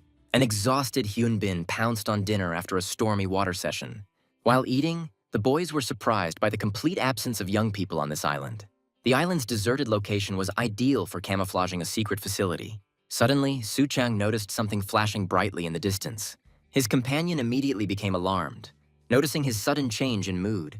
His peculiar eye confirmed the guess that it was artificial glitter. But in fact, there was a mysterious observer hiding behind the stones. Some gloomy man was staring at them through the lenses of binoculars. Suchang almost jumped as he realized the scale of the impending threat. He quickly informed the others that they were being brazenly followed. Red was scared, fearing that the patrolman had already figured them out. The whole gang immediately tensed up, expecting the worst possible outcome. The suspicious old man in the cap kept his eyes on the heroes through binoculars. Finally, he put the device away, maintaining an extremely stern expression on his face. The stranger walked away, and the boys noted his departure with joy. The company under the umbrella breathed a sigh of relief, glad that the meeting had ended successfully. They recognized him as a laboratory patrolman, but were afraid to follow him now. The team decided to return to the hostel and gather strength before the sortie. The red-haired guy looked into the distance with concentration, preparing himself for the serious matter of tomorrow. A quiet hostel on the rocks became their refuge in the rays of the setting sun. Suchang dried himself with a towel, remembering the risk of failing on the very first day. Despite everything, the guy smiled happily, enjoying this cool day. Suchang scrolled through the selfies, surprised that he had made friends thanks to Nest. The girl called him to Hyunbin to work out a common strategy. The guy dropped by to see Hai Song to invite her to a meeting. The room was empty, and Suchang called out to his friend in confusion. He froze in the doorway, not understanding where his partner could have gone, and the spy by the sea wondered where his target had gone. The old man turned around abruptly, feeling someone's heavy presence behind him. Hyunbin attacked from above, fiercely demanding the address of the secret laboratory. He pinned the enemy to the ground, promising to spare his life for the truth. The leader smiled predatorily because he remembered the spy's outfit very well. Hyunbin remembered seeing the old man hanging around outside their hostel. He demanded answers, promising his grandfather a very bad ending for spying. Suddenly the old man shuddered, looking hopefully into the face of the enraged hero. The boy was taken aback when the stranger suddenly called him by his real name. The poor man burst into tears, mistaking Hyunbin for his long-lost grandson. The hero stood frozen in confusion, listening to pleas to never leave again. Suddenly the cook, accustomed to the strange behavior of this local resident, intervened. Hyunbin dropped his foot in confusion, not knowing how to react next. The cook advised not to get angry at the grandfather, whose mind had long since become clouded. It turns out that the unfortunate old man with dementia sees his grandson in every tourist he meets. The man confirmed that the old man was expecting a grandson named Kang Hai-sun. The poor guy sat on the shore for years, hoping for the return of the grandson who abandoned him. The boy told everyone to leave, realizing the bitter truth about the fate of the lonely old man. Suddenly, someone's hand grabbed the hero's hoodie tightly, causing him to flinch. The happy old man mistook the stranger for his grandson and called him to come and have dinner. In the twilight, a dilapidated hut appeared, hidden among dense trees and rocks. The boy silently watched the exhausted old man sleeping under a thin blanket. Then he suddenly realized that his grandfather did not work in the nursery at all. The hero was angry with himself, realizing that he had seriously screwed up once again. Cursing irritably, the guy hurried to leave the cramped house. The binoculars lay alone on the concrete parapet in the rays of the setting sun. Suddenly, someone's hand decisively grabbed the device, breaking the silence of the embankment. The guy in the white hoodie was surprised to find these binoculars at hand. The lenses doubled horribly, causing the hero to doubt the functionality of the optics he had found. He dropped the thing and ran away, looking for the mysterious Hai-sung. The dark horizon was suddenly cut by a bright light coming straight from the sea. The red boat rushed at full speed towards the blinding radiance. The powerful engine roared, cutting through the water surface and leaving a foamy trail. The man smiled predatorily, anticipating his arrival on the gloomy black island. A creepy dragonfly man with huge scarlet wings watched him from above. The game was in full swing on the field, demonstrating brilliant technique and teamwork. In the final of the match, that decisive goal flew into the net. The stadium literally exploded with delight, because this moment was unique. The boy listened enthusiastically to the speech of his idol, the great master of football. The athlete openly stated that he never considered himself a gifted genius. The child realized that the desire to play is enough to succeed. However, in the first match he failed, letting down his entire team. An unfortunate missed goal deprived the boys of their leading position in the tournament table. The hero trained furiously in the darkness, promising himself that he would become useful to the team. He rushed forward, not noticing the ominous shadow with red eyes. The coach was taken aback when the boy suddenly asked to take a break from training. He explained haltingly that he had injured his legs just before the decisive game. The mentor looked sullenly at the bandaged shins, asking about the recovery and treatment time frame. The player vowed to get back on his feet quickly and return to action immediately. But the coach only dryly advised the boy to take care of himself, saying goodbye forever. The stunned hero heard his teammates calling him a burden behind his back. The bitter truth emerged. He was blamed for the shameful loss at the regionals. Once at Nest, the boy panicked and called for the professor through the closed door. Outside the door, Professor and Ga Young were planning to replace the worthless student. The team was determined. Anyone would do except Hai Sung. Hai Sung shot up from his bed, choking on the sticky nightmare. He breathed heavily in the darkness while his partners were dreaming their 10th sleep. The guy grabbed his hair, hoping to quickly forget these terrible images. The night hostel seemed quiet, but a storm was raging in the hero's head. The following days were spent in an exhausting search throughout the mysterious island. The boys searched every bush but did not find a single clue. Haya Sung's face darkened visibly, feeling time slipping away from them. Meanwhile, he spent hours hypnotizing the sea, sitting on a cold boulder. In the evening, seafood sizzled on the grill, slightly easing the tense atmosphere. Ga-yan grumbled that old man Hae Seong was just an ordinary grandfather and that searching was useless. Ga-young doused Lee Jun-hyun with a drink, suspecting him of blatantly lying. She stated sarcastically that her hand had accidentally slipped at the hottest moment. Meanwhile, the girl asked which way Hae-sung had gone again. Du Hua began to wipe her friend's face, seriously concerned about Hae-sung's condition. His friends wondered if his odd behavior was a side effect of an eye injury. Ga-young went quiet, even though she was usually the first to tease the poor guy. She knew that all his feelings were always written right on his face. Meanwhile, Hae-sung was slowly walking along the shore at sunset. The hero looked unusually gloomy, completely immersed in heavy thoughts about the future. Soon he returned to his old place without taking his eyes off the sea. Hae-sung tried to persuade his grandfather to leave since there were no boats at that hour. The old man stubbornly insisted that his grandson would definitely return, as he promised. The boy grumbled about the cold, but the grandfather flatly refused to leave the shore. Hae-sung bitterly recalled the time when he desperately wanted to be needed by someone. The memory of how he exhausted himself for the sake of his team's success came to light. He clenched his fist painfully, cursing his former helplessness and weakness. The hero cruelly explained that his abandoned grandson would never sail back again. He shouted in rage that the old man had simply been betrayed and left alone. The cruel world always throws overboard those who have become a heavy burden. Hae-sung grabbed his grandfather, demanding that he stop this pointless and long wait. Hae-sung noticed that his grandfather had finally passed out right there on the rocks. He silently looked at the sleeping man, feeling a pang of conscience for his screams.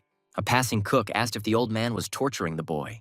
The man offered to take his grandfather home before he became completely ill. Hae-sung trudged towards the house, wondering why he had yelled at the poor guy. Grandfather's hut lurked in the silence of the night, hidden from prying eyes. The hero delivered his grandfather and unexpectedly saw a forgotten smartphone on the floor. He sincerely did not understand why his grandfather did not call his grandson himself. Hae-sung put the dead phone on charge, deciding to examine the phone. Suddenly the screen flashed, revealing something completely shocking to the guy. Hae-sung was truly stunned when he realized that the mobile phone belonged to his grandfather's grandson.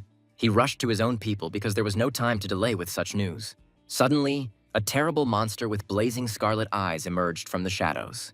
Ga Yeon was already seething on the shore, wondering where this weirdo had disappeared to again. She dreamed of finding a partner and teaching him a proper lesson for skipping classes. A sudden gust of wind tousled her hair, causing the girl to instantly become alert and turn around. A mysterious silhouette appeared right behind her, giving Ga Yeon a feeling of dread. The enemy attacked with lightning speed, cutting through the night air with bright flashes of bloody energy. Hae-sung bared his teeth furiously as he entered into this wild and completely unpredictable mess. A thunderclap shook the shore, turning everything around into a continuous mess of shadows. The red-haired guy dodged sharply, leaving behind only a dusty trail. He grinned slyly, finally convinced of his guess about what was happening. The appearance of a huge, muscular insectoid confirmed the existence of a secret laboratory. The long-haired girl turned around in bewilderment, sensing someone's frightening presence. The scarred guy in the leather jacket cheekily asked who was in front of him. The gray-haired leader explained to the squad that the creatures were fed the meat of other insectoids. The man added that these individuals have completely lost their humanity. He warned that there was no chance of survival when faced with such a monster. The only sure way out of the mortal battle was immediate escape. The hero, in flight, was amazed by the insane strength of the enemy, barely holding back the onslaught. The giant stag beetle struck, finally ceasing to be human. The monster with red eyes grinned madly, inspiring primal horror. The enemy unleashed all his fury, trying to crush the impudent guy. The redhead deftly dodged, quickly escaping the deadly attack. He almost died and realized the complete superiority of this carcass. Clutching the smartphone containing the evidence, the hero chose the only option. The boy took off running, hoping to escape his pursuer in the forest. He was sure that the stag beetle would never catch up with him. The thought of triumph made him grin smugly as he ran. The hero rushed forward, disappearing into the darkness at breakneck speed. Hae-sung braked sharply, sending up a blue spark from under his shoe. The guy froze in the middle of the night forest, sensing something was wrong in the silence. A sudden guess made him freeze tensely, breaking out in a cold sweat. The hostel residents became worried when they noticed that Do Hua was still missing. The friends in the kitchen wondered about the reasons for the escape while the phone buzzed. The girl with pink hair recognized Hae-sung's cell phone on the table. The friend in the bright shirt realized that the guy had forgotten his connection at home. It turned out that Do Hua had already gone into the forest to look for her missing friend. The insectoid monster's heavy paws landed with a crash on the dark path. The monster admitted with annoyance that its prey was incredibly fast and agile. The stag beetle unceremoniously broke into someone else's house, destroying everything in its path. The monster's red eyes gleamed ominously, obsessed with bloodlust and commands. The creature reached out to the sleeping old man, planning to replenish the boss's quota. The giant froze over the defenseless victim, sensing Hae-sung's sudden appearance. The guy appeared in the doorway, doubting the worthiness of choosing such a target. The redhead boldly called the monster to him, openly mocking him. The insectoid was delighted, deciding to bring the boss young prey instead of the old man. The monster rushed furiously at the guy, wanting to immediately grab a living target. There was a powerful jolt, and the ground literally exploded under the feet of the fighters. Hae-sung soared upward, deftly avoiding the deadly blow of the giant horns. Hae-sung unleashed a swift, shining blow from above at the enemy. A powerful column of light literally pierced the carcass of a huge stag beetle. The boy deftly jumped away when the monster tried to grab him with its paws. He realized that the creature wanted to drag him into a secret laboratory. The hero planned to escape with the evidence, but suddenly remembered the old man. The helpless old man was trembling and crying in horror at that moment. Hae-sung called him an old fool, but he couldn't leave. He firmly decided that he would never abandon his grandfather. Red turned in the air and rushed back into the thick of the battle.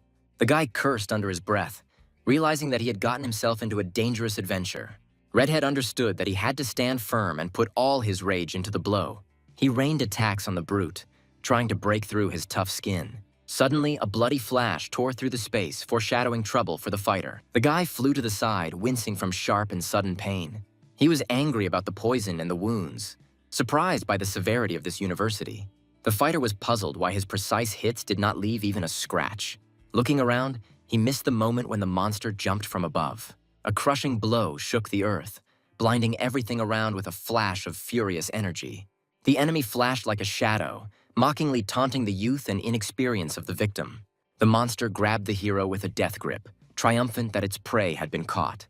The poor guy blamed himself for the failure while the monster squeezed his skull.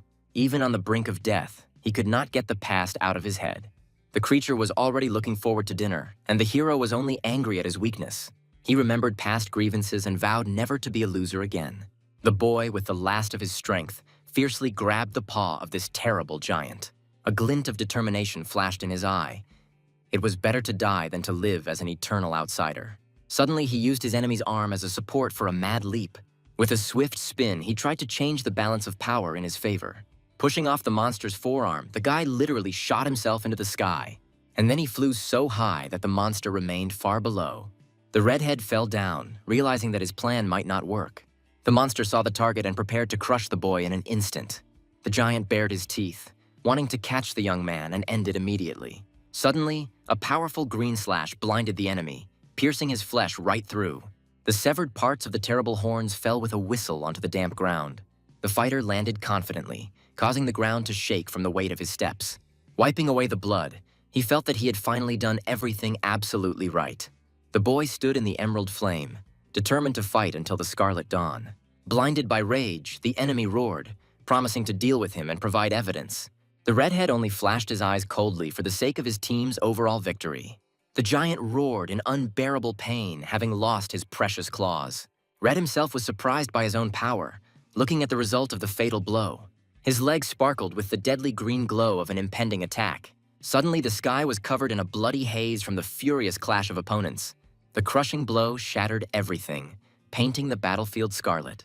The guy rushed forward, determined that he could finish off this bastard. He moved so quickly that he left behind only blurry shadows. And then he delivered a stinging blow, piercing the defense of the maddened enemy.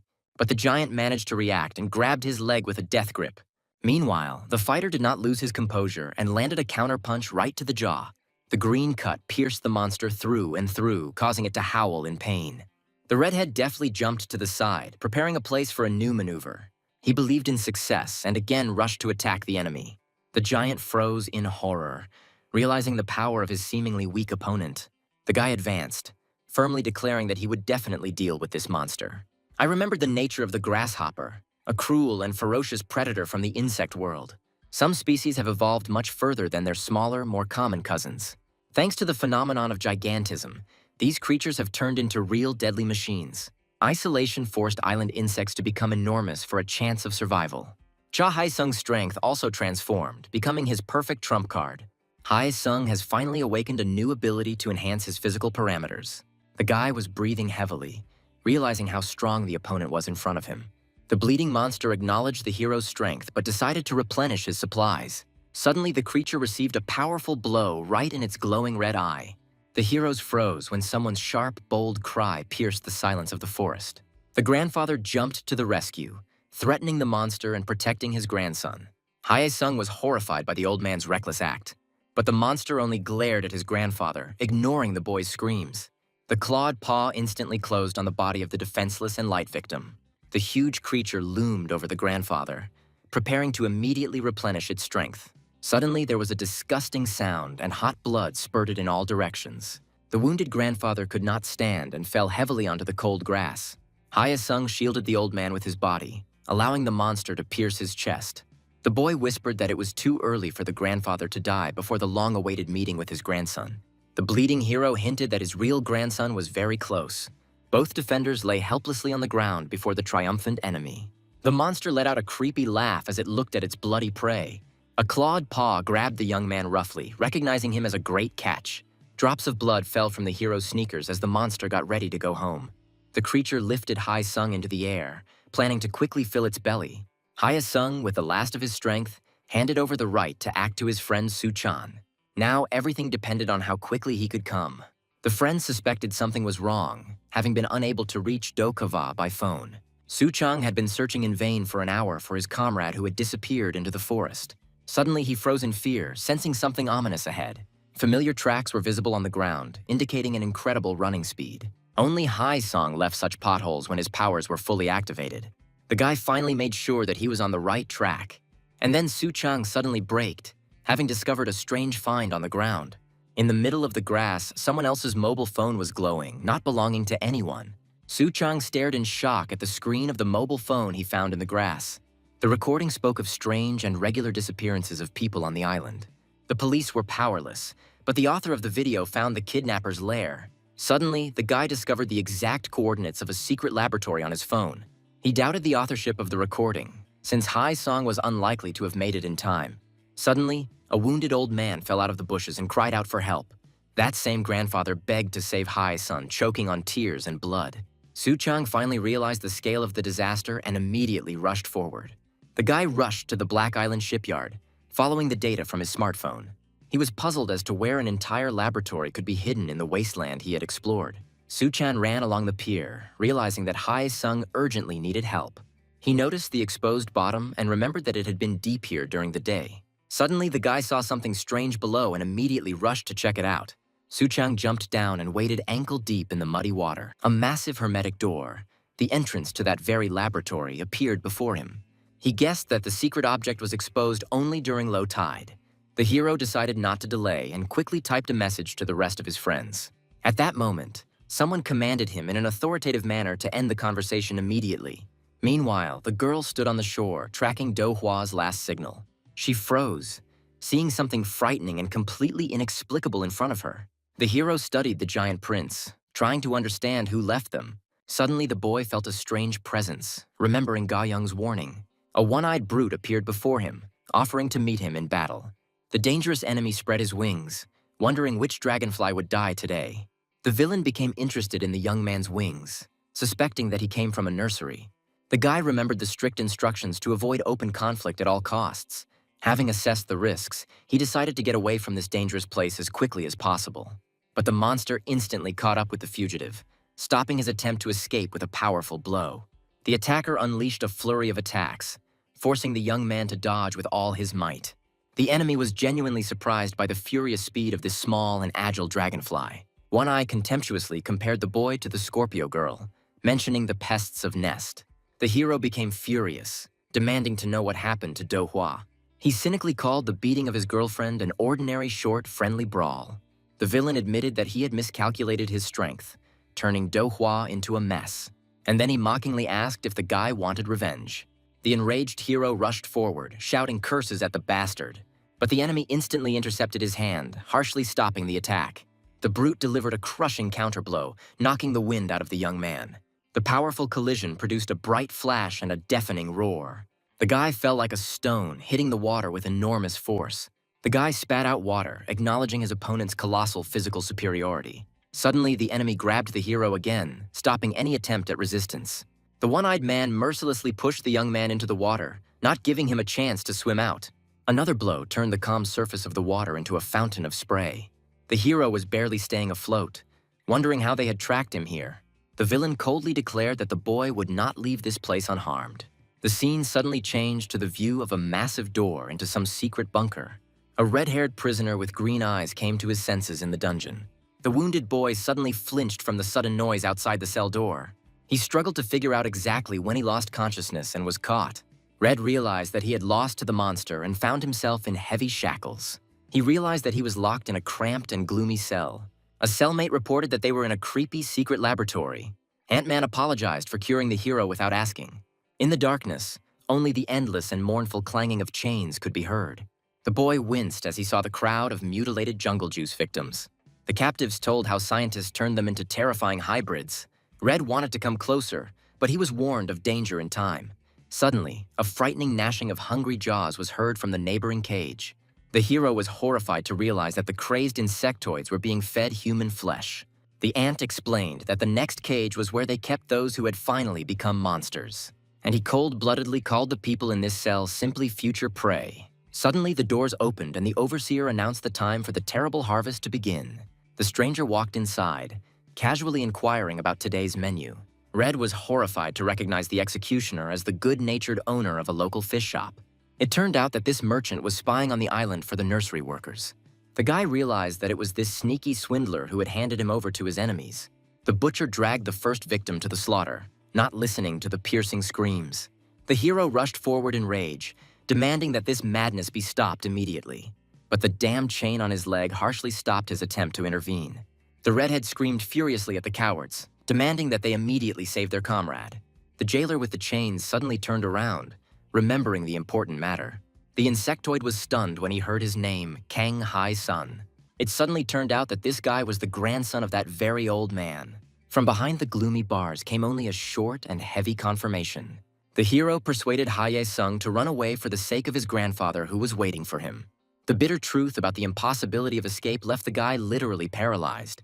Unbreakable shackles and terrifying monsters made any attempt suicidal. The plan to use the abilities ran into a wall of fear and hopelessness. Only broken weaklings gathered here, having become food for monsters. Red offered to take a chance, mentioning a secret place called Nest. Hae-sung just trembled, repeating that he had lost his will to live. He cried, not understanding when they had become monsters. The boy was stunned, deafened by the sounds of mass sobbing in the dark cell. Around him sat people who had completely lost faith in salvation. Suddenly, his heart began to beat faster, bringing back old memories. He remembered how easy it was to give up when the score was overwhelming. Words of helplessness and guilt at the 3-0 score surfaced. Meanwhile, it was time to grit our teeth and rush forward. The hero shattered the chains with a powerful blow, determined to score the first goal. The prisoners shuddered as hope for salvation began to glimmer in their souls. Hyasung froze, keeping that very spark of life deep within. The teacher reminded that victory always begins with igniting this spark. The redhead boldly asked what miracle they were waiting for and went on the attack. Lightning strikes flashed through the air, cutting through space with bright flashes. Suddenly, a powerful kick sent the opponent flying. The enemy bared his teeth in surprise, noticing the boy's sharp and sudden acceleration. The dragonfly ironically assessed the hero's powers, calling them a funny toy. The guy with glasses didn't understand how he could miss the target. The rival admitted that the DNA of an unusual creature flows through his veins. The hero chuckled, telling the enemy that he wasn't the only one with a cool complex. The opponent, with scarlet eyes, asked what kind of insectoid the guy belonged to. Surrounded by shadows, he promised the bastard to reveal his true identity. The student angrily declared that he was ready to do anything for the sake of grades. Meanwhile, the girl ran along the night highway, not understanding the scale of the madness. Suddenly, a giant shadow of a terrible monster appeared in front of her, blocking her path. Wild fear sent shivers down her spine at the sight of the enemy. A huge pseudoscorpion was eager to catch a tourist in order to fulfill its meat quota. The crazy look and drooling revealed the insectoid to be a predator accustomed to feeding. The creature, screaming for meat, rushed at the defenseless victim from above. The terrifying creature rushed to attack, cutting the air with poisonous green claws. The pseudoscorpion looked around in confusion, completely losing sight of the nimble target. A powerful blow struck the monster, turning its jaw into a bloody mess. The brunette noted ironically that freezing in place was a fatal mistake. Suddenly, a strange green haze enveloped the battlefield, alarming the tired girl. Hyun-bin emerged from the fog, warning about the toxicity of his tobacco smoke.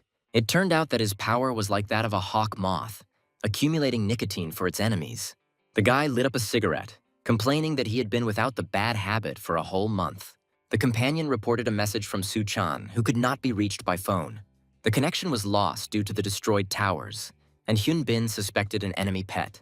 Hyun-bin realized that there was no help, and the monsters were already breathing down his neck. The creatures surrounded the survivors from all sides, accompanied by a terrible rustling sound. The monsters were hungry for meat, turning the night walk into a bloody trap. The girl resolutely tied her ponytail, preparing for the inevitable fight. The guy decided to disobey the professor's order for the safety of his people. The group rushed to break through the dense ring of monsters to the shipyard. A heated debate about estimates suddenly broke out at the Black Island shipyard. The big guy in leather was furious that bad grades had created so many problems. The fighter suddenly took off, leaving a turquoise trail behind him. The enemy attacked at a crazy speed, grinning mockingly right in my face. He exposed the motives of the parasites, accusing his enemies of blind, dog-like devotion. The enemy just laughed, comparing the heroes to pathetic lab rats. The monsters craved meat while people desperately fought for a ghostly reward. The enemy swung, mockingly asking about the difference between people and monsters. The leather cloak flew into the air, leaving a blood-red trail behind it. The hero shouted furiously that they would never become like monsters. The villain couldn't keep up with the speed of the attacks, completely losing sight of the fighter. The guy's eyes flashed with determination because he was not going to give up anymore. Beams of light crossed the sky as the fighters defended their true identities. A powerful blow put an end to it, cementing the hero's faith in humanity. The hero crushed the enemy to the ground with a powerful blow. The guy wheezed heavily, barely able to stay on his feet after the jerk. He breathed a sigh of relief, deciding that he had finally knocked the bastard out. The fighter ordered to run to the laboratory before the tide came in. But suddenly the enemy came to his senses and sarcastically asked about the dragonfly complex. The villain dramatically tore his clothes, preparing for the second round of carnage. He acknowledged the guy's superiority in the air, but did not give up. A mark flashed on the enemy's back, promising a completely different technique. And then the spines of the antlion complex emerged from the flesh. Involution began, turning the enemy into a huge, monstrous larva. The guy was taken aback by the pincers, mistaking the enemy for an ordinary dragonfly. It turned out to be an antlion, which is always confused with dragonflies. The cunning larvae built traps in the sand for unsuspecting ants. The hungry predator had no intention of simply sitting at the bottom of the crater. The larva furiously covered its victim with sand, preventing it from escaping the trap. The enemy assumed a deadly antlion stance, preparing to attack. A powerful sandstorm suddenly engulfed the entire area around the fighters. The guy began to be rapidly pulled into the treacherous quicksand. The villain grinned ominously, ordering his exhausted opponent to fall dead. A crushing blow fell upon the hero, raising clouds of sand. The enemy asked the hero with glee if he liked being buried alive. The villain boasted of his strength, and the guy decided to hold out until help arrived. The hero ignored the order to surrender, hoping for the quick arrival of his friends. He brazenly bluffed about the summoned squad, causing the monster to become nervous for a moment. The larva headed towards the laboratory, boasting of its importance to the common cause. There was a deafening crack as the barrier began to break under the terrible pressure. The enemy promised to solve all problems by opening the blocked door with one blow. The guy was very surprised when he realized the true scale of the disaster approaching them. The villain noted with satisfaction that the ending happened at the perfect time for him. A giant tidal wave crashed down with a roar, instantly flooding everything around. The villain on Earth boasted that he himself held back the tide with sand. The scarred muscle man grinned. His mission was to destroy the lab. It turned out that they decided to clean up the loose ends because of the talkative traitor Jun Hyun. The prisoner in the water was taken aback because his nest colleagues were drowning there. The winged monster indifferently cut off that colleagues were just expendable material. Suddenly, the winged one was thrown up by a powerful splash of water, which amused him. From above, the attacker gloated, delighted at being rid of the laboratory and the nest parasites. But the monster only yawned, planning to deal with the brunette and the bespectacled man. He was sorry to miss the sight of the parasites floating upside down. The guy stuck below had his eye lit up with rage. Everyone must die. Half an hour ago, the prisoners were languishing in a gloomy cell to the clanking of chains. The red-haired boy kicked the heavy-duty prison bars furiously. He sweated, wondering what this damn metal was made of. Even a powerful, overgrown beetle couldn't leave a single scratch on the bars. The boy was writhing in pain while the others advised him to give up. The sight of the creepy neighbor convinced everyone that there was no way out of the cells. Suddenly, there was an explosion. An earthquake began and the lights went out everywhere. The doomed people finally lost heart, resigned to their death. The hero realized with bitterness that those around him were consumed by complete despair. Then he stood up resolutely and loudly called on his comrades to listen to him. The man demanded an escape plan from the red-haired man, desperately hoping for survival. Ant-Man clung to the bars, wanting to know a way to get out alive. The other prisoners watched their comrade's strange actions in complete shock. The insectoid confirmed that he knew the truth, looking straight into the guy's eyes. He mentioned to Cinderella the cure from Nest that restores human form. Although there was little vaccine left, the monster realized everything and nodded gloomily. The prisoner admitted that he had not escaped earlier only because of a lack of hope. With a terrible grinding sound of steel, the ant began to easily push apart the thick bars. The people were stunned, amazed by the incredible physical power of this humble insectoid. The hero broke the cage in cold blood, reminding them of the tenfold strength of his species. The red-haired guy was stunned that they weren't freed much earlier. The crowd rejoiced, hoping to finally regain their former human form. The bars have fallen, and it's time for everyone to break through to the exit. The path was blocked by a huge beetle, who called all the fugitives ordinary meat. The redhead smiled cheekily, because now he didn't have to cover for the weak. Now everything has changed. The guy confidently went on the attack against the enemy. He had no one else to protect, so he rushed forward first. The giant beetle roared, charging towards the crowd of unarmed captives. A fight ensued, with the captives using heavy chains as formidable weapons. They shackled the monster, tightening the steel links tightly around its body. The prisoners became wary, sensing the smell of something burning in the air. The fanged fighter grabbed the monster, trying to stop its furious onslaught. But the giant simply kicked him away with a powerful and sharp kick. The monster began to crush everyone in its path, throwing insectoids around like trash. Suddenly, Ant put his shoulder forward, grabbing the carcass of this overgrown creature. He barely contained the enemy's power, and his eyes flashed scarlet.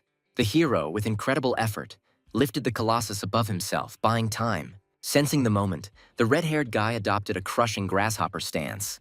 A blinding strike from the scythe pierced space like lightning, dividing flesh.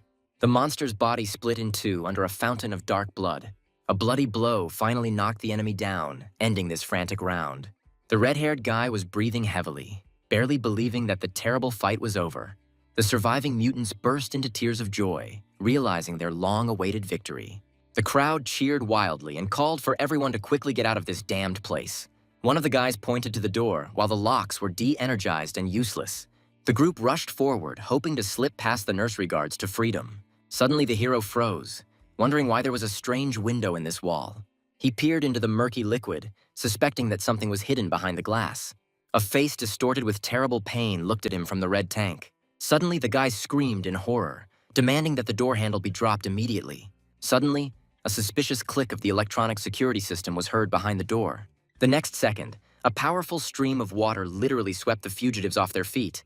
The room quickly filled with icy liquid, causing everyone to panic. Enormous pressure pressed against the door, giving the heroes no chance.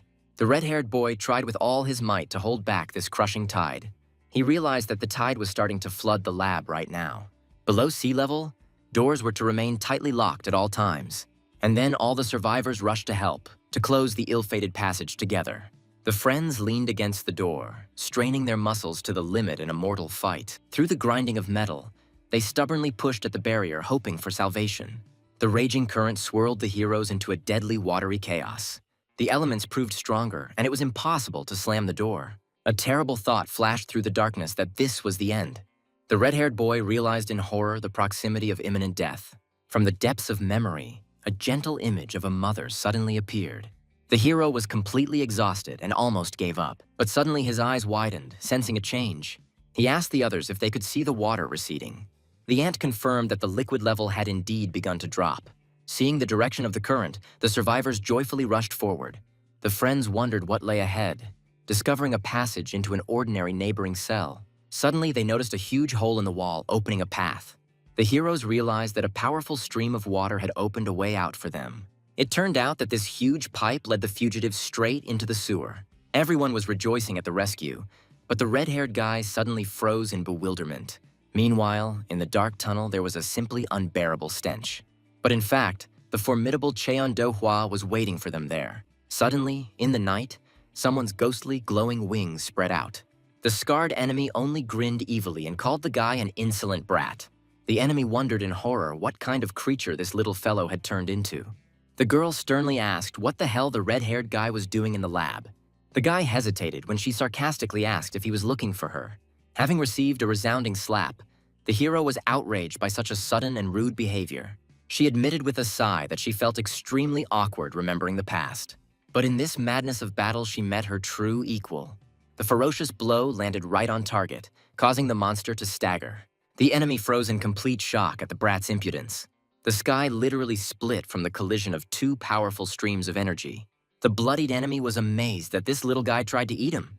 And then the hero completely went wild, starting to fight like a possessed demon. The brute's gaze flashed red, reminding him of someone from the past. Shin Ga-yeon became furious, proving to be that special specimen. A deadly blow from above shook the earth, raising columns of thick dust. The wounded enemy acknowledged the hero's strength, but considered it useless. The battle flared up with renewed vigor, bringing the fighters only insane pleasure. A furious kick reached its target, accompanied by calls to tear the enemy to pieces.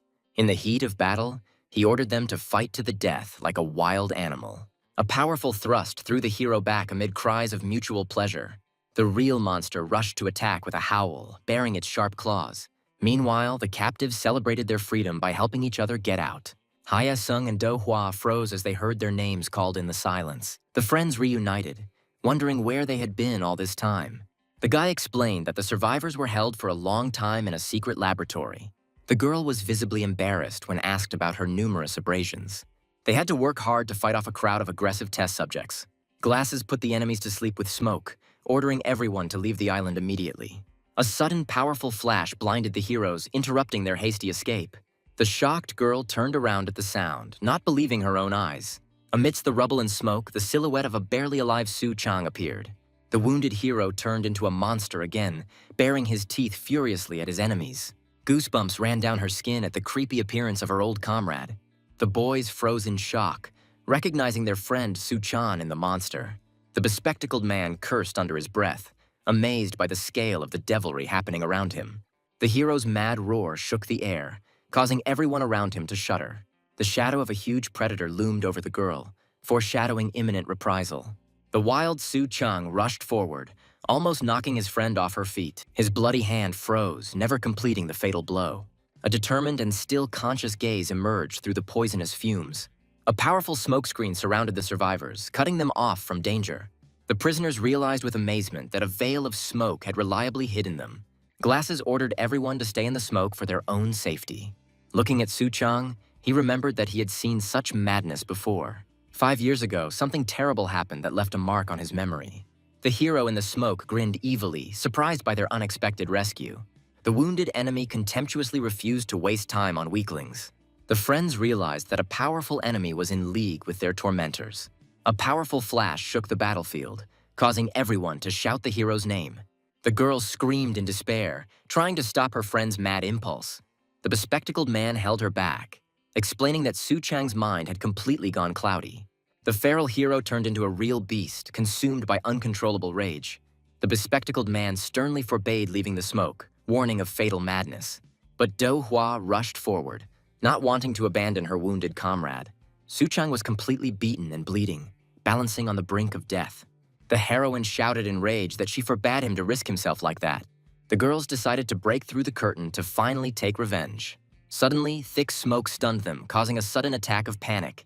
The bespectacled man apologized to his fallen friends, forcibly stopping their impulse.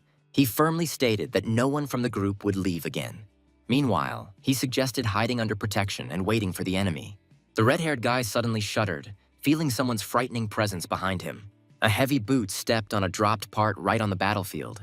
A flash of rage erupted, and the heroes exchanged bloody blows in the air. Anthead responded with confusion to the sudden and strange order. The guy gave the mask to his ally, ordering him to detain anyone who interfered. Suddenly, he soared into the sky, leaving witnesses in shock. The bespectacled man in green screamed, trying to stop this crazy flight. But Ant-Man apologized and grabbed him by the neck by force. The protagonist rushed forward, anticipating the success of his wild plan. An important lesson he had learned long ago came back to him. Even the wildest beast will calm down if its view is blocked. The girl in green realized that there was now a real beast in front of her. It was risky, but he still made that crazy leap upward. The hero believed that there was still one ghostly chance of victory. The two fighters clashed in a celestial dance amidst bright flashes of energy. He grabbed the madman with a death grip, not allowing him to dodge. Hae-sung furiously demanded that the idiot finally come to his senses. A powerful green discharge fell down under the angry cry of the attacking hero. Friends below watched in fascination as this epic and terrifying clash unfolded. The red-winged enemy hovered in the smoke, radiating a primal threat. His bloodshot eyes burned with pure rage and absolute madness. The rescued fighter thanked Hae-sung for bringing him back to his senses under the lighthouse. The hero again clearly saw the world through his green glasses. The girl was amazed at the guy's sudden restoration of control over the complex. Hae-sung confirmed to his friend that he felt quite well. He felt a surge of strength, believing in a quick victory over the monster. Suddenly, the dangerous enemy disappeared without a trace into the darkness of the night. And then the monster appeared right in front of Hae-sung in a stance. The guy just bared his teeth furiously, preparing for a new round of crazy fight. Meanwhile, the hero's vision was obscured by the black shadow of a rapidly approaching enemy. The antlion roughly threw his opponent, reminding him of his calling. The enemy grabbed Suchang, deciding to change the location of their duel. The monster soared into the sky, carrying the boy away in front of his friends. The kidnapper was flying too fast, not giving his pursuers a chance. The redhead rushed after him, screaming furiously that he had been forgotten in vain. The beast advised him to relax, mocking his weak complex. A short lunge and the pursuer was roughly thrown away from the fight. The boy tripped and fell, unable to keep up with the monster. The enemy said that the red-haired man shouldn't get involved in other people's squabbles. He called the guy a mediocre mediocrity, completely trampling him into the ground. The teacher's words about the normality of different abilities came to mind. The redhead bared his teeth, remembering the bitter truth about someone else's superiority. He cursed, looking after the enemy and completely confused. The silence of the forest was broken by the whistle of the insane speed of flight. The kidnapper threw the victim into the thicket, promising a fight without witnesses.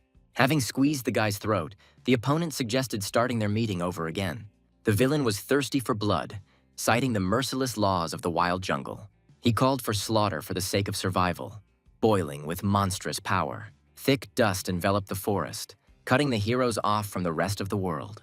Suchang's eyes flashed furiously, foreshadowing a crushing response. A thunderous explosion shook the earth, marking the beginning of the final battle. Jin came to on the floor, hiccuping heavily and intermittently. The guy in the Hawaiian shirt apologized to her for his overly radical methods. He added sternly that they would deal with Suchang a little later. Suddenly, the heroes realized that they were surrounded by a whole crowd of monsters. The hungry insectoid salivated, anticipating fresh human meat. It turned out that the sleeping cigarettes had run out and the monsters had awakened from the effects of the smoke. The combat blonde prepared for the massacre because there was no other way out, and then the whole team rallied, deciding to take on this crazy fight. Suddenly, a winged fighter burst into the thick of things, attacking swiftly, and some crazy muscle guy was screaming that he was absolutely magnificent. The guy in glasses angrily asked if the enemy really dared to disagree. A powerful blast of light instantly pierced the space with a deafening roar. The wounded enemy roared furiously, flatly refusing to admit defeat. The hero in green glasses suddenly assumed a deadly dragonfly stance. A mad hunt for the hare began, filling the air with the whistle of blows. In the air, the fighter realized that he was now in a winning position. Only the sand attack allowed him to finally seize the initiative in the battle. The stunned enemy fell down, uttering only a short, pain-filled cry. The guy rushed after him, deciding not to let his enemy touch the ground. The brutal blow crushed the enemy's flesh, drenching everything around with scarlet blood. The hero held the enemy in the air, denying him access to the saving sand. He delivered a powerful kick, sending his muscular opponent flying even further. The sudden movement caused a bright splash, emphasizing the extreme speed of this attack. Like a hunting rifle, the guy used the height to his full advantage. The wounded enemy was choking with rage, not expecting such a harsh response. Suddenly, the monster assumed the terrifying stance of an antlion. An instant evolution occurred, and the monster grew powerful wings. The guy was amazed at how quickly the enemy hit his jaws and picked up speed. Suddenly, the monster's clawed hand grabbed the hero's ankle in a death grip. The monster grinned, having figured out the hero's plan to force a fight in the open sky. The monster pulled the guy down, promising to end this fight right now. The mutant triumphed, threatening to unleash a powerful sandstorm on the enemy. The villain laughed loudly, absolutely confident of his victory. Suddenly, another fighter flew out of the forest thicket to help. The stunned monster froze, not understanding where this impudent guy had jumped out from. The savior appeared out of nowhere, making a giant dash straight towards the target. The enemies were taken aback. The guy came running straight from the other end of the island. Judging by the tracks, he moved at supersonic speed through the thicket. Incredibly, he actually ran the entire distance in an instant. The red-haired brazen man thanked the blockhead for the warm-up, preparing to strike. A sharp kick cut through the air with a sharp whistling sound. During the flight, the bespectacled man remembered the professor's strange question about high sun. Meanwhile, the professor was convincing the guy in blue not to worry. The gray-bearded old man spoke about eternal complexes due to human shortcomings. Suddenly, he noticed that rage from weakness can be useful. In his view, it is anger that fuels incredible growth. The old man called this feeling the true key to powerful self-development. The red-haired man told the enemy not to be surprised by the strength born from past complexes. The fighter rushed across the ground, cutting off the fact that he had no equal here. A heavy blow knocked a fountain of blood and the last of his life out of the enemy. With one swift stroke, he literally cut the enemy in half right in the air. The boy grinned fiercely, and his eyes flashed a poisonous green light. The enemy screamed hysterically, choking on his own blood from the crushing blow. Meanwhile, the mysterious lady with purple hair smiled contentedly. A powerful explosion scattered everything around, leaving behind only smoke. The hero breathed heavily, beginning to realize that they had succeeded after all. The lifeless body of the enemy in a pool of blood finally confirmed their victory. Suddenly, a vile monster jumped out, greedily screaming for fresh meat. The boys froze in horror when a huge shadow suddenly covered them. And then the space around was filled with a thick crimson fountain after the impact. The silver-haired warrior brought down a powerful blow on the monster from above. But she was taken aback when she realized that the attack had been in vain. The creature only mockingly cracked its neck without receiving a drop of damage. The masked soldiers trembled, realizing the monstrous power of the new enemy. A whole horde of nightmarish insectoids rushed into the attack with a wild cry. Having looked at the enemy hordes, the survivors finally lost all hope. A huge monster jumped on the red-haired girl, anticipating easy prey. Suddenly, someone's hand intercepted the creature, forbidding the others from giving up too early. The hero furiously opened the enemy's shell, promising that they would definitely cope. He explained that feeding made the exoskeletons of these monsters incredibly strong. He suggested an alternative, simply ripping out these creatures' powerful limbs, or even incinerate monsters on the spot, turning them into a pile of ash. He confidently stated that everyone must find their own unique method of struggle. Professor Chi usually taught newcomers to avoid any confrontations if possible. However, special training was intended precisely for such critical situations. Later, the teacher brought her into the hall, worried about the consequences of the brawl. He took responsibility for her injury and promised to teach her how to survive. To overcome physically strong cockroaches, one special cunning technique was required. It turned out that before the academy, the mentor served as an elite military instructor. He then taught soldiers jujitsu techniques that were ideal for fighting. And now the stern mentor was ready to pass on his experience to her. He promised to train her, and the girl immediately assumed a fighting stance. The soldiers froze, because they recognized that same legendary combat technique. The insecticide style is created specifically for the total cleansing of these creatures. The girl demonstrated complete superiority, brutally driving the monsters into the ground. One sharp lunge and another insectoid flew into pieces. A deadly display of flowers turned the battlefield into a bloody show. The witnesses were stunned, as she broke everyone's bones instantly. Now no one doubted that they were facing an incredible warrior. The silver-haired girl entered the battle, amazed by the headman's unexpected skill. She dealt with small insectoids in cold blood, showing no mercy. The walls were instantly covered in blood after her next swift attack. And then a gigantic monster appeared, who dreamed only of fresh meat. Those around were stunned, unable to understand where this colossus had come from. The boy, in horror, told Dohua to run away from this giant. The creature bared its teeth fiercely, demanding meat and raising its heavy fist.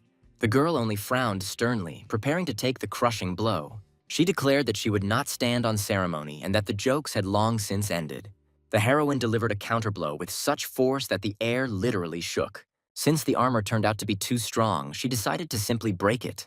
She decided to simply hit harder, digging her dark claws into the flesh. The enemy shuddered as the warrior assumed a dangerous stance of the Emperor Scorpion. A lightning-fast series of 5 powerful backhand strikes instantly found its target. The incredible collision sent the monster flying off with a roar. The bespectacled man was amazed that she used the enhancing complex for this victory. Duhua clenched her fists with excitement, not wanting to stop at the success she had achieved. The surrounding mutants were amazed at how the fragile girls destroyed the giant monsters. The blonde seriously wondered if this was what Cha Hai-sung had warned him about. The girls stood triumphantly over the defeated enemy in the middle of this eerie nest. The observers plucked up their courage and also decided to join the mad fight. The mutant acknowledged Hee-sung's correctness as he peered into the dark blue sky. Suddenly, he led the crowd to the exit right under the monsters' noses. Meanwhile, the sea raged outside, washing against the cold concrete of the dam. The heroine greedily gasped for air, barely holding back the scream that was bursting out. The survivors were finally able to rest, finding themselves in relative safety. Duhua exhaled, believing that they had managed to escape. The bespectacled man panicked because the sun was about to rise. He ordered everyone to hide in the sewers so as not to be seen by people. The good man with the insect's head asked if anyone else needed help. Suddenly, some poor guy tearfully asked him to help Hai-sung himself. The hero in the insect mask froze, stunned by the sudden request for salvation. The beaten old man cried bitterly, desperately begging for help for his dear friend. On the night beach, someone's heavy steps were heard under the sound of the surf. Someone resolutely approached the victims and firmly promised their support. The red-haired guy carried the wounded man on his back, telling him to just shut up. The guy just frowned in concentration, trying not to notice the weight of his burden. The group gathered by the water, listening attentively to the quiet confession of the strange mutant. Looking at the sky, the insect man indulged in memories of his childhood. Then he got hopelessly lost in the forest, accidentally falling behind his beloved grandfather. The frightened child cried bitterly, begging his grandfather to stop hiding and come out. He remembered a childhood horror story about naughty children abandoned in the forest. Luckily, his grandfather soon found him among the dense forest thickets. The old man with binoculars smiled kindly, calming his frightened grandson with his appearance. In reality, the mutant with a trembling voice could barely recognize his grandfather. His mangled, clawed hand trembled traitorously as the bitter truth washed over him. The moment of oblivion passed, and the binoculars abruptly brought him back to reality. Looking into the lenses, he realized that the old boy was no longer there. Now, in the reflection, only a terrible and dangerous monster was staring at the grandfather.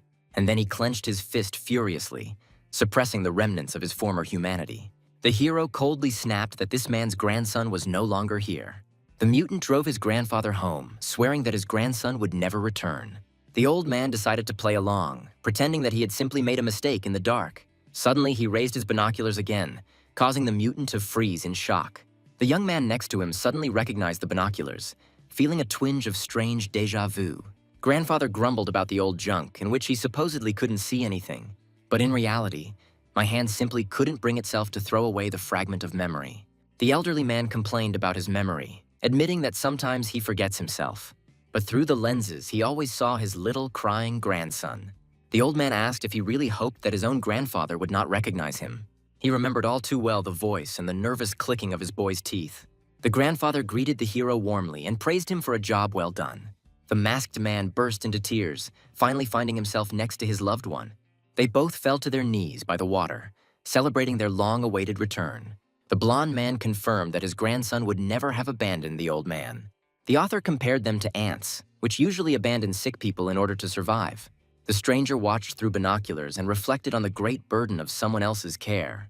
The old man hugged his grandson, rejoicing in the victory of humanity over instincts. Meanwhile, the group moved to the creepy laboratory to conduct a search. The man in glasses was surprised by the success and thanked the talented students for their help. The organization's agents received clear orders to thoroughly inspect every corner of the premises. Agent B1 asked her partner about the condition of the test subjects behind bars. It turned out that the water had escaped through the breach, leaving few survivors. The order was given not to open the door, but to tranquilize the survivors using special equipment. Suddenly, one of the operatives called the group to a suspicious discovery ahead. The group came across a massive steel door leading to a secret storage area. The electronic lock was intact, but the entrance was strangely open. Cautious steps through the dark room were accompanied only by the ominous creaking of the floor. A terrible stench hit my nose as the light from the lanterns revealed the corpses. The girls shuddered with horror, trying to comprehend the scale of this bloodbath. Before them appeared a pile of mutilated bodies of those who had been secretly held here. The group reached the shipyard, where a powerful rescue vessel was already waiting for them. As soon as the connection was restored, the guy first reported to the nest base. Having learned of the horrors of the laboratory, the university sent a ship to transport all the insectoids.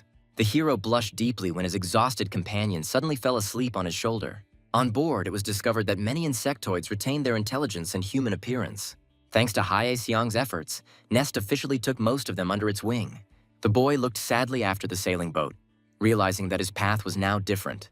He chose to stay with his grandfather since the people were close to the headquarters. The grandfather encouraged his grandson, promising that together they would overcome any difficulties. Assessing his strength, the hero doubted that he could reach the level of other elite students. A friendly handshake sealed the alliance, and the insectoid promised to sincerely root for Hee-sung. As he was leaving, the ant guy insistently asked his comrade to never stop fighting. Hee-sung silently accepted the challenge, his gaze filled with iron determination. The ship cut through the waves to the cries of seagulls, carrying hope into the open sea. Meanwhile, in the deep basement of the nursery, a frightened cry from a faithful servant was heard. A subordinate reported in a panic about the loss of the laboratory and the capture of a dangerous insectoid. The mysterious young man lazily proposed a game of chess, completely ignoring the failure. The leader just laughed it off, since even capturing Antlion was part of the plan. He confidently stated that the destruction of the laboratory was just a cover for the goal. Only rare specimens were able to retain their sanity after going through the hellish feeding. The villains declared their main task to be the rescue of valuable allies from the depths of the laboratory. The blue-haired leader smiled predatorily as all of his figures finally took position. The stern, bearded man coldly confirmed that the time had come to finally get rid of the unwanted ones. The meeting heard the final report on the bloody events that shook the gloomy Black Island. The staff of the terrifying nursery and the experimental specimens, crippled by training, were captured. The profiles of 21 insectoids who had managed to survive that nightmare lit up the screen. The committee was furious with the mercenary who had exposed them and nearly ruined the mission. The gray-haired master noted that it was Cha Hae-sung who played a decisive role. He was surprised how the boy's eternal feeling of inferiority suddenly became a powerful motivator. The head of Nest acknowledged the success, although the breeder and his companion managed to escape. The boss praised their contribution and mysteriously reached for his tablet. The old man admitted that he had concealed classified information from the official headquarters report. He then sternly warned everyone that Jang Soo-chan was damn dangerous. Meanwhile, in the noisy Nesta bar, ordinary civilian life was in full swing. The green-eyed guy suddenly realized that he was in complete trouble. His life was put in danger by a sudden blind date. A couple of hours ago, everything was much calmer in the dining room. Group A was solemnly congratulated on their successful return after a dangerous mission. Group D's Yu Chang-hoon gave a toothy welcome to the returning heroes. The silver-haired warrior instantly lost all appetite in such company. Du Hua, in a rage, grabbed the impudent man, threatening to turn him into a cutlet. Yu Chang-hoon smiled guiltily and admitted that they had gone too far back then. In response, Do-hwa only clenched her fist tighter, not accepting the excuses. She ordered him to immediately apologize to his injured comrade. It turned out that because of him, the guy almost went blind and lost heart. Then the warrior imperiously ordered to apologize to all the girls of Group B. The cunning Yu Chang-hong immediately agreed with everything, grinning slyly. Meanwhile, he decided to correct the situation in one very strange way. He grabbed the boys unceremoniously, believing that apologies alone would not be enough. And then he dragged the whole company on that very group date. The cuties were delighted to meet, having heard about the resounding triumph of this group. The girls themselves asked for a date, which greatly embarrassed Su-chan. Chang-hong told his friend to relax, promising to thank him soon for the help. He whispered that the girl on the right was the best in Professor Yu's group. The beauty with butterfly wings coquettishly admitted that she was really looking forward to the new one. Su-chan couldn't believe his luck, because the elite of the academy sat in front of him. After meeting, Chang-hoon began mixing up a potent cocktail to get closer. Suddenly, he enthusiastically announced the start of tough drinking games. While the instigator was having fun, his red-haired comrade sipped his beer skeptically. The charming straight-A student also took a sip from her mug, keeping a close eye on the target. The red-haired friend decided that since they were here, it was time to take a sip. The delicious pizza on the table also clearly hinted at complete relaxation. But soon, Su-chan shamefully lost the drinking game and was left in a daze. Having come to, the guy apologized to everyone and tried to quickly go home.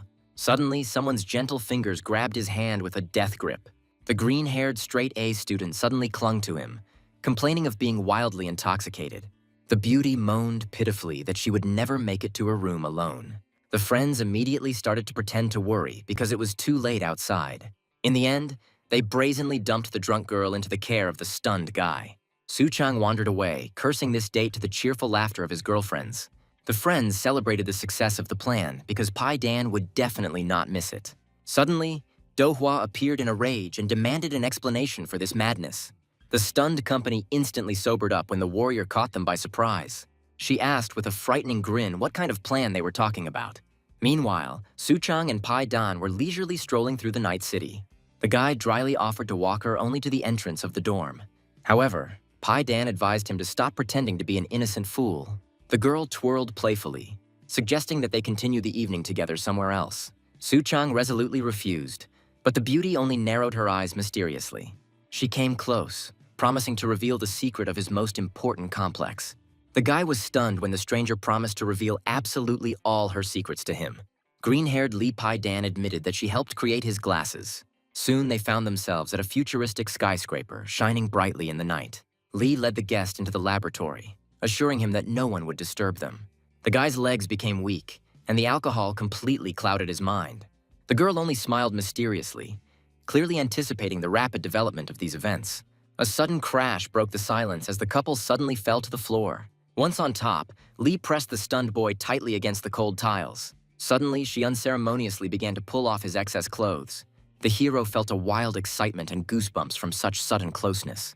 The girl took out the bag, thinking that the guy had officially given his consent.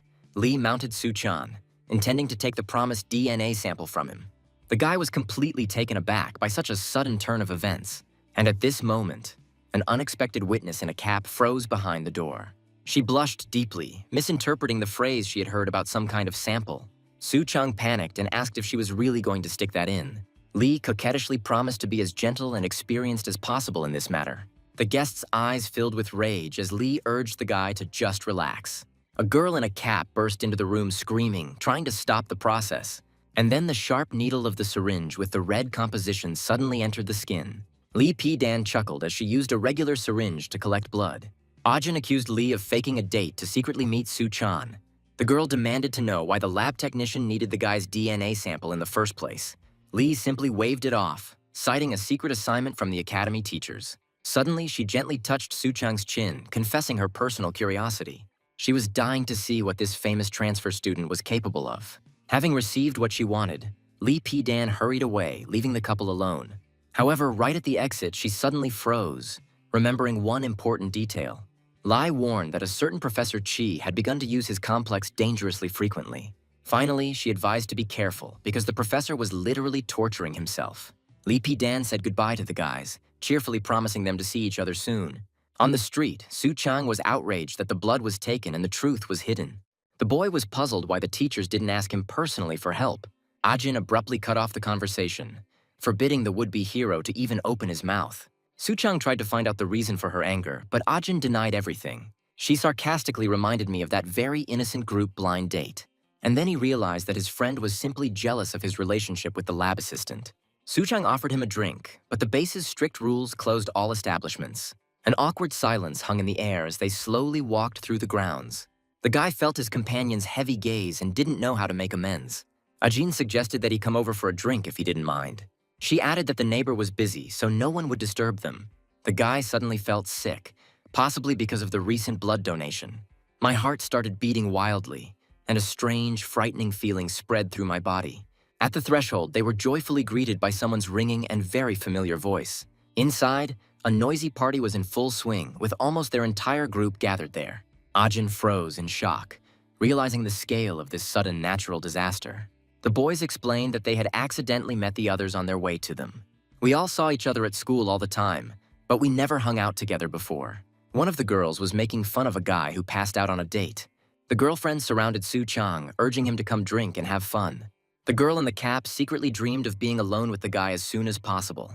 Suchang sat down next to her, acknowledging the inevitability of a noisy party. He finally felt like a normal and happy student. The guy suggested hanging out with everyone today and having a drink together later. His companion only looked at him silently while he made plans. Meanwhile, night fell at headquarters and dry agreement was heard. The gray-bearded giant at the window received alarming results from recent tests. The man warned darkly that Suchang had become a dangerous walking bomb. The woman suggested immediately isolating the guy for everyone's safety. The gray-bearded giant abruptly stopped his companion, refusing to isolate the guy. He considered it vile to lock an innocent person in a cold prison cell. The man understood that Suchang was looking for salvation from loneliness. Isolation seemed more frightening to him than any threat from the outside world. The giant promised that this little fellow did not look like a monster at all. The red-haired lady asked what to do if the guy lost control. The hero's face grew stern at the thought of a possible disaster. He vowed to stop the madness at the cost of his life, clutching the marked hand. Meanwhile, on the underground floor B7, the elevator doors opened ominously. Two stylish fighters emerged, ready to enter the game. The purple-haired beauty noted with intrigue that they had finally arrived at the place. She looked at the giant hidden monster, amazed at the scale of the secret refuge.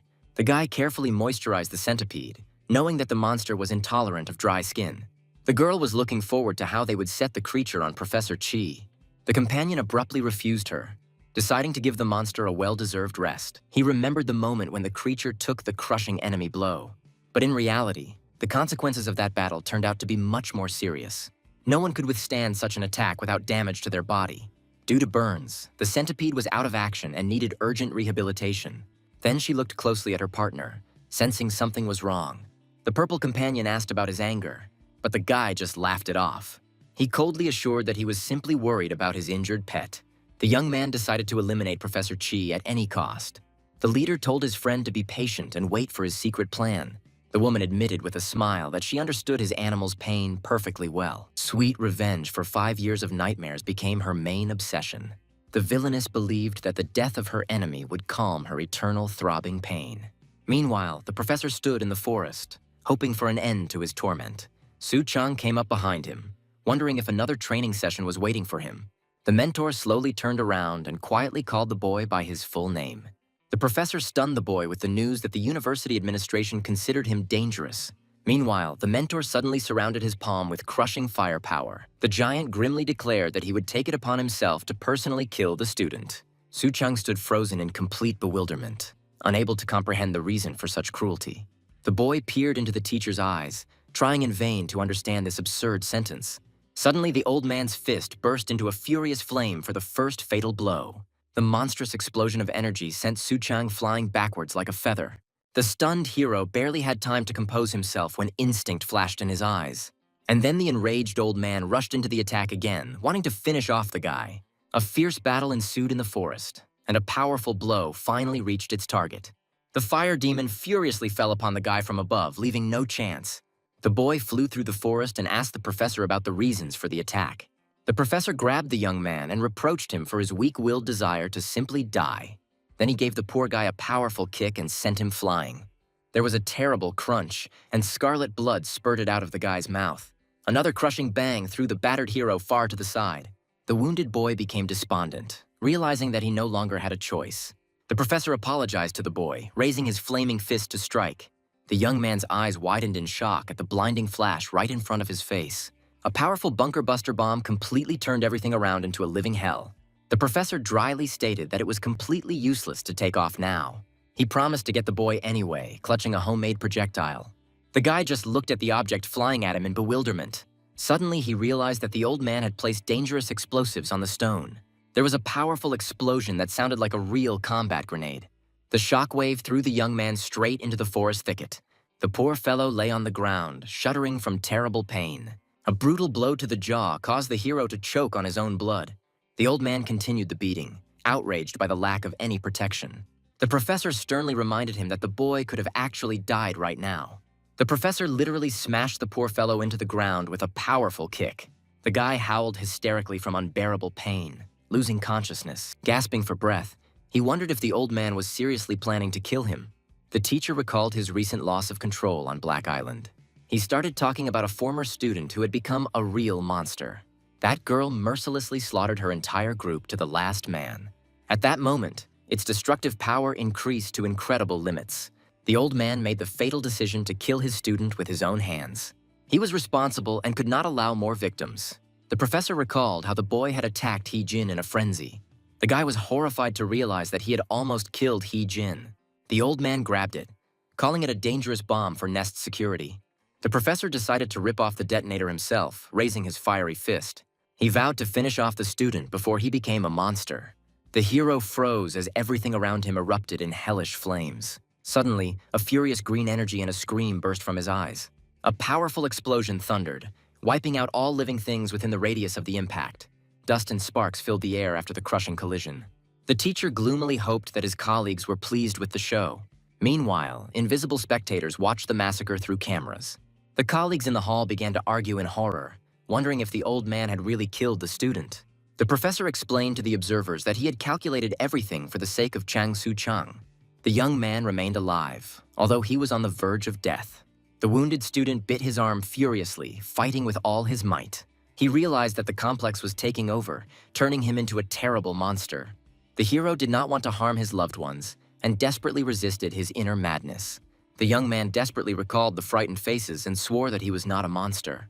Suddenly, a mysterious man in glasses appeared above the lying hero. The mysterious guest studied the surroundings seriously, enveloped in a strange green aura. The professor triumphantly declared that there should be no more objections from his colleagues. The old man realized with a stern expression that it was no longer Shin Ga-yeon in front of him. The empty hospital corridor was frightening with its sterile silence in blue tones.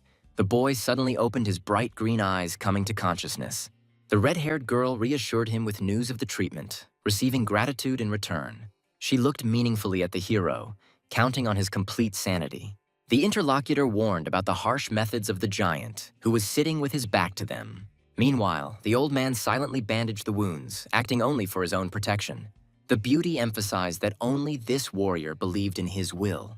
The memory came to him of how he almost killed him for the sake of testing. Suddenly, the big guy turned around and promised to finish off the guy the next time he went berserk. The mentor firmly promised to personally teach him everything that was most important. He reminded the boy of his dream of stopping being a terrible monster. Moments came to mind when he completely lost control. The giant placed his hand on his shoulder, urging him to prove his humanity. The old man demanded to show that the man in him was much stronger. Chang Su-chang stood frozen, filled with determination and new hope. The red-haired companion watched the changes in the hero with obvious pleasure. A couple of days later, the story moved to the organization's training facility. A noisy girl burst into the hall, loudly looking for her friend. A hyuna calmly stretched before starting her workout. A friend burst into the hall with shocking news about Su-chang's duel. Hee-jin was stunned when she heard about a maniac as her rival. Meanwhile, the professor launched into a powerful speech about working on weaknesses. The students didn't immediately understand how exactly the old man was going to drive them. The master announced a week of tough individual quests, which put everyone under a lot of stress. He reminded them that any failure in battle would quickly send them to the graveyard. The professor quickly clicked his notepad, where he had already written down the fate of each student. The girls immediately started whining, trying to get away from the dubious pleasure. Su-chang even considered giving up on the whole thing due to the lack of fines. But the instructor's smirk made it clear that the truants would definitely not pass the exam. The students realized they were hopeless and decided to pass the tests at any cost. The written exams at the academy scared the boys even more than the training. Jiang Su-chan was terrified of the difficulty of the tests for the chance to graduate. The stern professor began to announce individual assignments, increasing the tension. The academy's training field was scorching hot under the bright sun. Cha Hye-sung, with a grasshopper complex, prepared to show off his speed. The guy clearly lacked technique, despite his powerful blows and spikes. His first task was to meticulously destroy all flying tennis balls. The heroes finally realized that the tests were aimed at pumping up their complexes. But Hye-sung quickly howled and demanded that the mad machine be turned off immediately. Song Ha-na, with a poisonous lantern complex, boldly called out to the stern professor. The girl was accustomed to relying on poison, having no knowledge of physical combat techniques. Suddenly, she was ordered to hit Hee-jin in a normal hand-to-hand fight. Yunji, with a mole cricket complex, furiously bit into the hard layer of soil. The little girl howled in pain, trying to break through the unyielding concrete slab with her fists. Ji-hwan pushed himself to the limit as he ran the 100-meter dash with a heavy load. Meanwhile, Da-eun was using her last bit of strength to spin the 100-kilogram iron ball. Hyuna tried to develop a strong thread while her bonds were easily torn.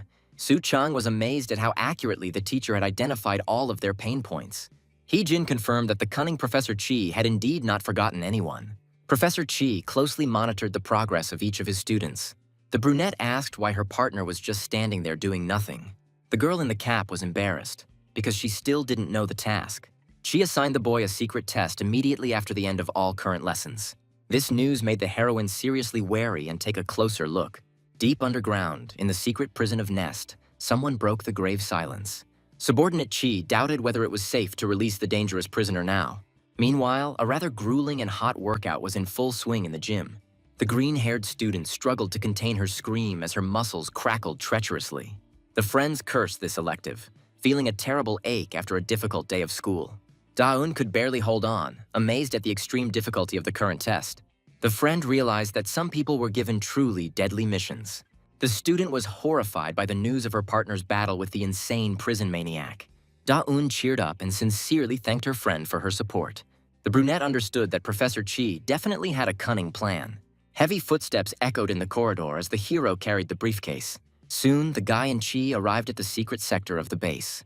The newcomer was taken aback by the emptiness of the gigantic hall, not understanding his loneliness.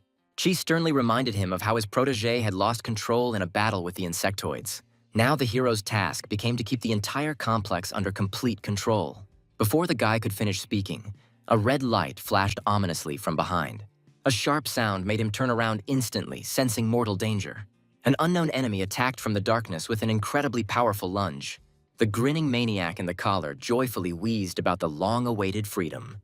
His curved blade flashed predatorily, preparing to draw blood from his victim. The hero froze, feverishly trying to figure out how to survive in this madness. Suddenly, a giant praying mantis appeared, and the enemy mockingly greeted the guy. In a panic, the student tried to report to the professor about the escape of the creepy creature. He glanced at the screen, seeing Chi's completely unperturbed face. The professor admitted in an icy tone that he had personally released the beast. The disciple was horrified because Chi had deliberately released this dangerous and insane butcher. The professor dryly ordered the stunned boy to immediately put on special protective glasses. Su-chang trembled, realizing the necessity of a mortal duel against this terrible monster. Professor Chi coldly confirmed his suspicions, observing his protégé's violent reaction. The encounter with the true enemy awakened in the hero a primal, body-numbing fear. Chi recalled how a fateful encounter with the mantis once turned the boy into an outcast. However, during all this time, the hero still has not managed to defeat him. The mentor called this battle the most important test and turning point in the student's fate.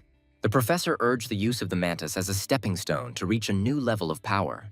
Through the pain, Jiang Su-chang put on his glasses, activating his dragonfly combat complex. The maniac grinned madly, promising to make up for the missed treat with a bloody massacre.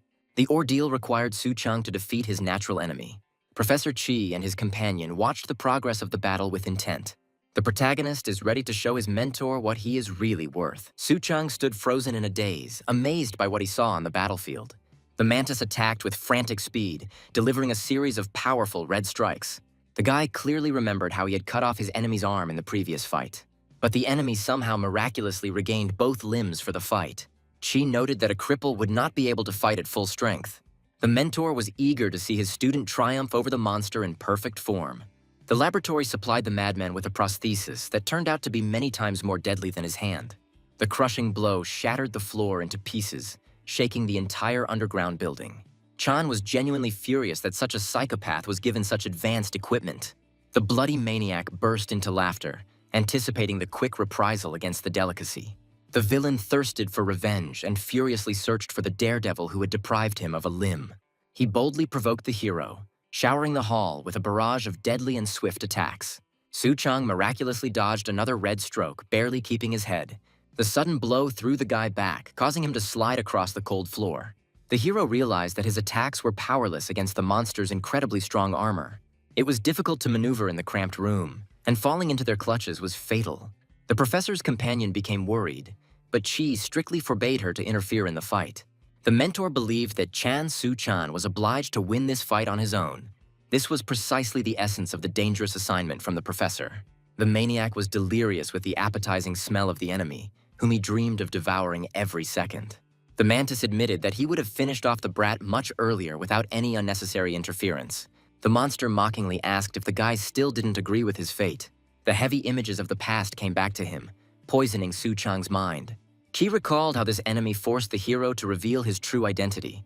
A primal terror gripped Su Chang's body, just like last time. The only way out was to crush my fear and go on a frontal attack. The mantis mockingly asked if the flyer had a secret weapon against his armor. Su Chang, with a cheeky grin, confirmed that he had a powerful ace up his sleeve.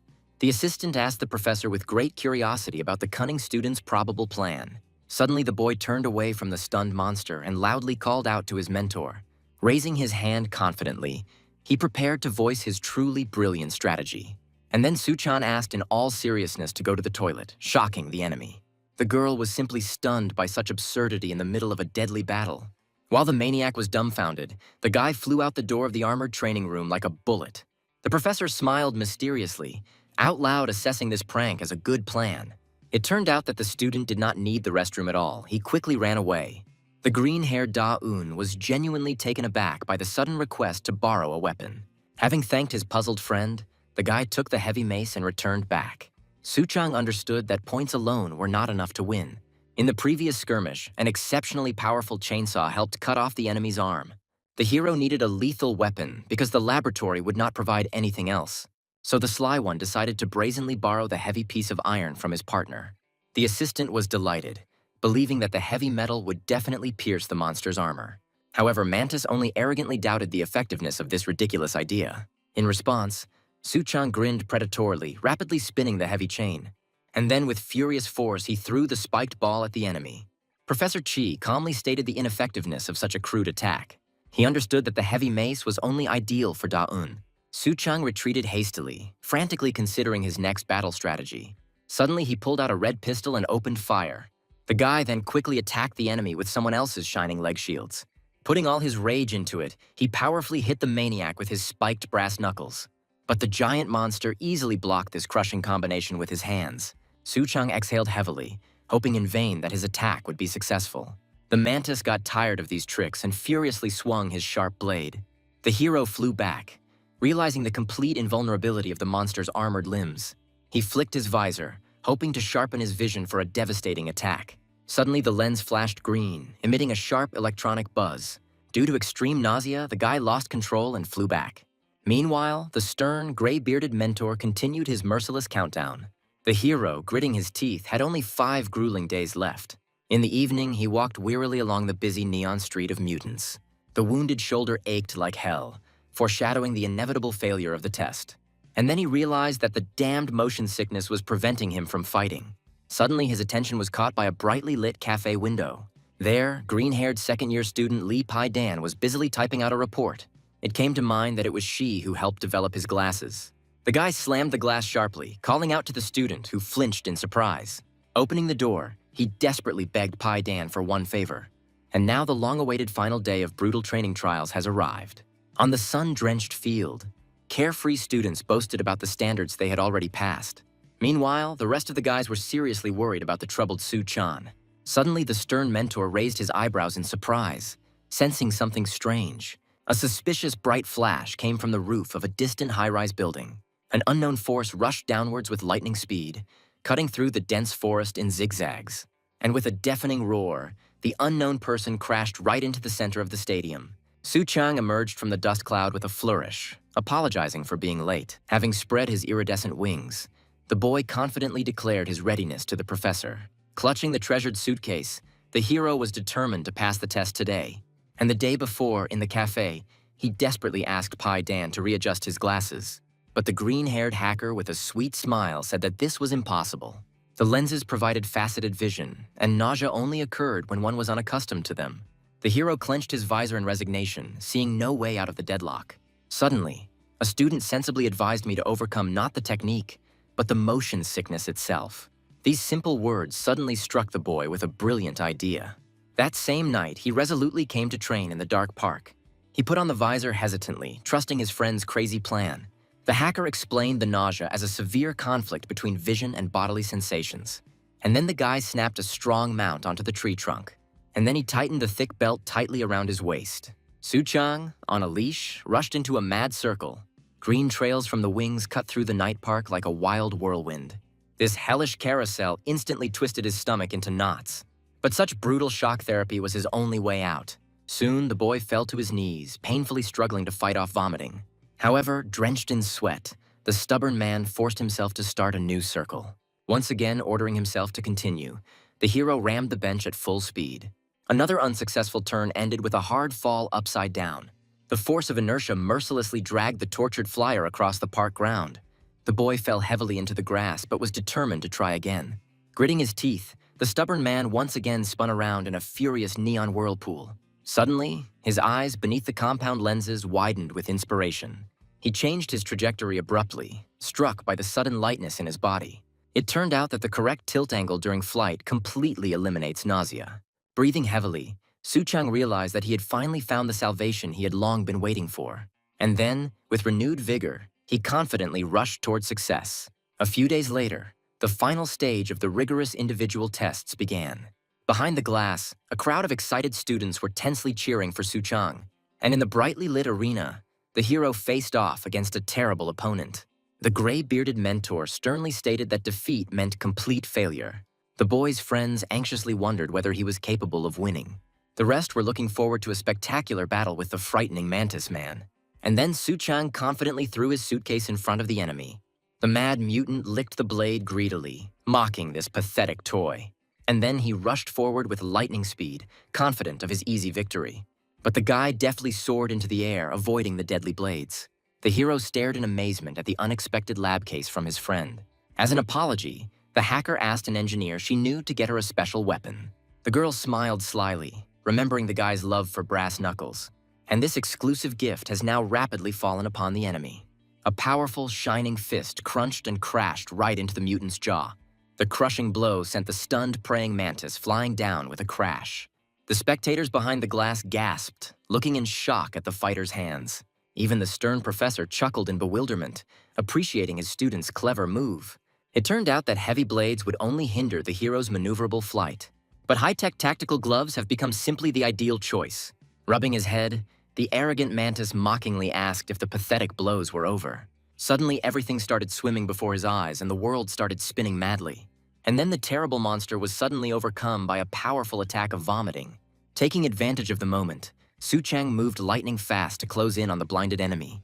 A crushing, shining uppercut mercilessly crashed straight into the jaw of the nauseating mutant. The monstrous force of the blow caused scarlet blood to splatter in all directions. But in the cinema, this guy seemed like just a pathetic weakling. Now the hero unleashed a hail of swift blows on the stunned enemy. Clutching the sparkling glove, the confident Su Chang fully proved his superiority. The friends watching from behind the glass were amazed with delight at such an epic defeat. The mad mantis swung its blades furiously, causing a powerful explosion. The gray-bearded professor noted tensely that the situation in the arena had changed. The monster delivered a crushing blow, cutting a deep furrow into the floor. And Su Chang was already flying rapidly from above, anticipating victory. However, the bloody mutant only grinned creepily and self-confidently. A powerful shining fist flew straight at the target. The hero suddenly realized with horror that the psychopath had set himself up on purpose. At that very moment, the friend behind the glass screamed hysterically. Suddenly, the monster bit the guy's hand with its sharp teeth. the bloodthirsty mutant, his scarlet eyes flashing, wheezed triumphantly about his captured victim. From terrible pain, the paralyzed hero suddenly lost the ability to move. That same paralyzing animalistic horror surfaced in the boy's memory again. Meanwhile, the ruthless mutant swung his blade. A series of deadly blows began to literally tear the guy's body into pieces. Drenched in blood, Su Chang let out a piercing cry of unbearable pain. The observers behind the glass realized in horror the full criticality of the situation. The boy's friends were stunned, shocked by the horrific amount of blood spilled. The pink-haired student screamed desperately in panic, calling out to her mentor. And then the tailed teacher resolutely rushed to open the locked door. But the stern, gray-bearded professor suddenly blocked his way with his hand. The girl screamed in despair at the bearded man that Su Chan would be killed. However, the old man calmly decided that it was too early to interfere. Meanwhile, the madman announced to Su Chang the beginning of the real test. The maniac sank his teeth into the guy's hand with pleasure until it bled. Su Chang winced in pain while the enemy savored the long-awaited moment. The monster then easily lifted the kicking youth high above the floor. And then the monster's mouth opened, intending to bite off the victim's head. Behind the barrier, friends were banging on the glass in panic, expecting the worst. The man in glasses cried out to the professor in absolute horror. But the gray-haired observer only glared darkly with his bloody eyes. Suddenly, Su Chang's eyes flashed green, heralding his imminent transformation. Writhing in pain, he heard the order to devour the enemy or die. And then the guy realized with horror that it was his voice. A giant, ghostly dragonfly with frightening jaws loomed over the young man. Su Chang stood there dumbfounded, trying to comprehend the nature of this terrifying monster. And then it dawned on him that the monster was himself. Suddenly, a dark paw quickly reached out to his helpless body. The shadow mercilessly closed its terrible claws right on the young man's throat. At that moment, the stern warning from the gray-haired mentor came to mind. He said that if he lost control, the complex would completely absorb him. Suddenly, the guy seized the initiative, clutching the stunned maniac tightly. Suddenly, wings flared up behind the young man, powerfully throwing the enemy away. A crushing blow at enormous speed slammed the enemy straight into the floor. The friends watching the fight froze behind the glass in complete shock. And the gray-haired mentor only gloomily noted the beginning of a frightening transformation. Meanwhile, Su Chang roared furiously, releasing a dazzling green aura. A terrifying silhouette of a giant insect-like mutant appeared before the stunned spectators. The frightened girls huddled together in panic, expecting the worst. But the tenacious psychopath came to his senses and rushed forward. However, he was met only by a mad grin from the guy's glowing green eyes. And then the guy gave the maniac a resounding slap in the face, as if he were an annoying fly. The powerful blow sent the enemy flying back with a crash. The enemy shouted for Su Chang to die while swinging his blade. Mad with rage, he prepared to strike the killing blow. But Su Chang easily intercepted the blade, flashing a blinding light. And then the maniac realized with horror that the forces were unequal. Now the roles have reversed, and the hunter himself has become the victim of a merciless beating. The girl in the cap watched what was happening silently, speechless. The other guys also felt something was wrong, frightened by Su Chang's eerie aura. The man in glasses tensely suggested to the professor that he stop the fight immediately. The complex completely suppressed Su Chang's mind, forcing him to devour the enemy. The man in glasses realized with horror that the guy had to taste the flesh. According to the old man's grim prediction, he will forever lose his humanity. The mentor suddenly began to doubt whether the young man had really been holding back all this time. And inside his mind, the guy desperately and unsuccessfully proved that he was not a monster. But reality was cruel. The maddened mutant victoriously trampled his bloody victim. In the dark depths of his subconscious, Su Chang became doomed to the realization of his complete absorption. And now this terrible parasite was raging in his body in front of his friends. A painful fear from the past surfaced. He would again be considered a terrible monster. Finally surrendering to fate, the young man closed his eyes, resigned to his end. Su Chang grabbed the bleeding enemy tightly with trembling hands. The psychopath, with a mad grin, offered the guy to eat him, and he added bloodthirstily that they would eat each other in turns. The man in glasses commanded that the doors be opened, stating that the test had failed. The girl in the cap desperately pounded on the glass, begging Su Chan to stop. She screamed at him to remember his dream of a normal student life, and she reminded that her words that night were not spoken while drunk. Then she said how great it was to feel like ordinary students.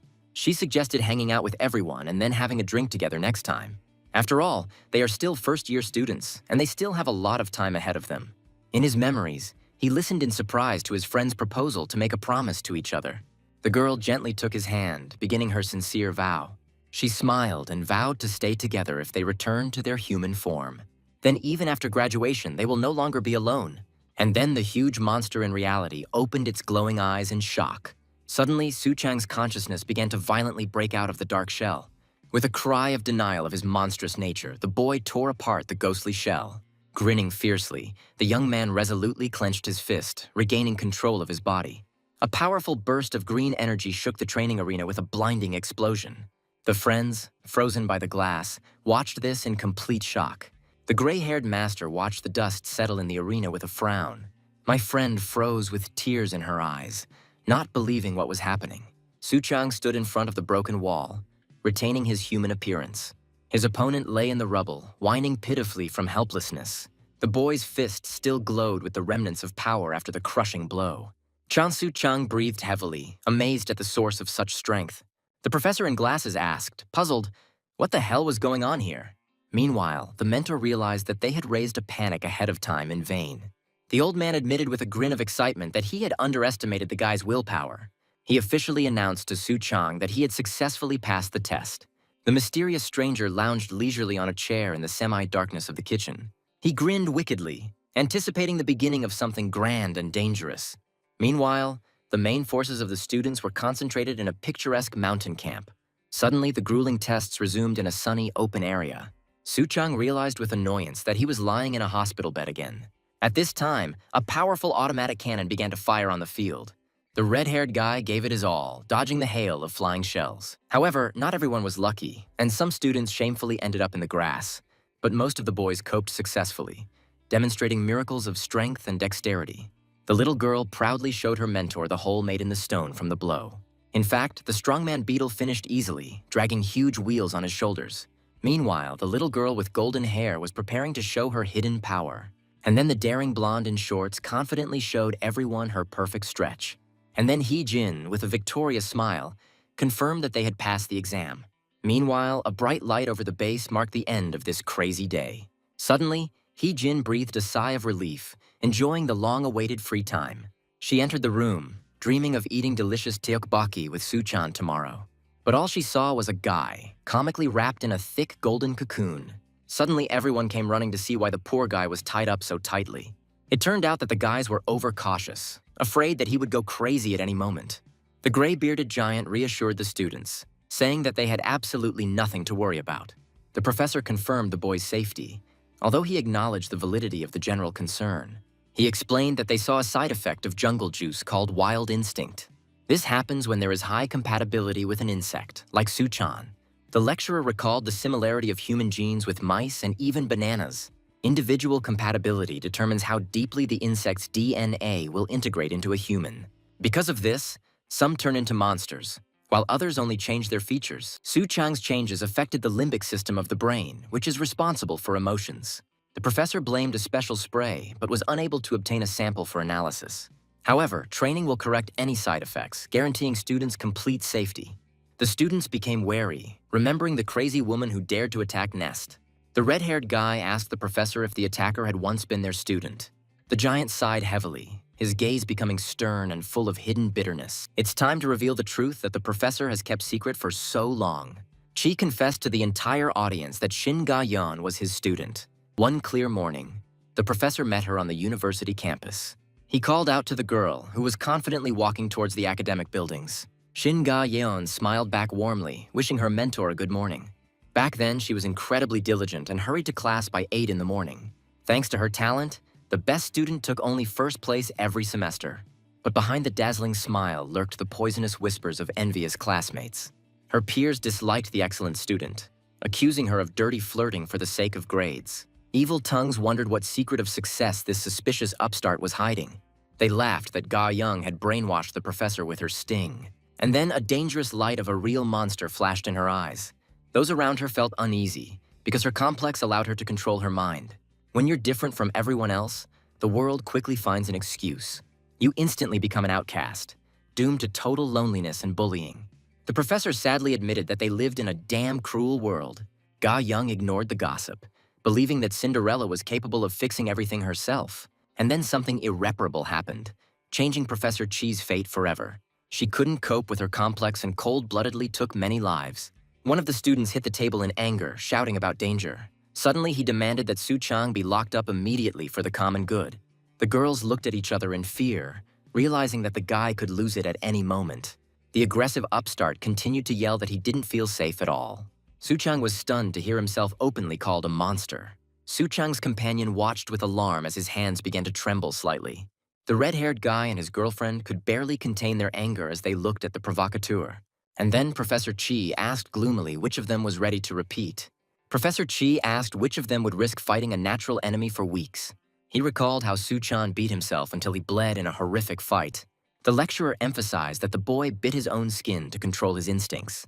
Su Chang did this only to protect his frightened classmates.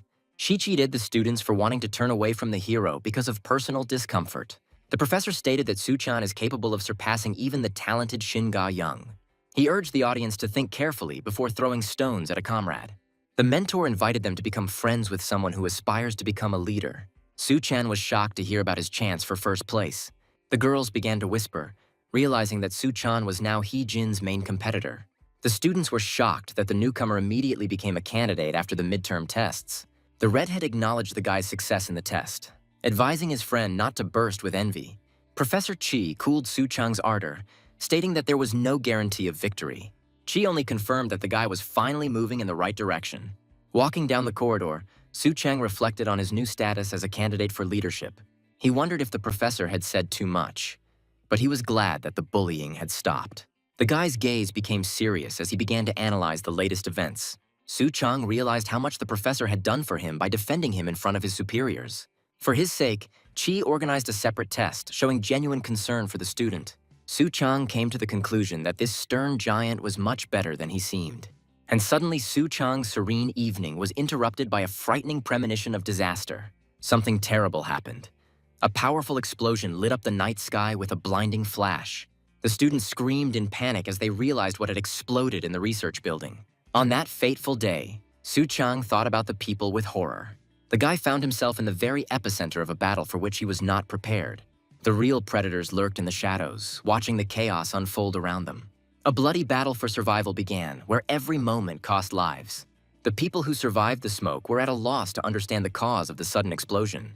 A woman in glasses rushed toward the wreckage, desperately clutching a fire extinguisher.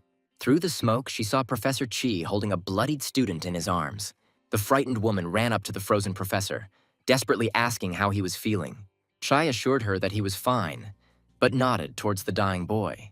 In his arms lay an insectoid from the Black Island, dreaming of studying. The professor shuddered as he recalled how the boy's body had suddenly detonated from the inside. The companion in glasses froze, unable to comprehend the full horror of what was happening. A new flash thundered in the distance, forcing the heroes to turn to the broken window. Another powerful bang shook the building, blinding everyone present with a bright light. A woman screamed in shock as a wave of repeated explosions hit the university. The professor's face was distorted with rage. Things were taking a really bad turn. A terrible roar filled the campus, turning the science center into blazing ruins. Suddenly, an alarm sounded, announcing that the situation at the university was critical. Nest students and staff were urged to immediately drop everything and evacuate. There was a commotion everywhere, and the frightened children were panicking and looking for a safe shelter. Su Chang stood frozen in the chaos, deafened by the wail of sirens and the screams of the crowd. Suddenly, he caught someone's desperate, barely audible plea for help. A girl nearby clutched her head, complaining of unbearable splitting pain. The unfortunate woman sobbed as a terrible bone horn slowly grew from her forehead. Su Chang rushed to her, promising to immediately take the poor thing to the doctor. She only had time to whisper words of gratitude when the horn began to pulsate brightly. A monstrous explosion thundered, swallowing the girl right before the shocked guy's eyes. The blood of the murdered girl splattered the boots of Su Chang, who stood frozen in mute horror. The enraged guy angrily shouted out whether the bastards from Nest now realized the consequences. Blinded by revenge, the stranger in glasses promised to punish every thief of another's property. The breeder's super-powerful hand filled with scarlet energy, preparing for a massive blow. The villain wondered wryly whether it was worth all this trouble for the sake of simply blowing up the campus. The enigmatic Manhwa stared silently at the chaos, ignoring advice not to look for answers. While the explosions distracted the guards, the saboteurs began their stealthy advance. They stepped over mountains of corpses, brazenly entering the university's front entrance. The pink-haired warrior confirmed the start of the assault, decisively entering enemy territory. The observer from the cliff ordered everyone to remember this day of great triumph. The formidable enemy promised that this fatal mistake would cost everyone their lives. The heavy building suddenly shook with a powerful roar, foreshadowing something bad. With a terrible metallic screeching sound, the mechanisms inside the case began to move. The girl froze in fear, realizing that the main gates began to rapidly close. A loud alarm announced that the exits were blocked and that they needed to seek shelter immediately. The guy, in a panic, confirmed that absolutely all entrances were now completely blocked. The assistant asked Professor Ma what their next orders would be. The professor ordered the immediate summoning of guards to protect their nest base. The crowd was urged to remain calm and prepare for a full document check. Security warned that an enemy could infiltrate the campus, causing chaos. The Nest Defense Special Forces announced that they would now have to use brute force. The students realized in horror that the very emergency situation had arrived. The girl saw smoke coming from the center's windows and became worried about the professor's fate. The bad feeling grew as the guards rigorously searched everyone in the corridor. Someone's hand suddenly reached for the heroine's cap, catching her off guard. The mysterious stranger tore off the headdress, declaring that she felt much better without it. The heroine froze, completely unaware of how this strange person approached from behind. In front of her stood a pink-haired girl in a cloak with a very frightening look. The stranger flashed her green eye and gave a short, authoritative order to begin. At that very moment, the air shook with a deafening and powerful sonic boom.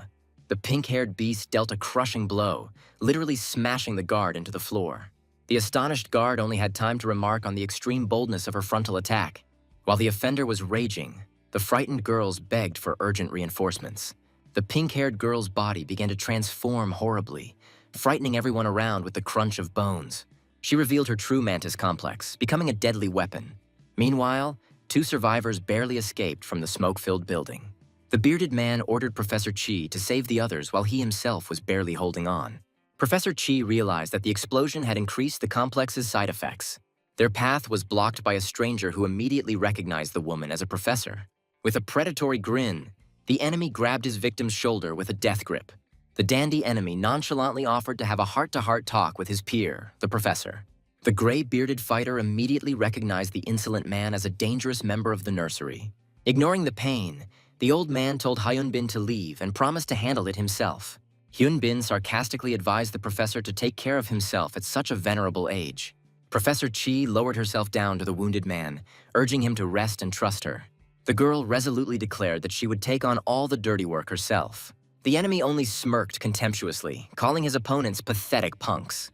Somewhere in the shadows, a mysterious puppeteer was anticipating the start of a bloody spree in the nest. He was confident that his predators were head and shoulders above their previous opponents. The witnesses froze in silent horror, because something indescribable appeared before them. The floor was instantly covered in scarlet blood after another swift attack from the killer. The pink-haired girl froze among the fallen bodies, looking like a real monster from a nightmare. Suddenly, she made a sharp jump, leaving only a trail of blood in the air. The enemy attack swirled in a deadly whirlwind, causing the surviving students to scream in terror. The girl warned Hee-jin in time to immediately bend down to the floor. A powerful beam of energy pierced the space, narrowly missing the target spinning in the air. Catching her breath, she prepared herself for the next round of this mad battle. The masked man jumped out of his ambush, joyfully exclaiming that he had finally found her.